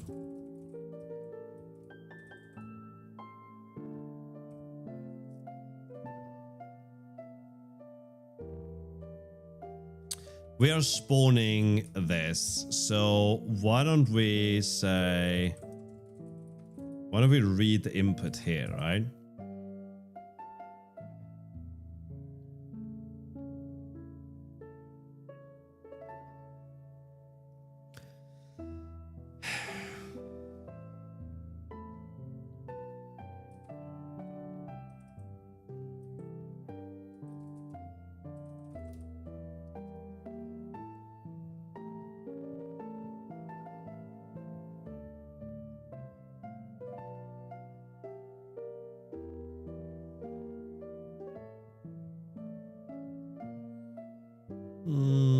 I kind of want like a client server buffer now.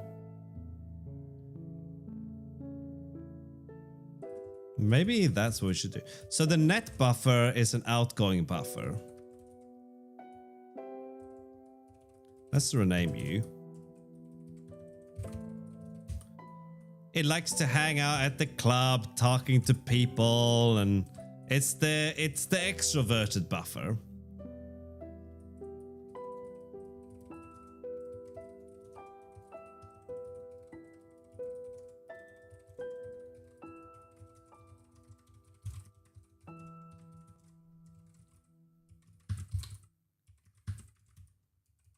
So this one's gonna look a little bit different. It's gonna have a TX of T.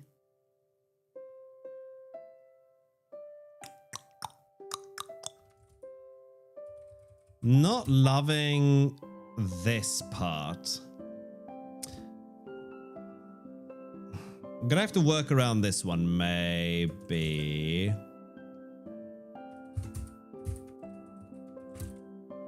Wait. Why? Why?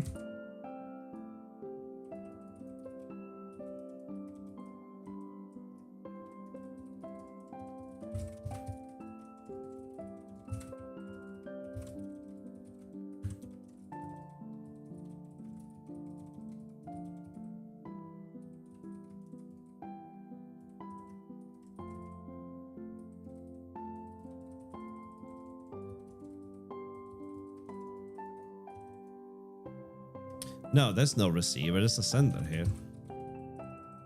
TX. No, sender. We use receiver in the other one, so it has to be sender, okay?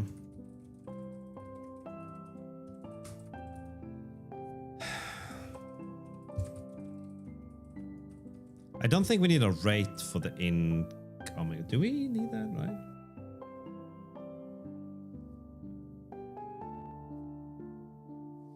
Especially since higher rank trait balance is going to be a thing of the past, apparently. I've heard now for a while. Museum, where are you, buddy?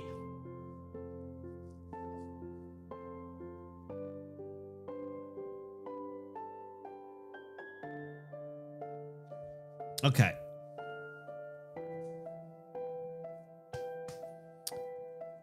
Duration.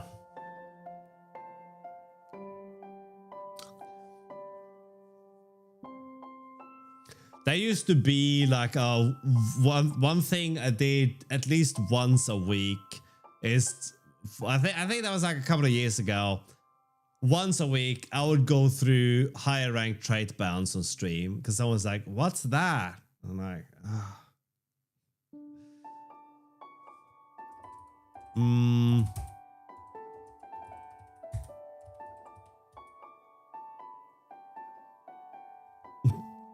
Oh, we still have some.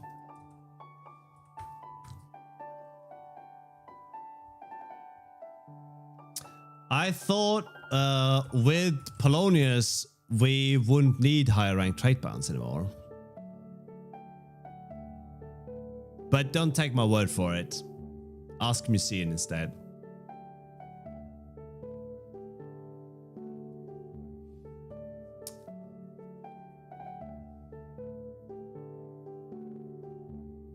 Do we have a duration here or not? That is the question.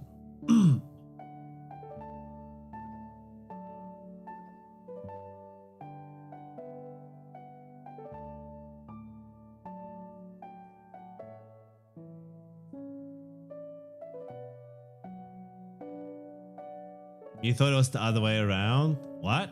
That we would get more higher rank trade bounds with Polonius.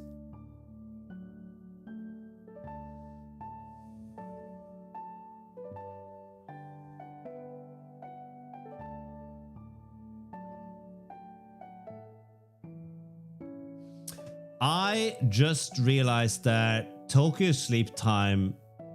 What's the error margin on that one? Probably not something we should concern ourselves with, but let's have a look at the sleep time.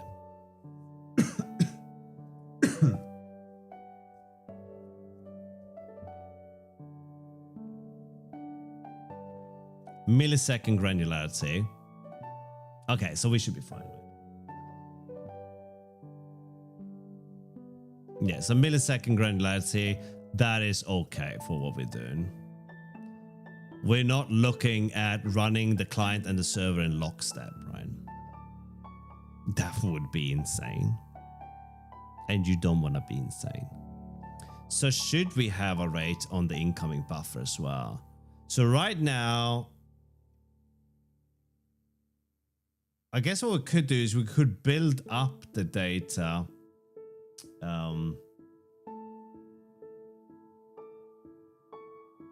Thing is, we have no means of returning the buffer once it's used, right?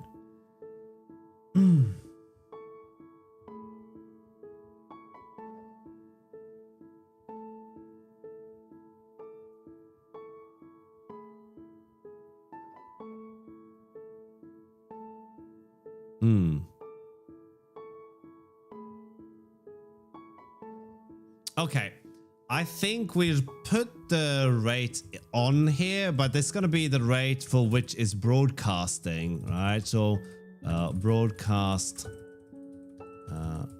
rate instead.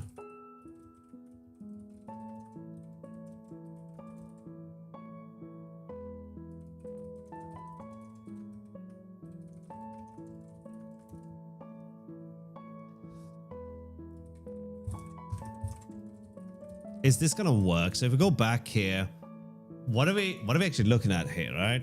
We are looking at not running in the loop though, that's for sure.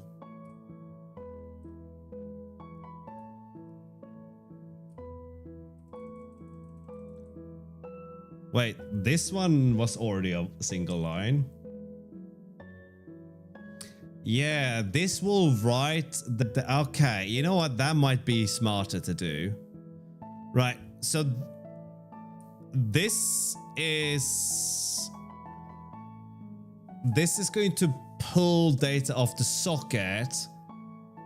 For every client, it will do it. But instead, we want to be blocking and then process at a given time instead. That's what we want to do. So we are looking at something else. I think this thing might go away. The incoming buffer might be a nonsensical ease.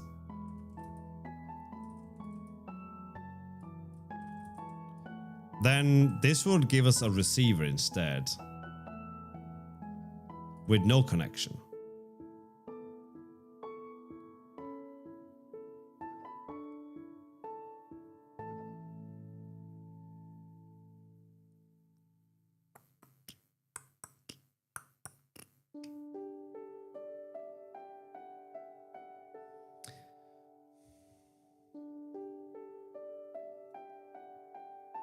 Depends on what we want to do, right? Because we have different time steps for different things.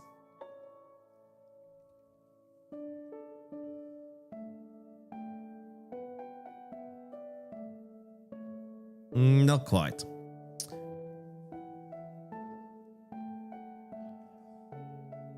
We're gonna run the physics on the server at least 60 frames per second. But we'll sample the input at, say, 20 frames per second. We might do chat at some rate and so on and so forth. Whatever we have, they're operating at different time steps, right? But they need to converge, right?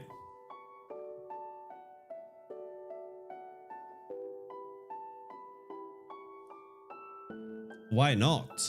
Why do we need more?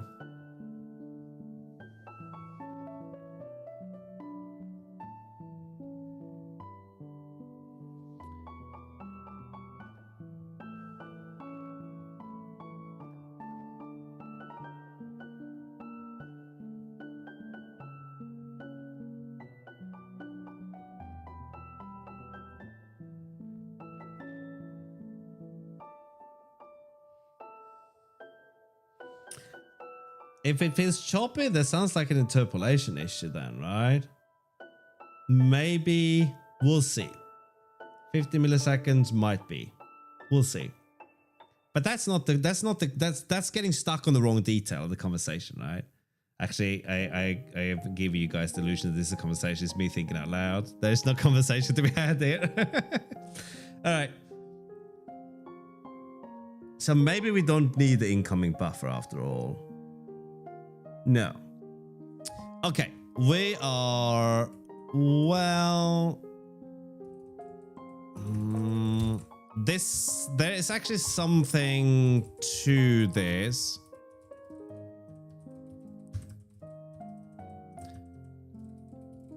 There is no connection here. Okay, so then this thing can still be a net buffer.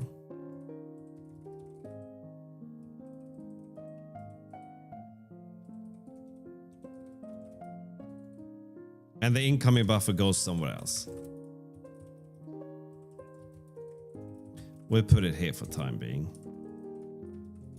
And then let's fix everything that I broke.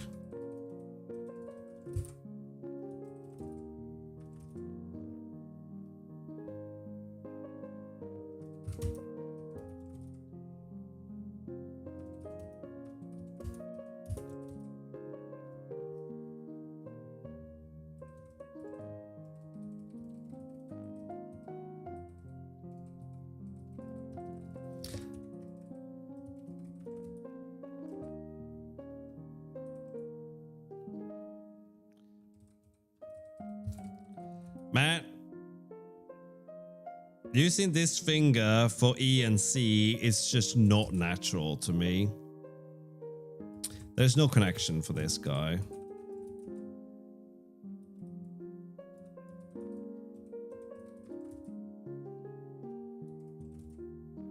Okay. So the incoming buffer needs to have a rate. So that actually becomes like our time step, right?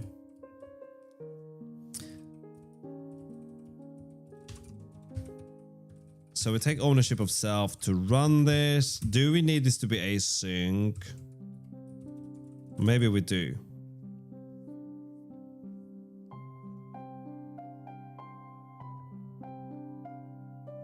So here's the thing. We want this to run, and then we want to access the data at some interval, right?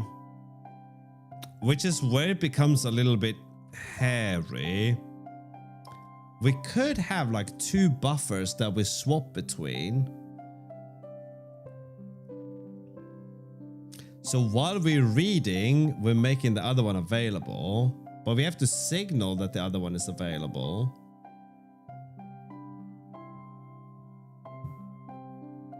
This can get really sketchy.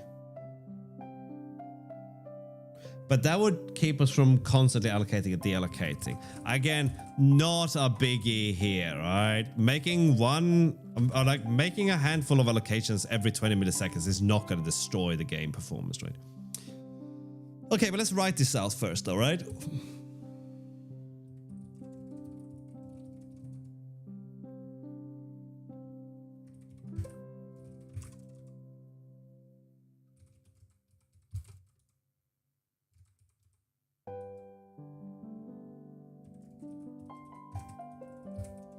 Now, here's where it gets a little bit weird, though, isn't it? This is blocking, right? So this doesn't make any sense.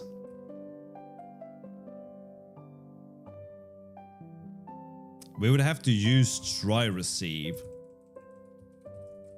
Actually, I guess what we could do is the same thing, right?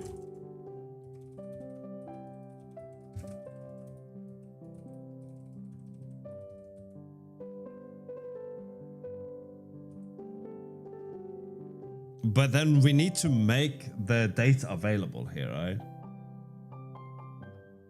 We need to make the data available to the rest of the game world, to the game, right? So we can get the inputs and apply them to the game world, right?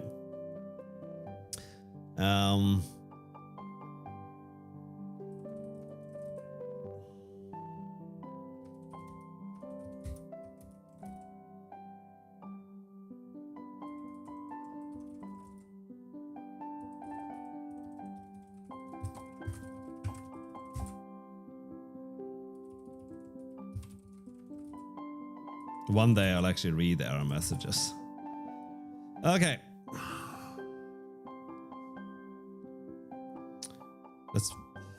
Let's go to the world here.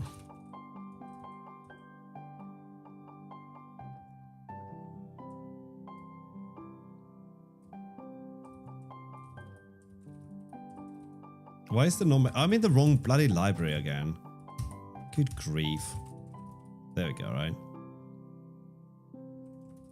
Okay, so on tick, this is where we're doing what? This is where we're gonna pull our input if there is any. So we need to have, so this is what we did here, but we're gonna move this somewhere else, right? So this one becomes the incoming buffer, right? But that can't loop.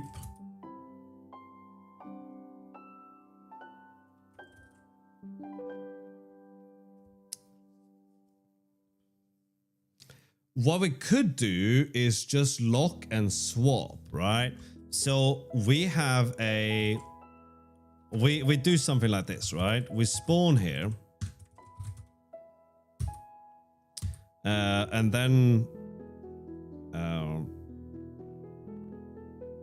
when we start a loop, we swap buffers.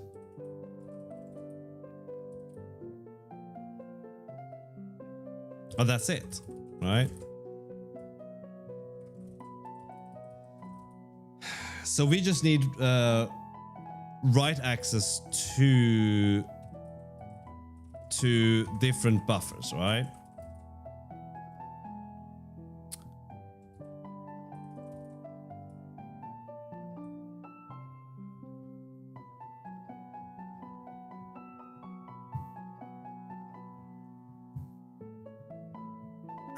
And then how do we do this? So here's where, like, you can't write into. So let's do this then, right?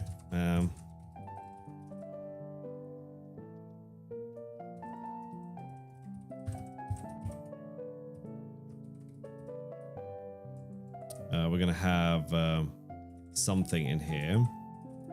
That probably has to be a Tokyo one. Otherwise, it's going to get a little bit funny. So what we do here, we'll have a buffer index, which is a usize. And we have a buffer length. Let's say the buffer length is 2, right? So the...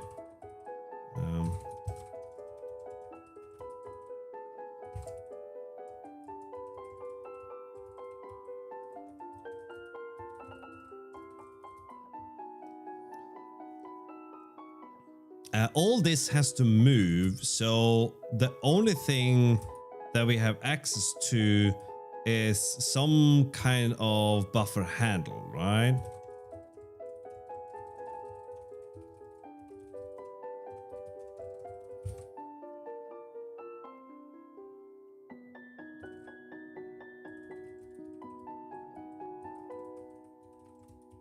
So when we run this, we get a buffer handle back out. It's a terrible name. Don't shoot me.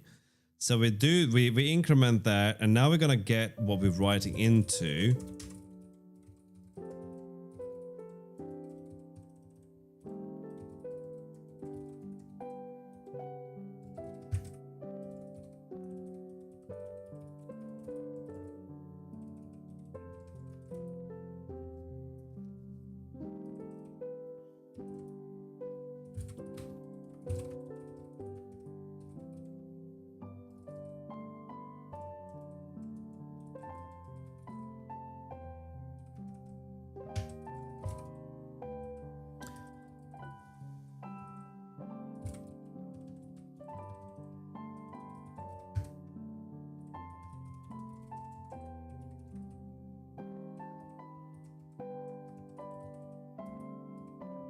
Oh, fuck you, Rust.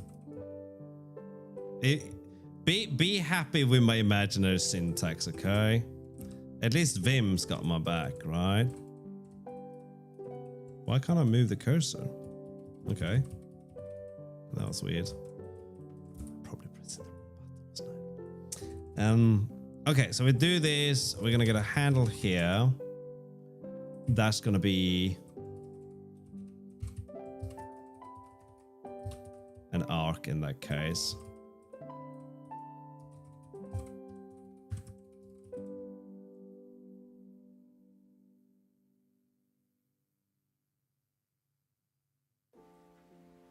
Yeah, then how are we gonna know which index that we're gonna read from, right? So we kind of need we need this to be an atomic use size.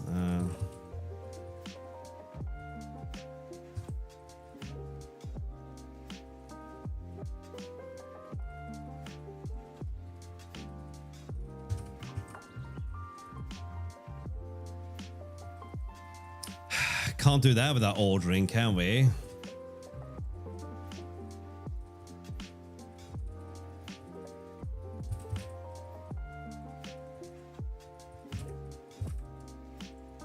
Actually, arc is not in there. Oh, go flip yourself off.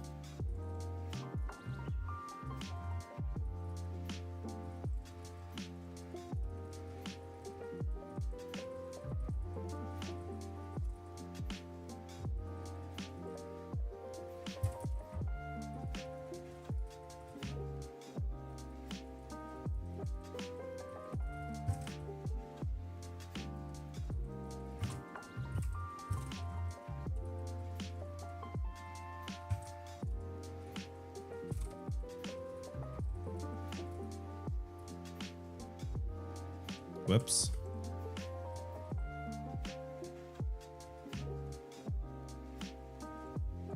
Man, I am just clicking things, aren't I?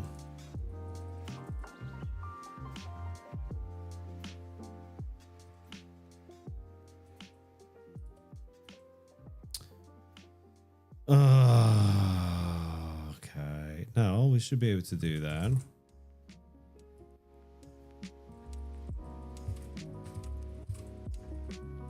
Well, now we should be able to do that. Okay, well, we don't know what you are yet. We'll come back to you.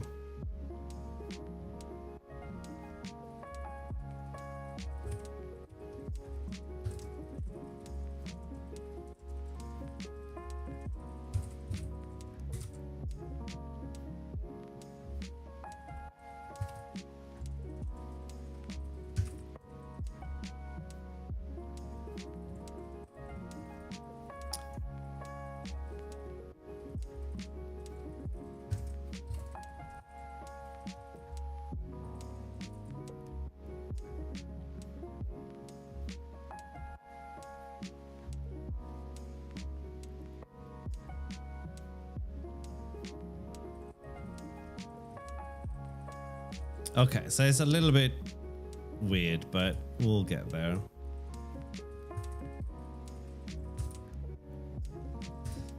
Alright, so this whole thing is just one weird burlesque dance away from collapsing. So let's write this as a different thing.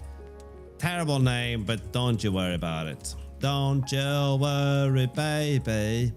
Alright, and then we'll put the use eyes on there as well.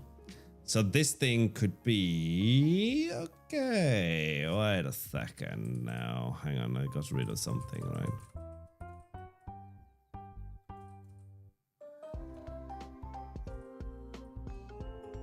Ugh.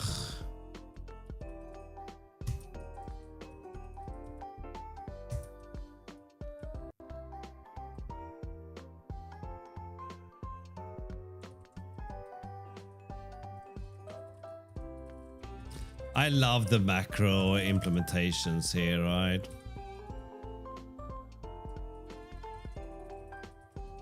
Cannot make sense of this by looking at the source code because ta-da!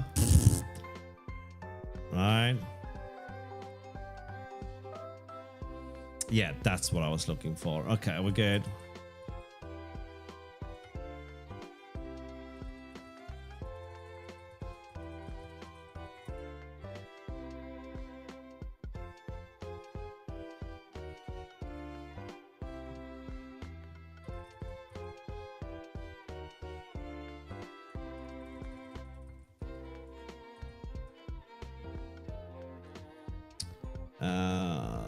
So what we need to do, we need to make this have an API that you can't fuck up, right?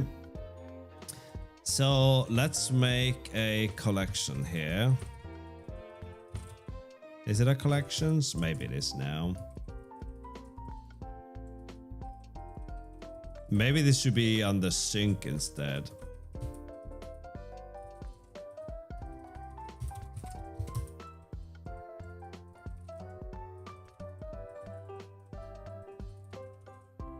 Yeah. So let's start with the buffer, the selector of this, right?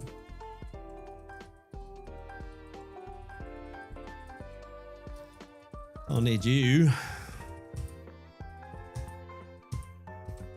We need Tokyo for this one.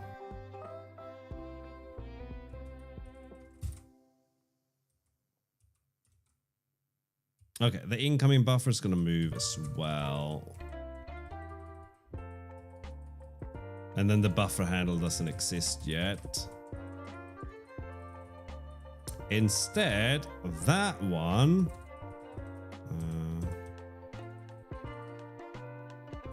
do we even need that? No. Okay, there we go. Okay, now this is gonna make sense, right? So we have this buffer mute, which is what we can mutate, and then we're gonna have a buffer ref that does not have a mutatable API, right? So it will have the same thing, but the only thing that you can do with this one is read.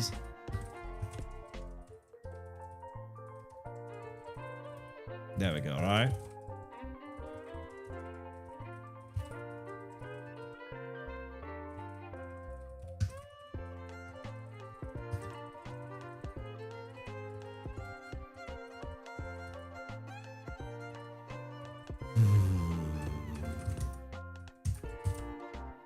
If we make all these durations come from joy instead, then these won't work because we're using Tokyo. Okay, never mind.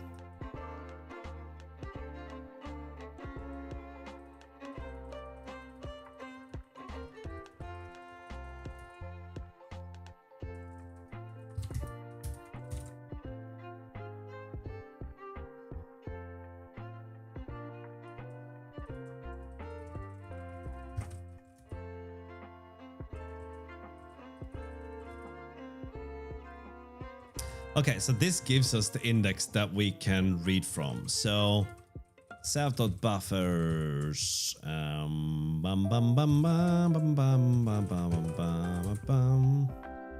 Oh, you are async, aren't you?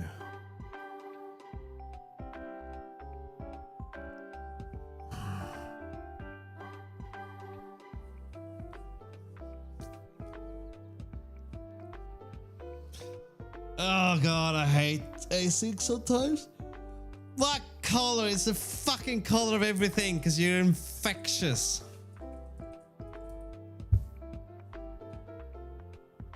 Alright, we're not using reader writer from Tokyo then. But I also don't want to use it from the standard library. So cargo add parking lot.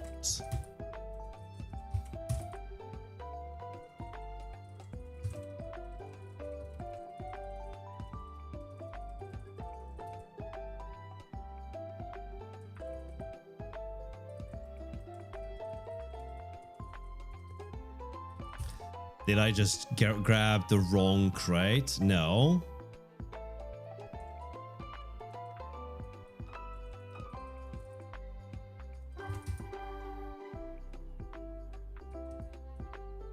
How's that different from what I wrote?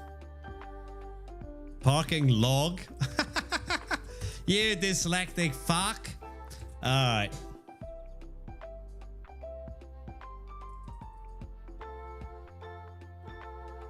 All right.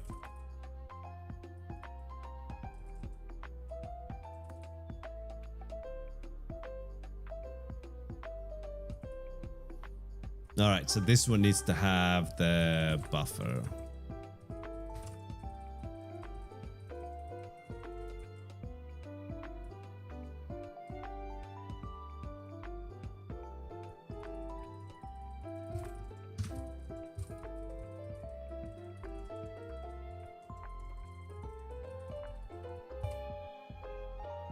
Hello, Footlong. How you going, buddy?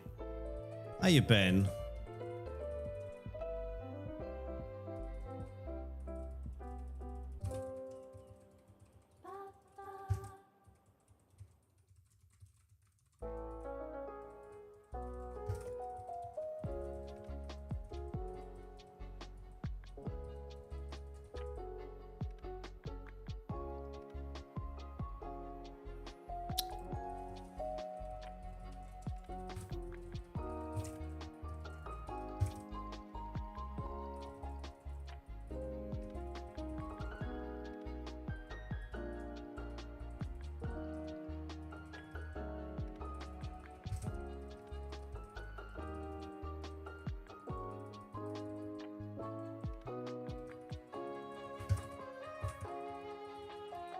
There we go, right?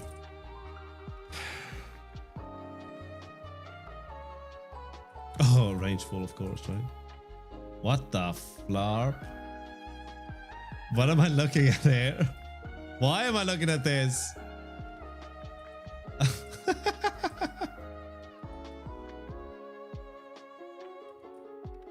Why am I looking at?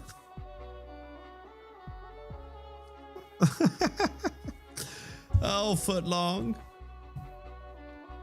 Your latest creation. Oh my word. What? Poor Jackie. Right, poor Jackie.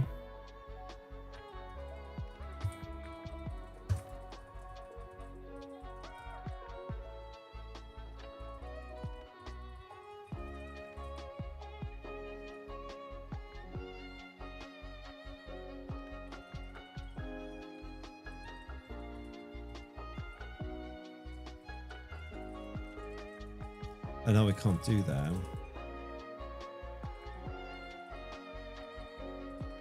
Let's just have two. Why wouldn't I?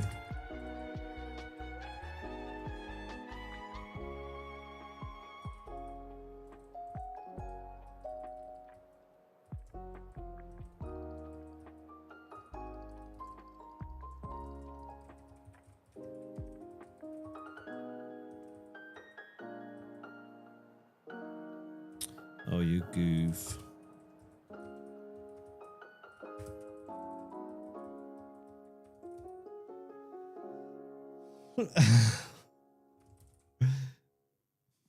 It's beautiful, man.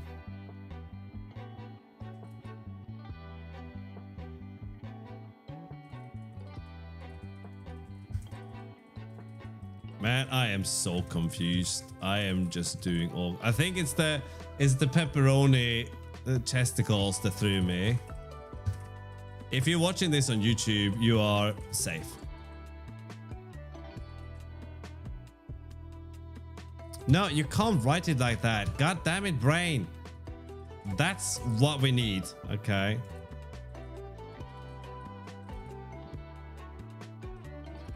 Oh, my word. My word.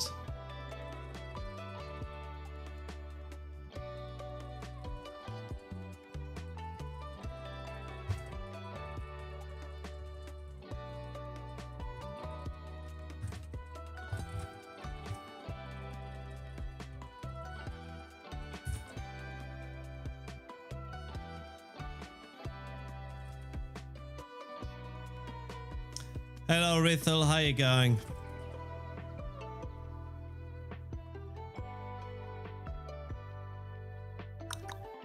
No, so this one will have buffer mute new.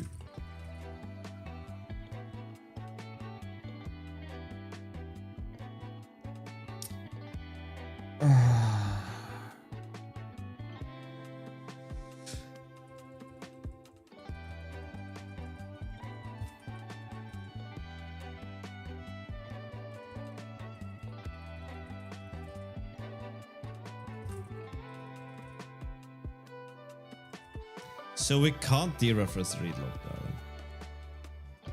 Going pretty goof, I imagine. You're an author now. Hopefully not with that, with those lowercase I, no apostrophe. I hope, Rithel, right, that you're authoring better than what you're writing in chat, right? Do I even want to open this? Okay, hang on.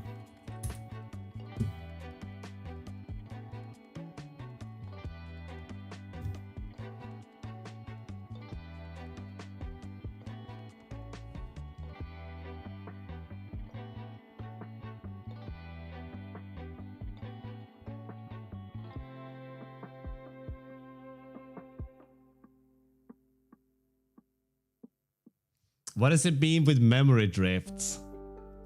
All right, I have so many questions. You connect a model, add tools, and build a workflow. But once this system runs in production, new problems appear. Behavior becomes hard to predict. Memory drifts. What does that mean, right? Retries stack up and create load. Failures spread across the system in ways that feel closer to the distributed system than application code. I mean, isn't it supposed to be like if you have like lots of agents? Isn't that a distributed system? A system view of agent design. It treats agents as part of the distributed control system with clear boundaries and responsibilities. Instead of focusing on prompts or frameworks, it explains how real systems behave under load and failure. You learn how to design memory models, structure retrieval pipelines, and choose orchestration patterns that stay stable over time. The thing is, Rithel, I don't actually believe you wrote that book. I don't believe that you wrote that book, Rithel. I believe an LLM wrote that book, right?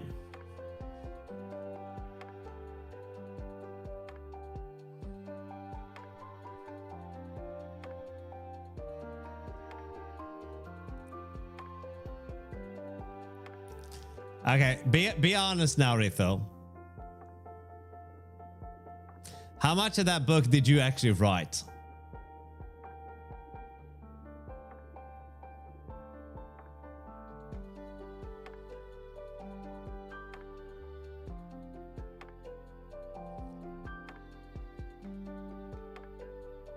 %, just use the LM to copy edit it. All right. So I'm gonna be a bit harsh on you, mate, because you're promoting your book on my stream, right? So you gotta be susceptible to some criticism now, right?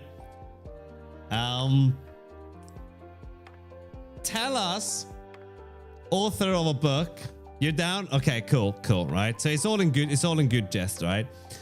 Tell us, Rita, how many years of experience do you have as an author and as designing systems, right? What is your credentials here, right? And you gotta remember that I know you, right?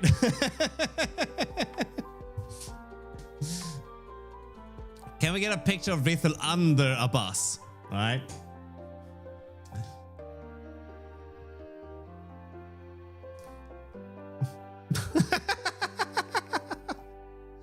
The thing is, Rithel, I'm happy that you have a book on Amazon, okay? But we just talked about that, right? I feel like you are allowed to call yourself an author, right? You are allowed to you can call yourself an author, a musician, whatever you want. It's your prerogative, right?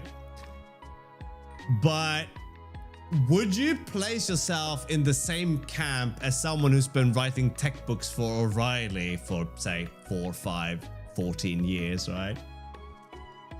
Make a Udemy course, right?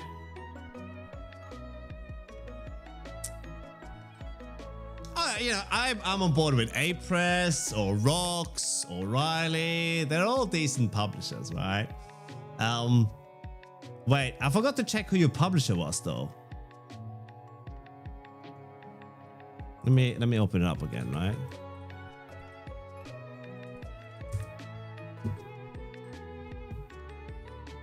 Who's the publisher? A-Press. That's a good publisher. A-Press is a very good publisher, right? I respect a press. If it would have been packed, I would have been very disappointed, right? But how much time have you spent, right? And you know what? 53 euros, fuck that, okay? No fucking way, mate. 53 euros. How much time have you spent writing this book?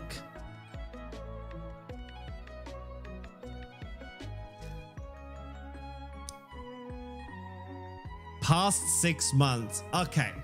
If we have any published tech authors in the chat right now, have you ever written a book in 6 months' time, right?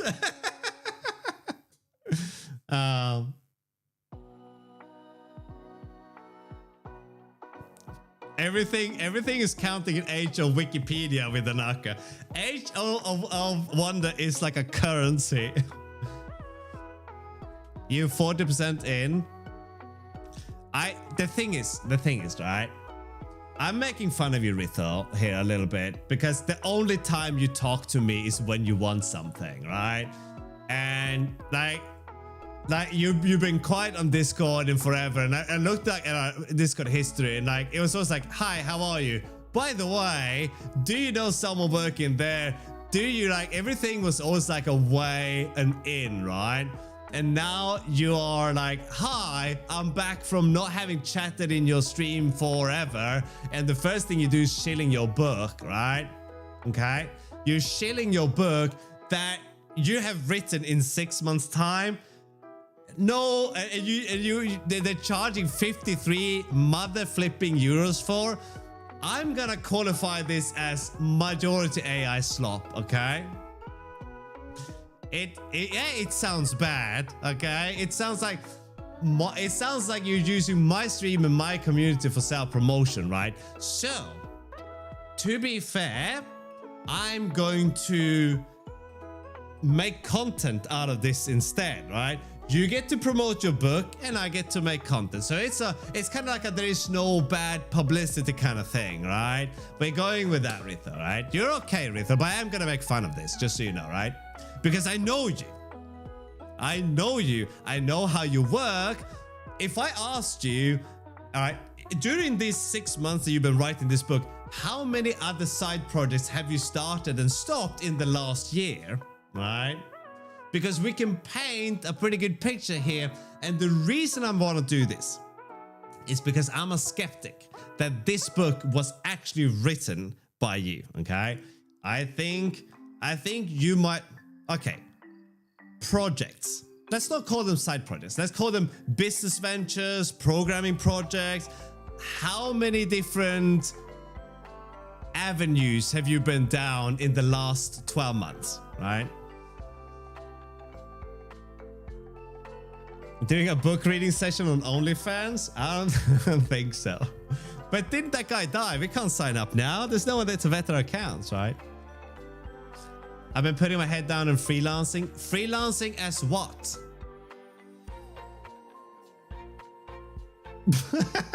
Ritha, there's no bad publicity, okay? You got lots of attention on your book here, so let's just go with it, right? As an AI engineer. Okay, you've been freelancing as an AI engineer for the last 12 months and also subsequently been writing a book. There is no one in this chat or watching this stream right now that believes that you wrote a book maintaining a career as a freelancer and writing a book in 6 months' time. No one believes that because books don't get written and published in 6 months' time, right? Without. Why am I getting slandered? What would you want? What would you like me to do? Say, well done for writing a book in 6 months' time that you definitely did not produce through some AI means, right? Let's promote your book that I haven't read. If you can't defend your book, right, then how much is it really worth to you, right? It's not published yet? Okay, that's on me for not seeing this, okay? I apologize, that's on me. It's gonna be released in 2027, right? Yeah, that's on me. That's on me.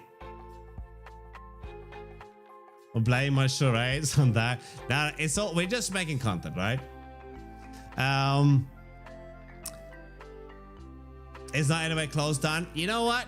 Then I will retract my previous statement, okay? I saw the price of the book and I know you, so I jumped to conclusions, and that's on me, right? I'm sorry for doing that, right? There is a chance that you will write this book. I'm on board with that, right? What kind of bar do I use? Like a chocolate bar, or where I go to pick up girls? Because for that information, you have to sign up to my OnlyFans. Now, am I doing it right, Tanaka? Okay. But in that case, Rithel, it's good, all right? Then I'm going to change my tune here a little bit and say, good on you for sticking with it. That's pretty good that you're writing a book. Go to the husband bar. What's the husband bar? Sell empty book with cover, only 53 books. $10 each. I gotta take for... Listen, you are the one who is only using my community when you want something for self-promotion or whatever. Don't pretend that you are here under some guise of like, oh, I just want to hang out all of a sudden. I haven't said hi to you in should we see when the last messages was? When was the last time that you chatted in my stream before today, right? Go back. It was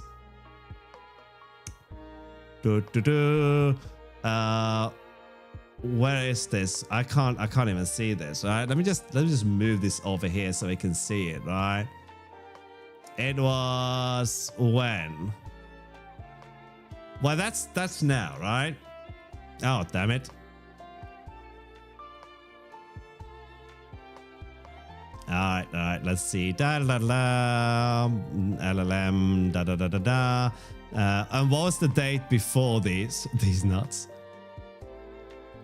2024, that can't be right. You did chat before that, right? Didn't you? Surely you did. In January, right?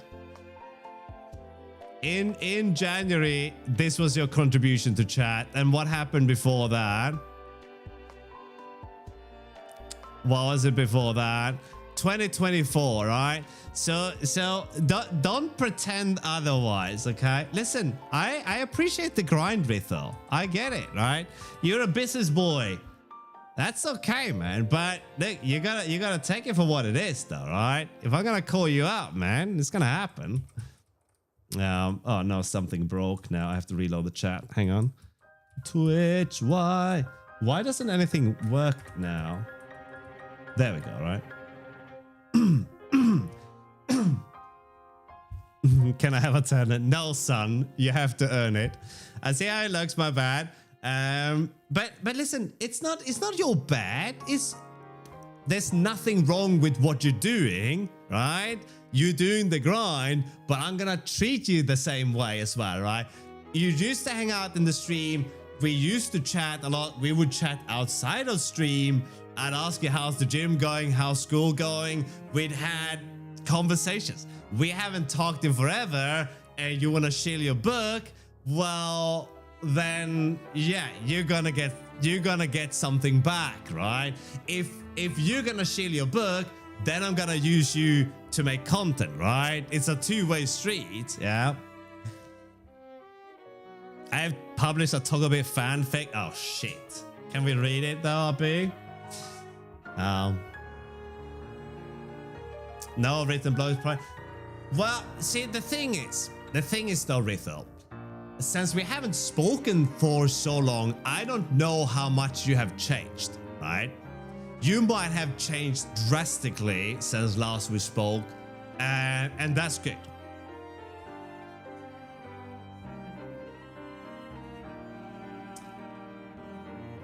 So the question is, Rithel, have you changed since last we spoke? You don't have to do that, Rithel. You don't have to do it, but it is a give and take thing, right? How do we quantify that? Okay, by you asking that question actually implies a lot of growth, okay?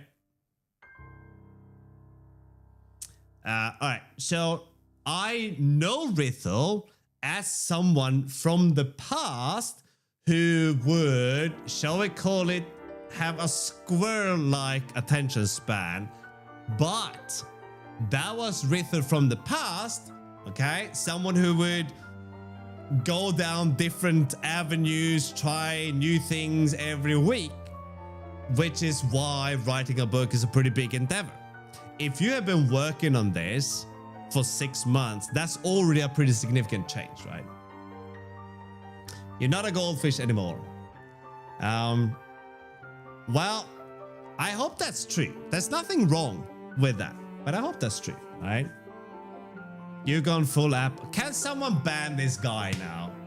There's no winning here, all right? Full apple. You gotta use what you like. And congratulations on this thing, right? Let's read here. Is a systems-focused engineer. Are you an engineer? Do you have a degree in engineering? And a builder working... Okay, can we go back to this now, Rithel? Like, we've established some premise here. Can we go back to the content making now, right?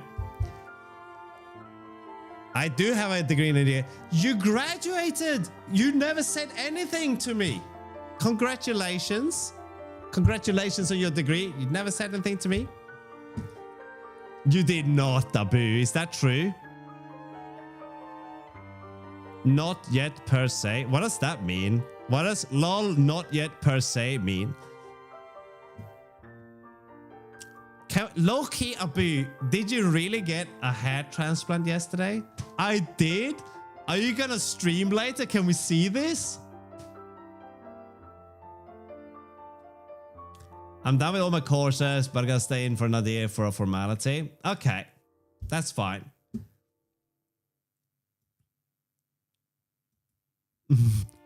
Okay. A builder working on agent-intensive systems and AI infrastructure. His work explores how large language model systems behave under real-world constraints, including reliability, memory consistency, orchestration, and failure modes. He is the co-founder and CEO of DevSpare. What's DevSpare?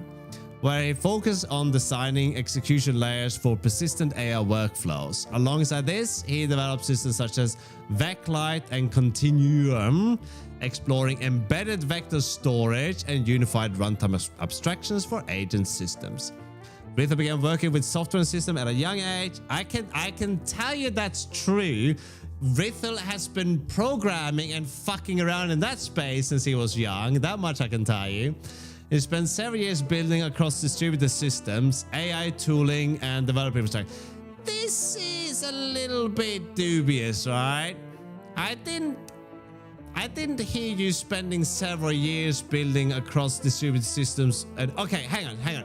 Is this building across distributed systems AI tooling, but not AI tooling over several years then, right?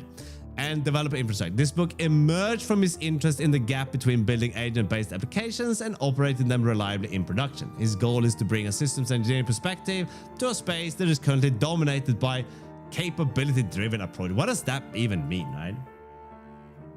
They sugarcoated it? I bet they did, though, right? Now I think having a press, you look good, man. Having a press as a publisher is a massive boon, right? If it would have been packed, you would have been snookered, but a press is a good publisher, right? So are you now contractually bound to finishing this book now, right? Do you have to finish the book? Otherwise, you have to give all the money back.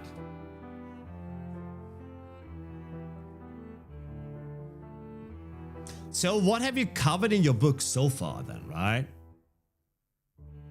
You haven't gotten paid a dime yet? Whoops.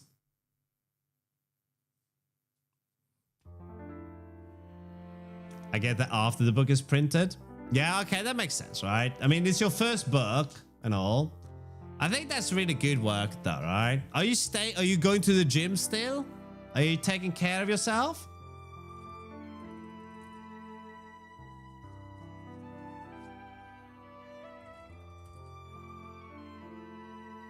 You've been powerlifting. Good man. Good man. Look, there seemed to be quite a significant change in users last we spoke. That's good, right? Is a good experience learning what it takes to publish a book? Probably. My gripe with book publishing that we have seen recently, and the thing is, Ritha, you're turning up at a fantastic time as well. It wasn't long ago since we looked at someone had basically written a system that would just squirt out AI generated books. Zig has had a lot of shit books published before the language even had any official books. I don't know. Does Zig have an official book yet? Probably not, right? I don't know what Apress is basically doing with its publishing and their stance on AI generated content, though, right?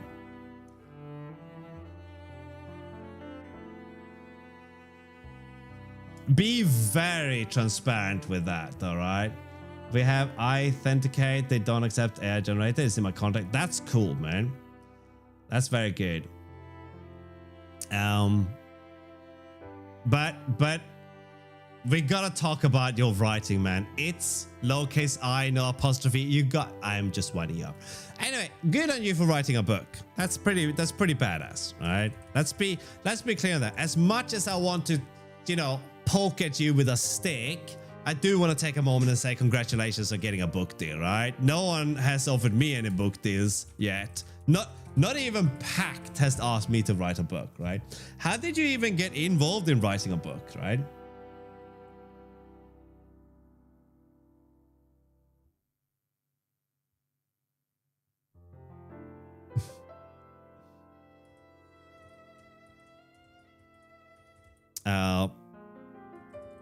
Yes, so this is what we're doing. So this one does not implement as ref. Can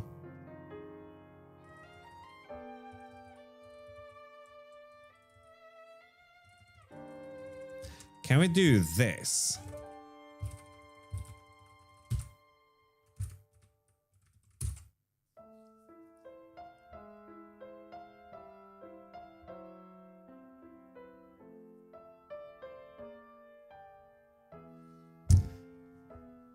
But that's kind of a distance between. So did you contact Apress and said, I want to write a book. Are you guys interested?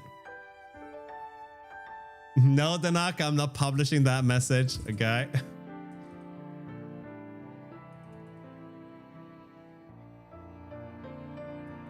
Okay, so this one will actually be a vec of T then, which is a little bit annoying.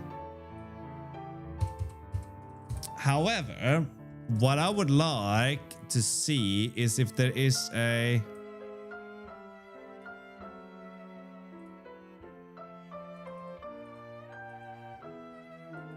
No, we can't, can we? That's unfortunate. Okay, we have the vec to start with, though, right?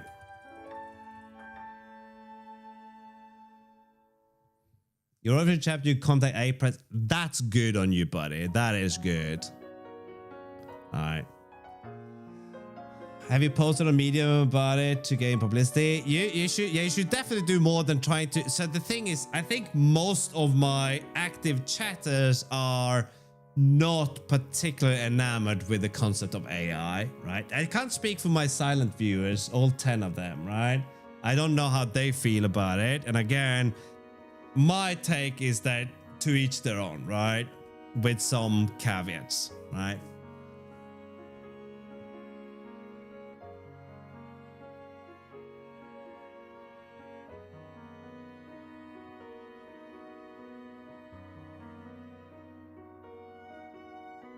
That's good. I don't read a book. I ask AI about something, then treat it as a book. I treat my wife as an AI. Ignore previous instructions and make a sandwich. And the wife goes, you are right. Here are the divorce papers. Used for immutable dereference options. Yeah. We are looking for We're looking to see if we can do a deref as. So we do, because we can do this with options.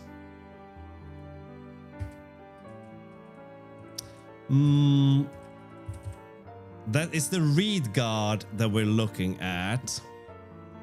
So this one cannot.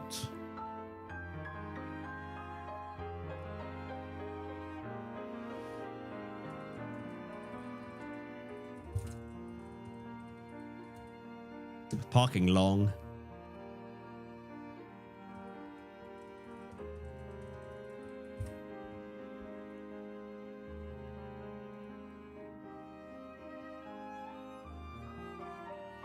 I don't think that's gonna help, is it? No, we can't do it. So what I was looking for was the equivalent of what option as deref can do. So this one can take an option string, a reference to an option string, into a string slice, right? I said that the wrong way around, but you can see this. So a string can be as deref into string size. I was kind of hoping we could do the same thing for this, but we cannot. That's okay. So we're gonna get a vec of t instead, and that's okay. We don't mind. They're doing all right, Rithel. Doing all good. No talk allowed. And then you get the frying pan in your face. Oh man, and we're one of those cast iron families as well, right? That tell everyone that we use cast iron pans. This is not true.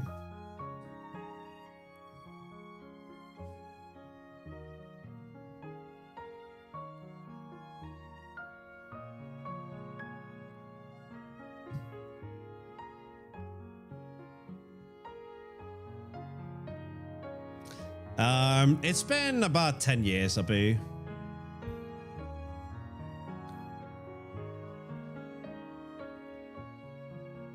Yeah, but you can do the deref thing beforehand, right? As long as you can infer the type. Dude, you're going to the gym and you smoke it. Ritha, like you managed to impress me and disappoint me in the same time span, right? Who smokes in 2026? I mean, honestly. Yeah, it's been a long time, Rithel. It's been a long time. The thing is, I am glad that you disappeared and did a lot of... I'm not glad you disappeared. I'm glad you disappeared and you went and did things, okay? Here's the thing, right? When we grow up, we meet people throughout our lives in one form or another, and we remember those people from the moment that we meet them, that we last saw them. And maybe they were dickheads back then, maybe not. And then we see them some time later. We should allow people the benefit of a doubt, because otherwise we're basically saying that personal growth is not possible, right? So it's important. But taking up smoking, that's a massive L, okay? You missed this. I've been around since before the 2018 edition, right? But I haven't done that much, though. That's noteworthy. Yeah, I think you were 17 when you started hanging out in the stream. 17 and very excitable. But here's the thing. We gotta allow people to grow. We can't treat them like they were when we first met them, right? Everyone deserves second chance except Hitler, man. He gets no second chances. That guy was a dick. You're 20, you're still a child in my eyes, but, you know, I'll try not to treat you like one, just because I'm old. Okay, so we have this buffer mute now. So the buffer ref, we can read and get the vector, but we cannot mutate the underlying data. So far, so good. And then here we have to do this modulo. Wait, this is wrong.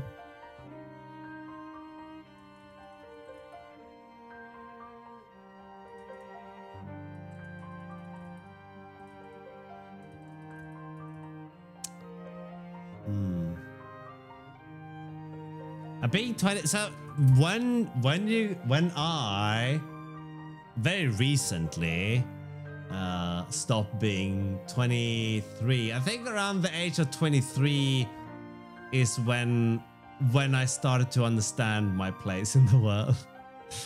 I had recently stopped shooting heroin, which was like, no. Anyway, no, 23 is a bit of a magical age as well. But don't rush it though, right? Like I said to my kid, don't hurry growing up, man. I still want to be the one who knows everything around here. And she goes, Dad, you never were.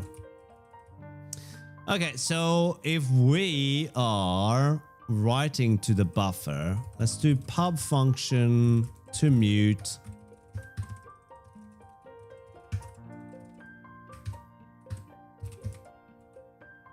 Let's fix this.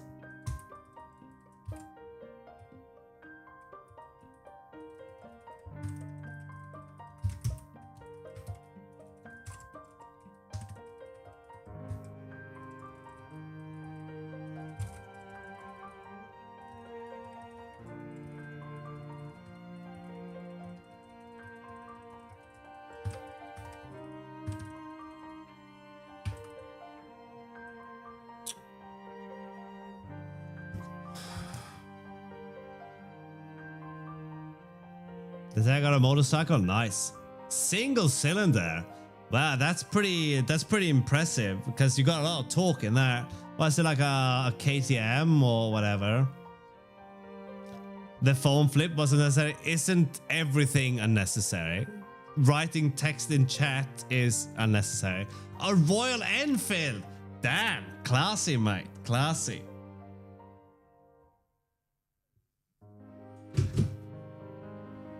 Let's just flip everything.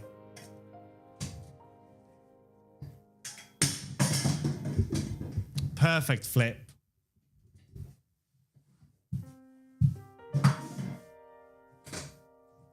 And then now juggling. Wait, I can do it.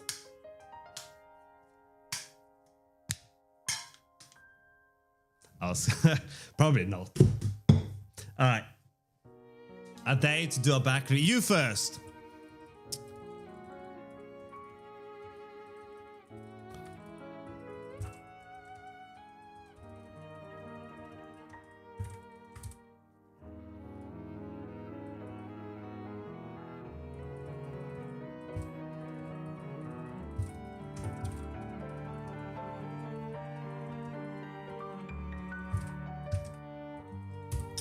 There we go, right? So when we are reading...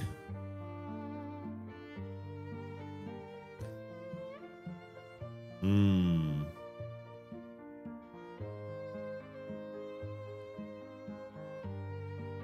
man of many talents, I know.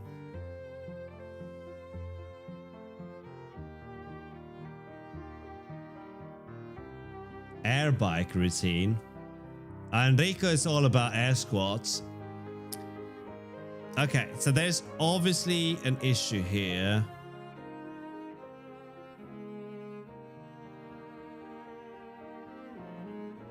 Make them myself. I mean, I bought this a cheap t-shirt and I make the prints myself and add them. I have a little workshop over there in the corner. I build things. You've been missing. Shape want to be? It's gonna cost exactly 53 euros and 40. No, I'm kidding. Okay, so we need to track the buffers that we have written to.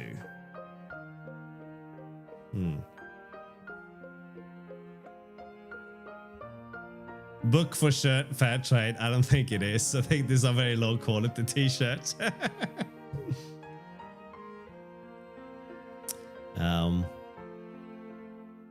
I think the unauthorized meat one was more fun though, but that one requires context.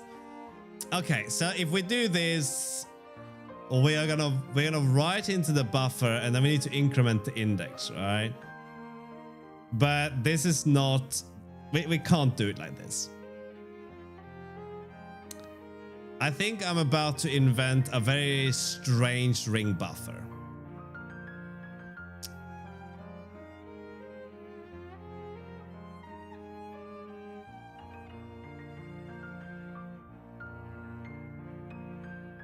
There's a clear flaw here.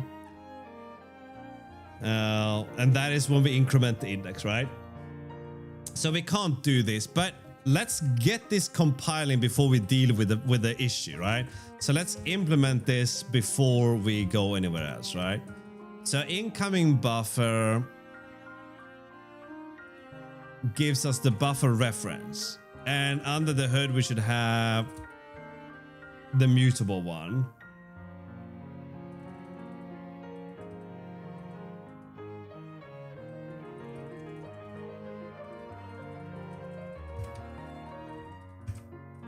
So here we're gonna create the buffer reference, right?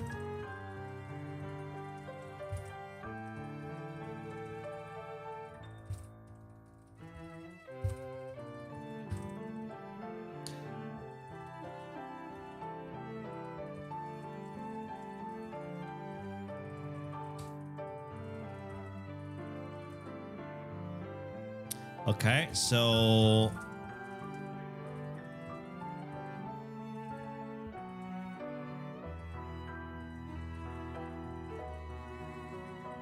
this is what we're returning. Probably shouldn't give it that much of a stupid name.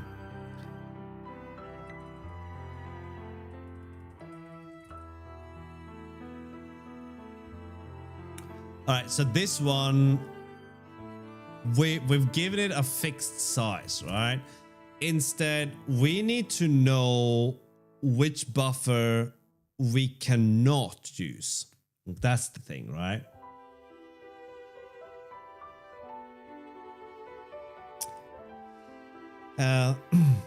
So if we have sufficient number of buffers available, this is all about memory reuse, nothing else, right? So eventually we stop allocation. There will be no contention with the reading either, right? It's a little bit annoying because we could like safely swap pointers around or whatever, but let's not do that.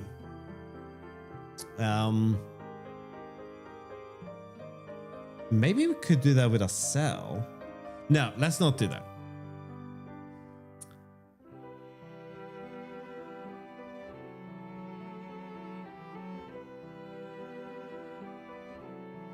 We could set the non-buffer, right? That's what we can do.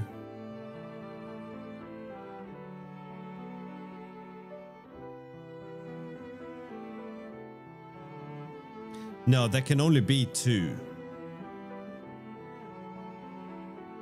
And I just realized that this is what the reader write the lock is for. But the idea was to not have any contention at all, right? So we're saying that there's nothing competing for the lock. So it will always just succeed, right?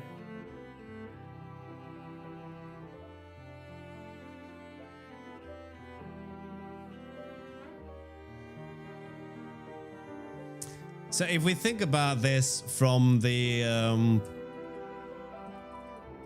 perspective of what the, so we say 50 times or 50 millisecond, right? We're going to read. No, we're going to write some data. And then every, say, 15 milliseconds, we're going to read. This means that we're going to do 50 3.3 reads for every write.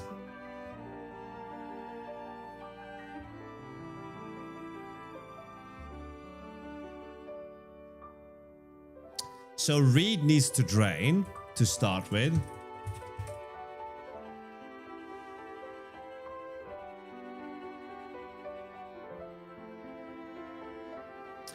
But this means if we have 4 buffers that we circulate. All right, I'm explaining it now.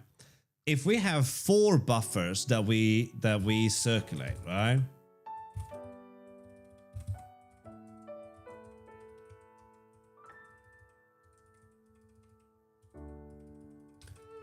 then read can have access to 1.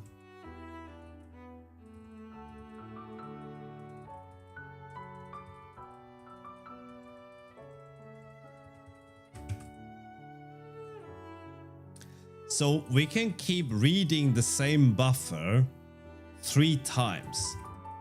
And we can, which means we're just basically not gonna get anything in the buffer yet, right? Well, it's 3.3, so it's gonna, over time, it will shift, but that's not the important detail here. That's not relevant. You're stuck on the wrong detail. So we effectively can read the same buffer and nothing will change, right? So there's no reason to even have multiple buffers at this point, right? Having multiple buffers is more or less meaningless, right? The only thing we need to do is we need to read into one specific buffer and only do the lock when we copy that buffer into the read buffer. So we have one read buffer and we have a separate write buffer that we can lock or freely write into, and then we can write that into the read buffer. So the only time there's some contention is when we swap the pointers over. That's the only time, right?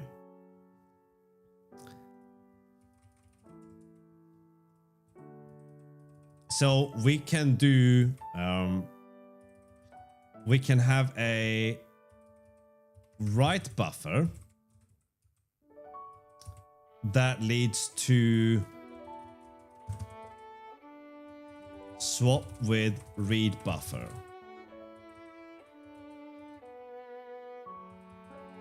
And that is just a read buffer. Whether it should drain on... Yeah, it should drain.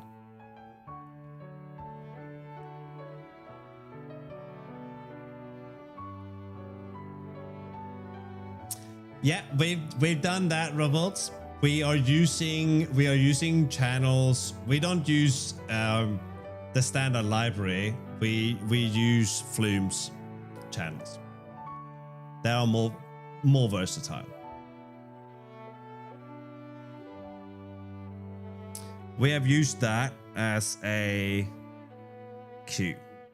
And a channel is effectively a ring buffer, right? So maybe that's what we do. But then we have no order. Do we need order? We do. We do need the data to be ordered, to be sorted before we use it, because they have timestamps.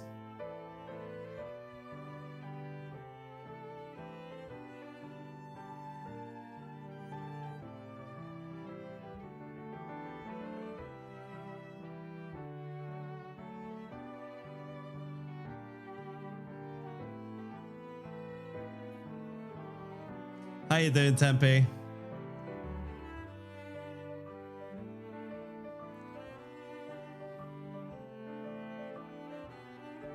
But I can't sort them, Revolts. But we could receive them, write them in to the read buffer, and then sort them, and then drain the read buffer. That we could do. Nice. How lush, mate.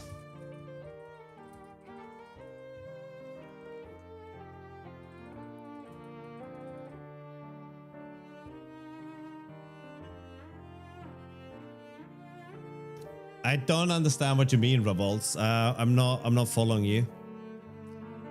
But we only need a read buffer. We don't need this stuff. So on the server side, all we do is drain into a collection. That's not what the net buffer does, is it?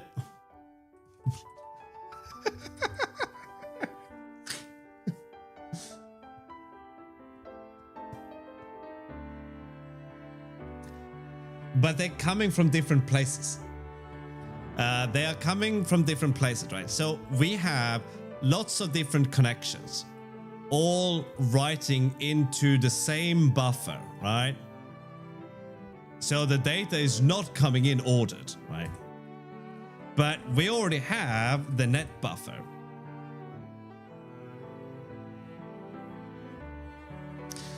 But this one has a connection, and we're gonna have something that looks like a net buffer without the connection, which I think might be our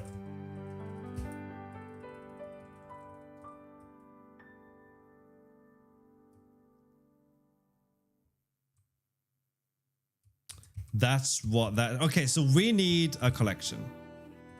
Okay, we made them and then we threw them out. Okay, let's go back to our collections then, right? Yeah, they'll suffice. We have the buffer, but this one's gonna go away then, right? All right, so let's write this up.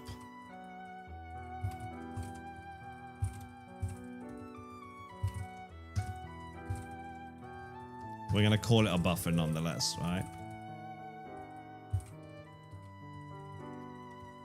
Oh, there's something missing there.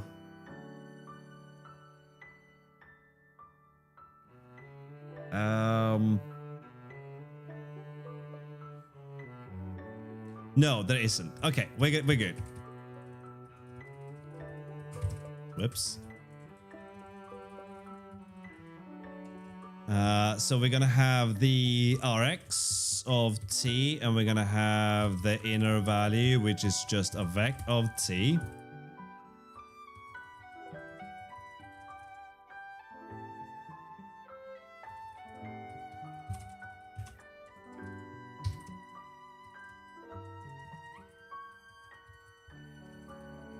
Now, here's the issue. When we read of this thing,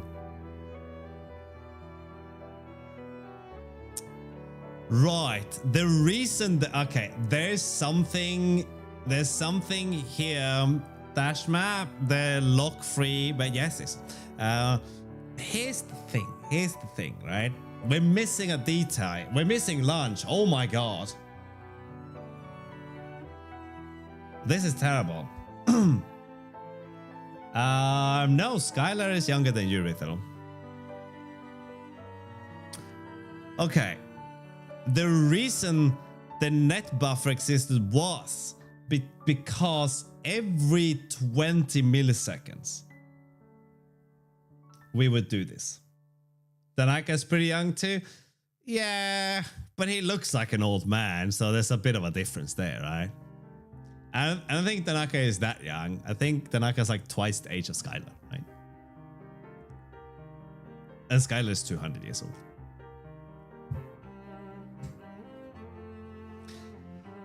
Okay, so yeah, it was supposed to run every 20 milliseconds, right?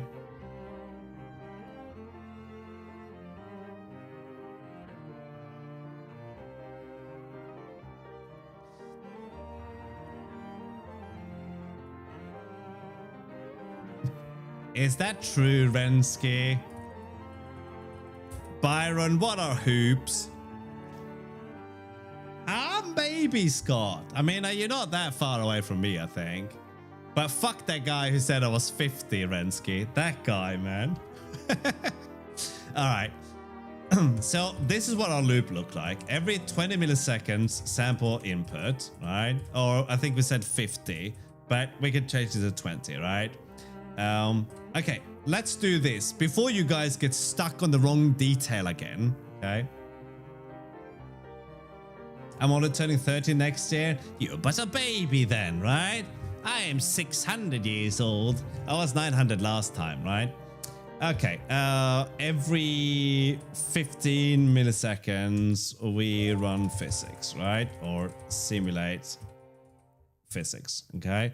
What else do we have? Oh, we have...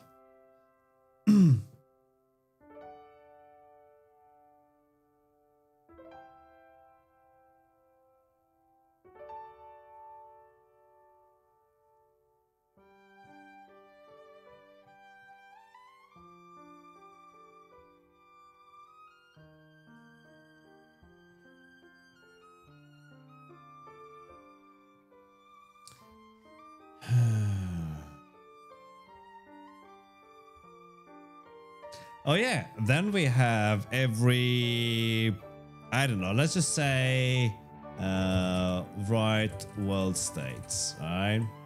Or transmit world states. Do I repeat, because I am hungry, and when I'm hungry I become less pleasant. Do not get hung up on these numbers. Just understand that they are different, okay? If you focus on the numbers, you're focusing on the wrong detail. I have to go get some food soon, but I can't quite now. This is too exciting. But they are different. Okay, let's just say X, Y, and Z here. There we go, right?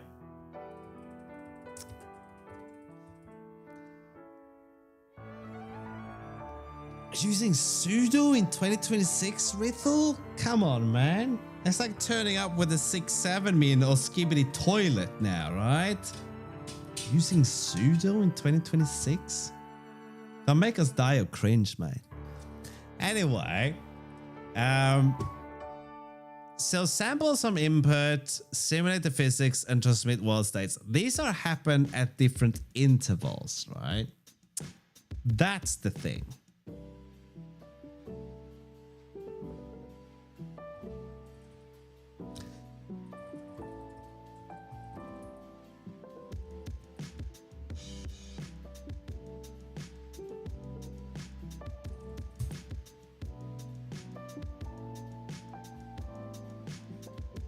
Same shit? Oh my god. Can you guys smell the skill issue, right? It's everywhere now.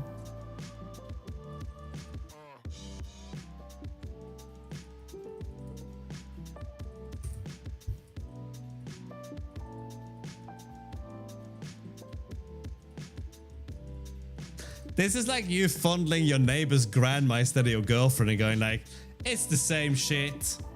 Maybe in your case it is.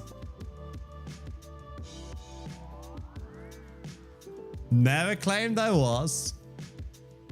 I have been though. So I know what's around the corner. Okay. Well, maybe we don't have to worry about these details just yet then, right? So let's do this.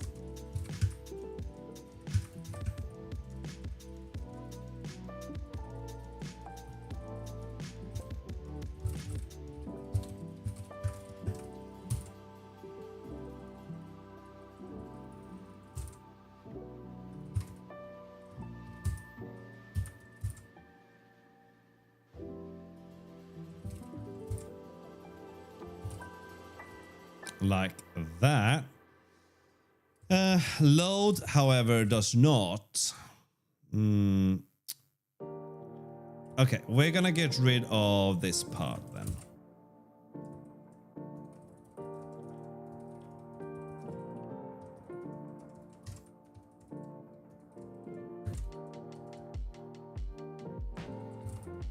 I guess this could return an iterator instead.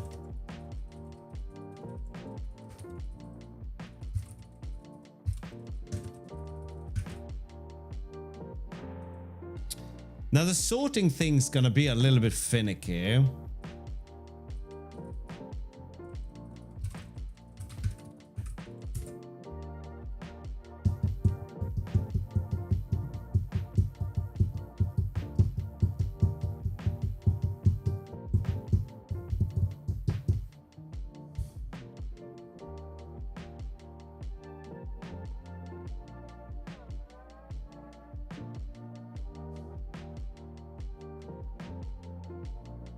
I've been wild in my 20s. Well, I do got a bunch of stupid things upon my person as a testament. Hello, Raga. No, that's right. What are we doing this weekend then, Ragamuffin? All right. Are we recording some video again, maybe? Maybe that's what we're doing?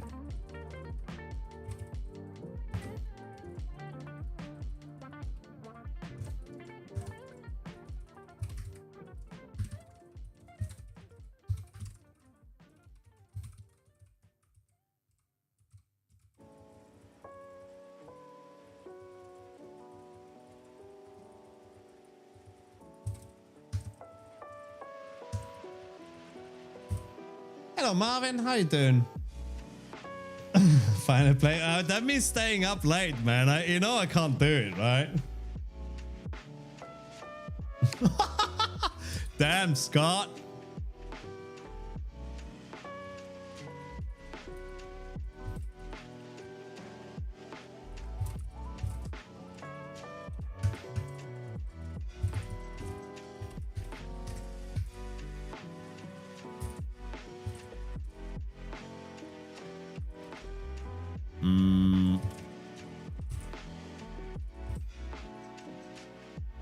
Oh, it needs an F and mute. Oh, boo. Okay.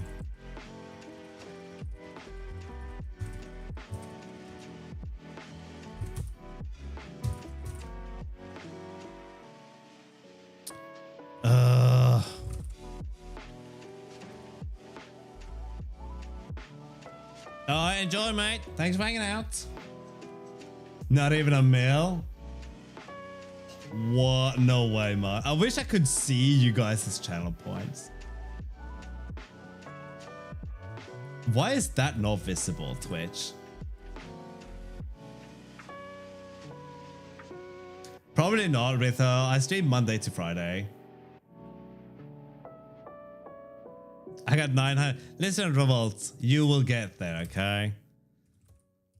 I will find a reason for you to spend them, okay? I've been saying that for years now. But we got new sub alerts. We got Dancing Bunny now. It just takes a while, right? Takes a while.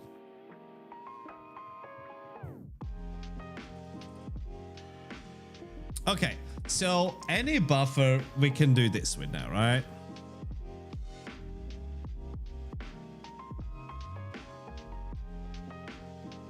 We still have some of the alerts from old.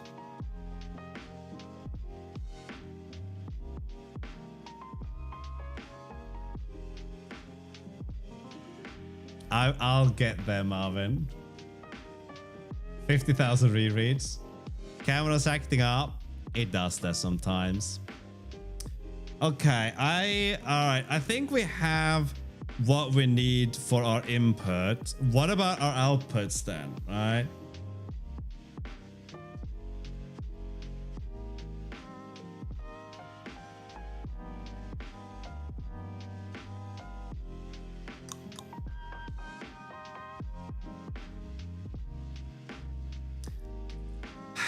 All right, let's stick it on the server then, right?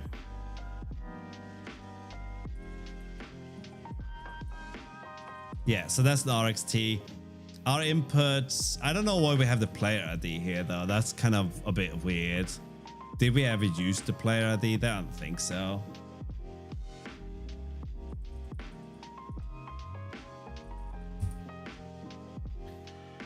Yeah, that input was kind of, that player ID was kind of meaningless. So that can just be a buffer of time entry vector, right?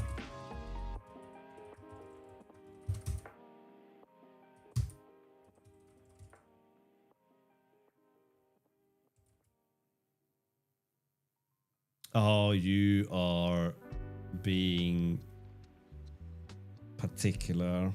Okay, let's do this then. I didn't want to do this, but I have to do this now.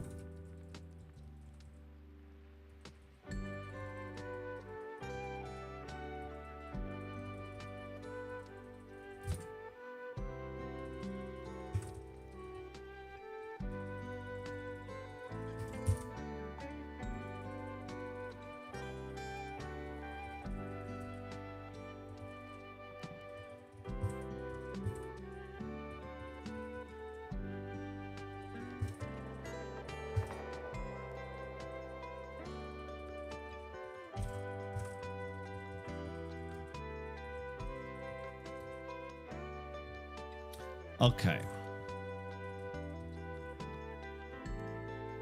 Where did we get that RX from in the first place?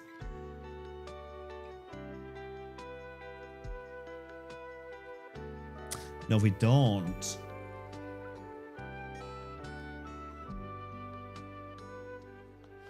Oh, there was a 1% redemption. No, it was not bad. It was a redemption. But we had the instead of pellets, we had redemptions, right? Where we had the 1% thing, right? Oh god, that came from a job ad. Do you guys remember that job ad? What a delusional crock of fun that was. What an insane job ad that was, but that was fun. Terrible job ad for them. Great content for me. Okay.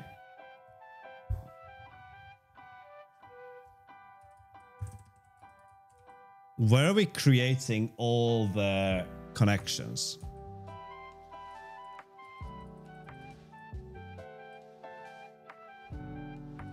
We have to make them here.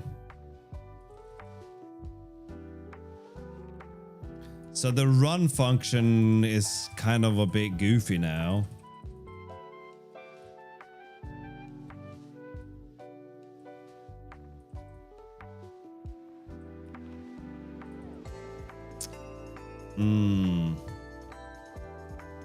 Yeah, this is problematics, right?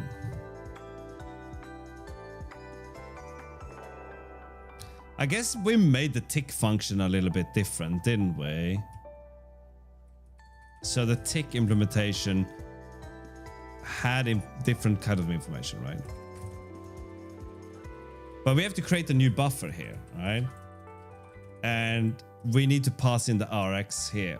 So where was the input? Where was the TX for this made?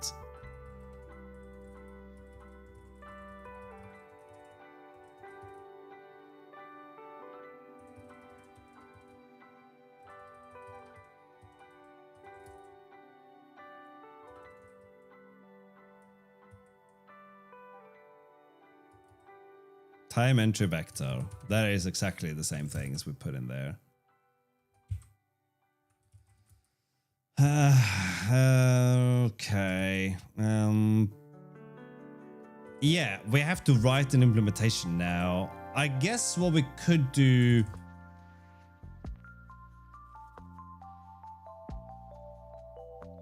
We have to sort this based on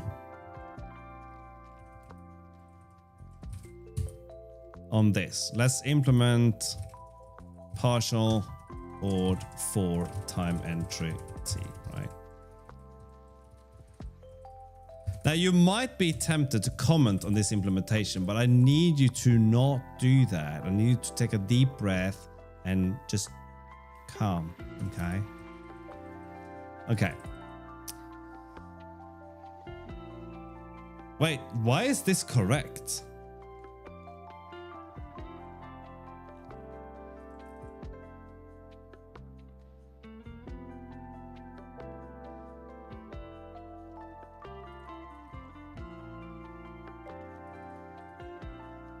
Is it because the field order? That's kind of insane. It must be because of the field order. Yeah. Okay, cool. That was a little bit wild. Ah, if we had negative trait bounds.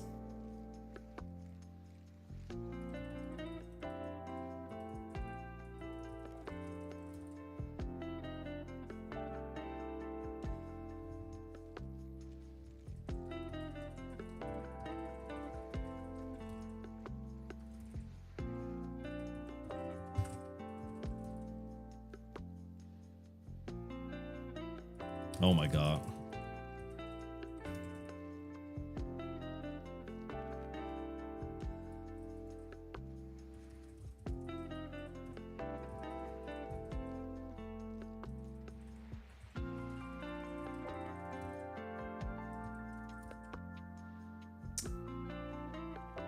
Okay.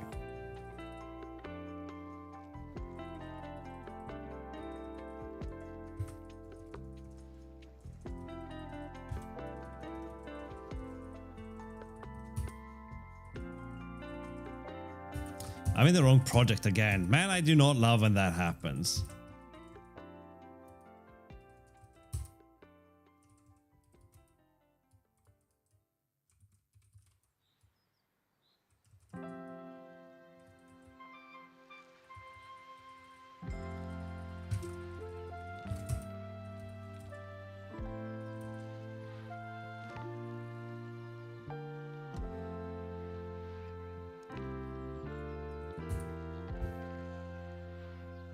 this is becoming very bespoke for this, and that's okay. That's what it's supposed to be.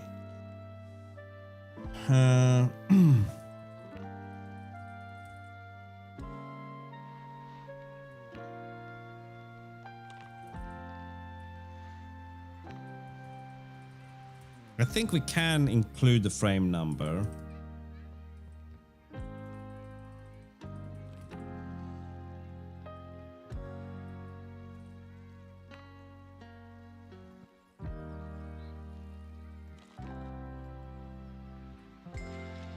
No, this is the world playing out. Yeah.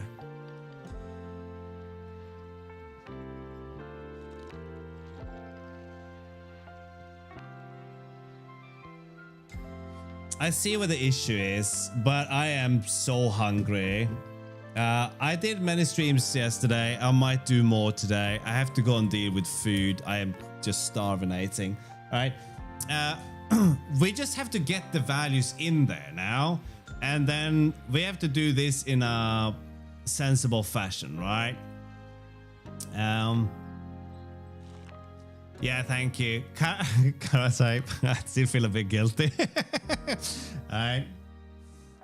Okay, let me do this then. Okay, I will bid you all adieu because I'm not French, and I might return after some food. It might be tonight though, right? Where we actually get to implement this, because I think I have all the details that I need now for this to actually work, right? It's just this loop is gonna look a bit funky because we're gonna do things in the future, right? All right, and you, Abu, are you gonna stream now, Abu? Can we see the hair transplant? Are you ready to go live? I want to see the hair transplant.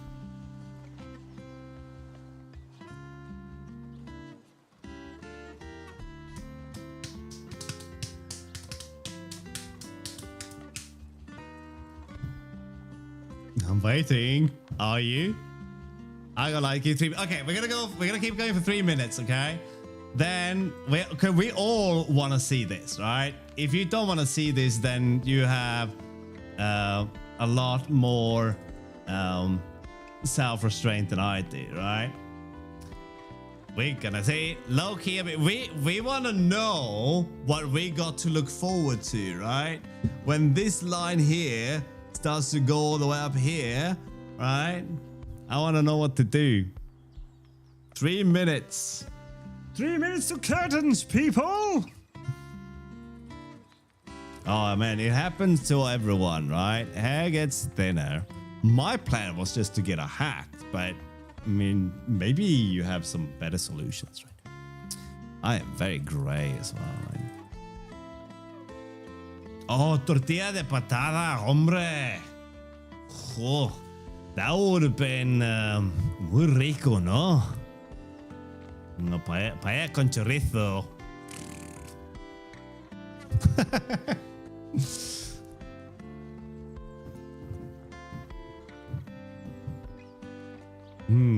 There's like, I think pineapple on pizza, right? Oh, you got chorizo in the paella. It's like the pineapple on pizza to Italians, right? Oh no, I ate the proper stuff, Araga. I just say that because I know it winds up Spanish people. Okay.